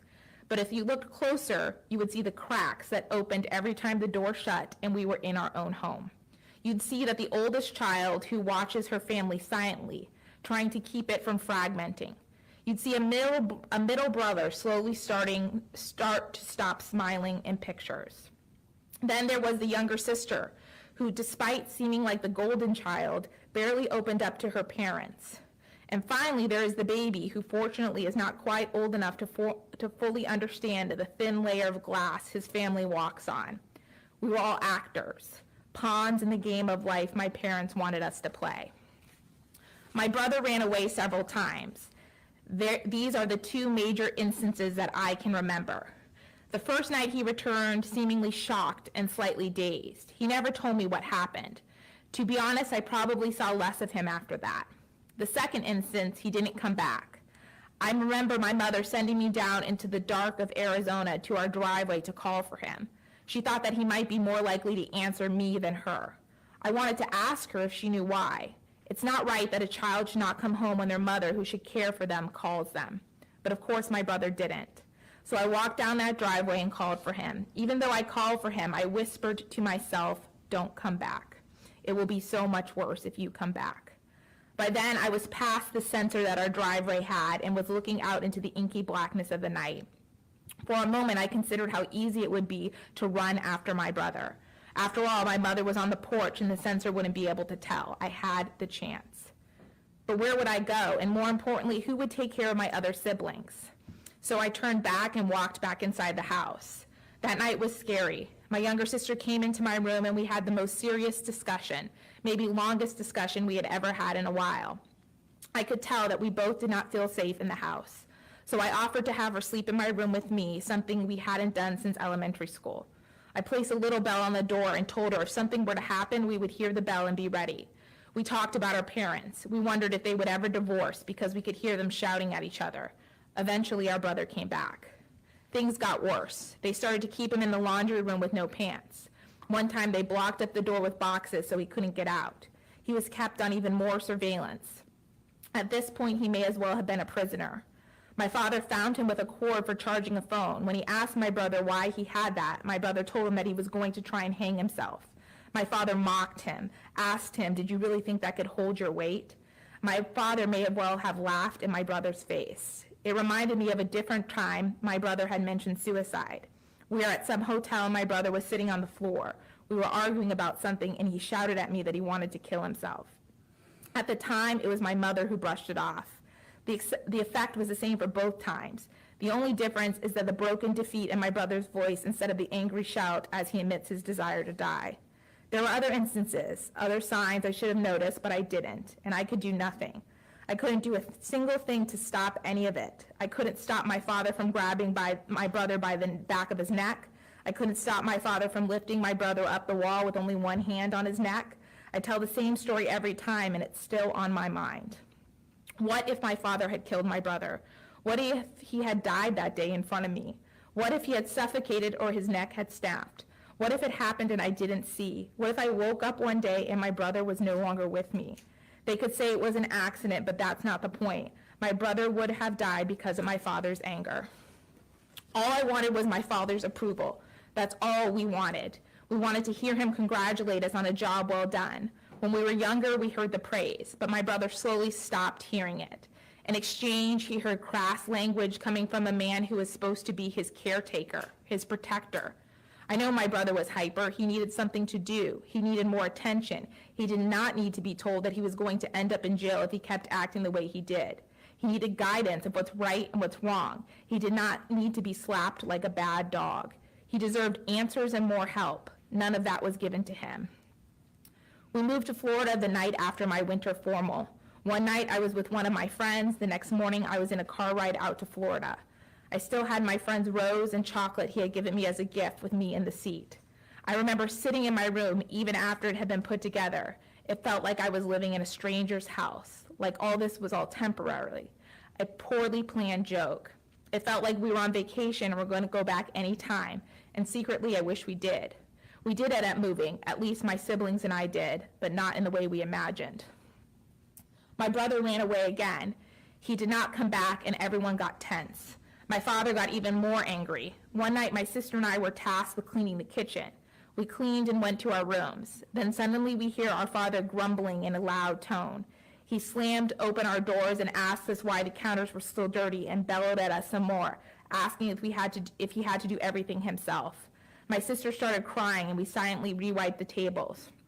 I retreated to our Florida room with my phone. My sister told me she was going on a bike ride. I numbly nodded and went to call my friend. I didn't know what to do. My father came out of his room once and I watched him grab a drink and then hide away back in his room. It didn't quite register with me that my sister had just gone for a bike ride in the middle of the pitch black night. I don't think I would have been surprised if she didn't come back. Running away was no longer an improbability. She did come back and we wondered what the next thing would be. At some point, my parents left the house to go to a softball tournament and my father left the country. I was home alone. I rode my bike from school and band sessions. I was told not to let my brother in the house. I was alone in a new house with just the dogs for company. As of right now, I cannot remember the in-between. The next few things I remember include leaving my room one night and seeing policemen talking to my mom. I remember being afraid of the way they peered around the corner at me. I didn't know what they were talking about. Then I remember someone coming in and taking pictures. We were pulled out of school. As a student who was not known for being a troublemaker, the day I was called to the front office was odd. Someone escorted me to the office. I heard the police announce over their walkie-talkies that I was on my way to the office. I was told over and over again that I wasn't in trouble. I was driven in a car to a meeting point. My sister was in another group of people. We were told to turn off our phones so they couldn't be tracked. We were driven to a place in a state of semi-confusion. Soon we were sitting in a building waiting to be asked questions. I knew exactly why I was there. I knew exactly what they were going to ask about. I cried. I felt so guilty. I felt like I was betraying my parents. but a part of me knew all of this was a long time coming. Then we were shuffled.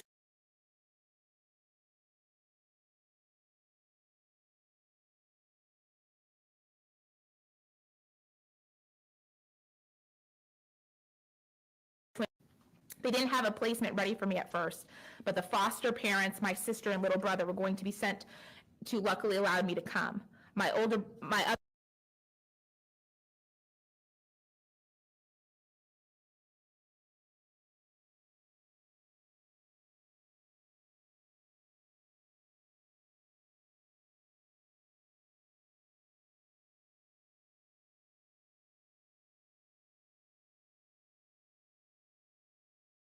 go back home.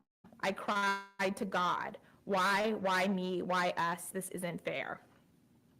Ronan was a child. I have seen what my parents have been saying, and all of it is a bunch of empty excuses, a bunch of flimsy covers for atrocities they committed. Yes, Nola got sent to the hospital.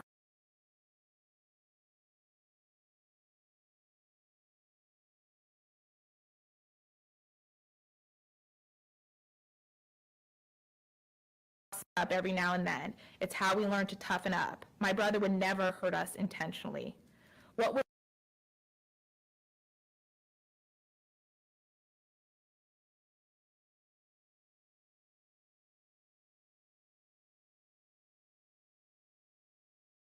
to a dangerous level. To make matters worse, after Pierce was born, he was moved from his room in the house to a place in the garage. That room stank. He was rarely left alone, and it was often dark.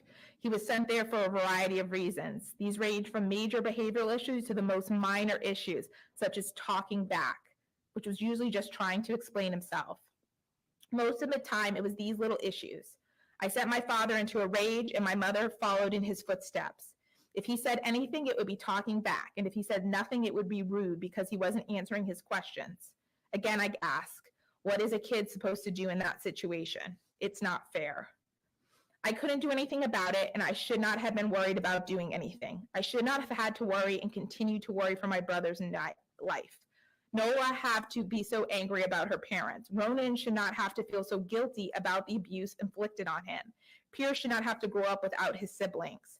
My siblings and I should not have to see our last names in the news. We should not have to see our parents' mugshots. We deserve as regular of a life as we can get. I know I want that for them, at least. Thank you for taking the time to hear me. Fiona Ferriter. Thank you. You have another statement, Ms. Coates? Yes, Your Honor. This one is from Nola Ferriter. All of the past almost 2 years have been a whole life-turning experience. It has had huge ups and downs. Some of the time I felt like I just wanted it all to be over with and all gone. I do not usually express my emotions, but when I do, it all comes out. Every time that has happened, it has had something to do with my parents. They can say all they want, that they love me and my siblings and care for us, but do they really? They say it, but they don't show it. If they really did, all of this would have been in the past, over, and they would do what's best for my siblings and my mental health, especially my brother Ronan. They have put him through so much, and I will never forgive them for treating him the way they did. After everything they did to him, all the abuse, neglect, they keep on saying it's all his fault. None of this has ever been at all his fault. Parents should be parents, which means parents should be loving and caring, and they were none of that. When I lived in that house, I used to think saying I love you was weird. We never said it to each other. My dad would always either be working or watching TV. We hardly had times where we would come out and hang with the family. I was also never allowed to hang out with my brother Ronan and my sister, and I never got the bond that sisters are supposed to have because our parents wouldn't let us be kids. When I was there in that house, I had to be perfect no matter what. I had once been playing around with a friend in class, and the teacher had said something to my parents about it. Later, when I got home, I got yelled at and yelled at. There were no mistakes allowed. At first, I thought the way our household was run was normal. I had thought that my brother living separate from us was normal because they always said it was because of his actions. Now being older, Ronan did not do anything wrong. He was being a kid. He was not allowed to do anything, so he went back at them as a kid would usually do. If the parents say no, the kids want to do it more.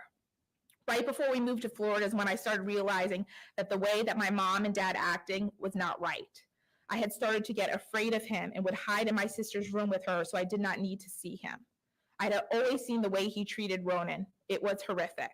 No child should be ever treated in such a way. I have seen my brother being held back by the back of his neck to walk to the bathroom, being screamed at the top of my dad's lungs. Ronan screams for my dad. I've heard the whip of the jump rope hit Ronan and the slaps of banging on the wall. Being in that house was scary. My brain has tried to let me forget a lot of what happened and has locked it away. They can say all they want that Ronan had put me in the hospital and been a danger to us, but all he was doing was playing around and being a kid. And I also played around with him too. The way Tim talks about my brother is crazy. Saying all of this is his fault is insane. How does a person not care at all about a child he himself raised from a baby? Nothing Tim did is justified. Tim and Tracy have put me and my siblings through so much bad mental health. At one point, I was scared to go out of my house because I thought my parents were stalking me. I saw them once after school while I was walking to get picked up.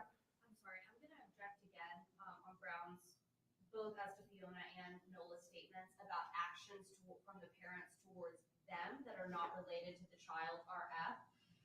Additionally, if the court would look at Florida Statute 921.143, it looks like that victim impact statements are only for the victim, next of kin, law enforcement, correctional or correctional probation officer to make a statement at a sentencing or submission of a written statement. So I believe under that statute, the statements of Fiona and Nola should not be considered by the court. Response? They're next of kin. They're his sisters. All right, objections overruled. You may continue. In the morning with my brother, and then I never wanted to see them again. They have kept me away from my younger brother. I have not seen him in over a year, and they will not let my speak. Oh wait, sorry. In the morning with, I was walking to get picked up and I froze. I couldn't feel a thing, and my instinct was to walk away and not say anything. This is the first time that I have seen them since they got arrested the first time. The first time they got arrested, I had seen them that day in the morning with my brother Pierce. After then, I never wanted to see them again. They have kept me away from my younger brother. I have not seen him in over a year, and they will not let me speak to him on the phone. All of this has hurt me so bad when I feel like nothing can hurt anymore. Me, Fiona, and Ronan are all good kids and did not deserve any of this. Sincerely, Nola FERRITER. And then finally, I have a letter from James Roberts, who he doesn't want it read out loud, but I have provided it to the vents and provided it to the court. He understands it'll be part of the public record. Okay. You have a copy, Ms. Moran? I do, Your Honor. All right, give me just a moment.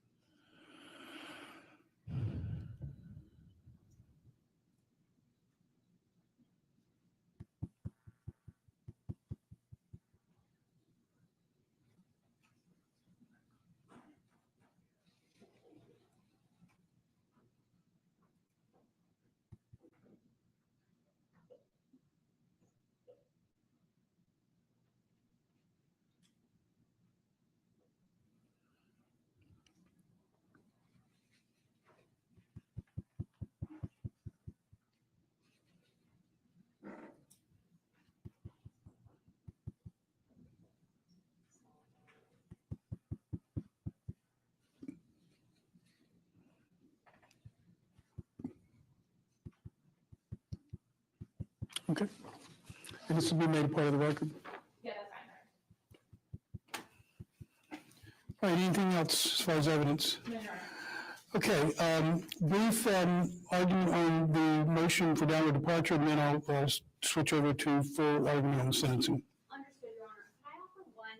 I can call a witness for it unless the state would agree. Fact in rebuttal, I was not provided the victim impact statements in advance, and NF's victim impact statement implied that Tim and Tracy are not allowing her to see her younger brother I don't know if the state would object to this, but during the course of the trial, it was actually attempted that they would see him. But since it was during the course of the trial, both the state and defense agreed that that would not happen. That wasn't Tim or Tracy at all. And so I do think that there are some things that are being misconstrued by the children, but that one particular fact that that child is being withheld from his siblings by these two people, I don't believe is true. So I don't know if the state would agree to that as to the trial. And I think that's factually inaccurate. Factually inaccurate, what was in the statement or what Ms. Murad is saying? And then Ms. Murad is saying is how that went down. Ultimately, the state agreed, and they would not agree to do it and did not allow it. And they only offered it one day, which was the morning of jury selection. Ultimately, we agreed they could do it. So we don't have a stipulation, so what is your request to the court then, Ms. Murad? If I could briefly call Kathy, I'm sorry, I forgot your last name, Kathy, just to discuss this briefly. Yes, who is she is privately adopted.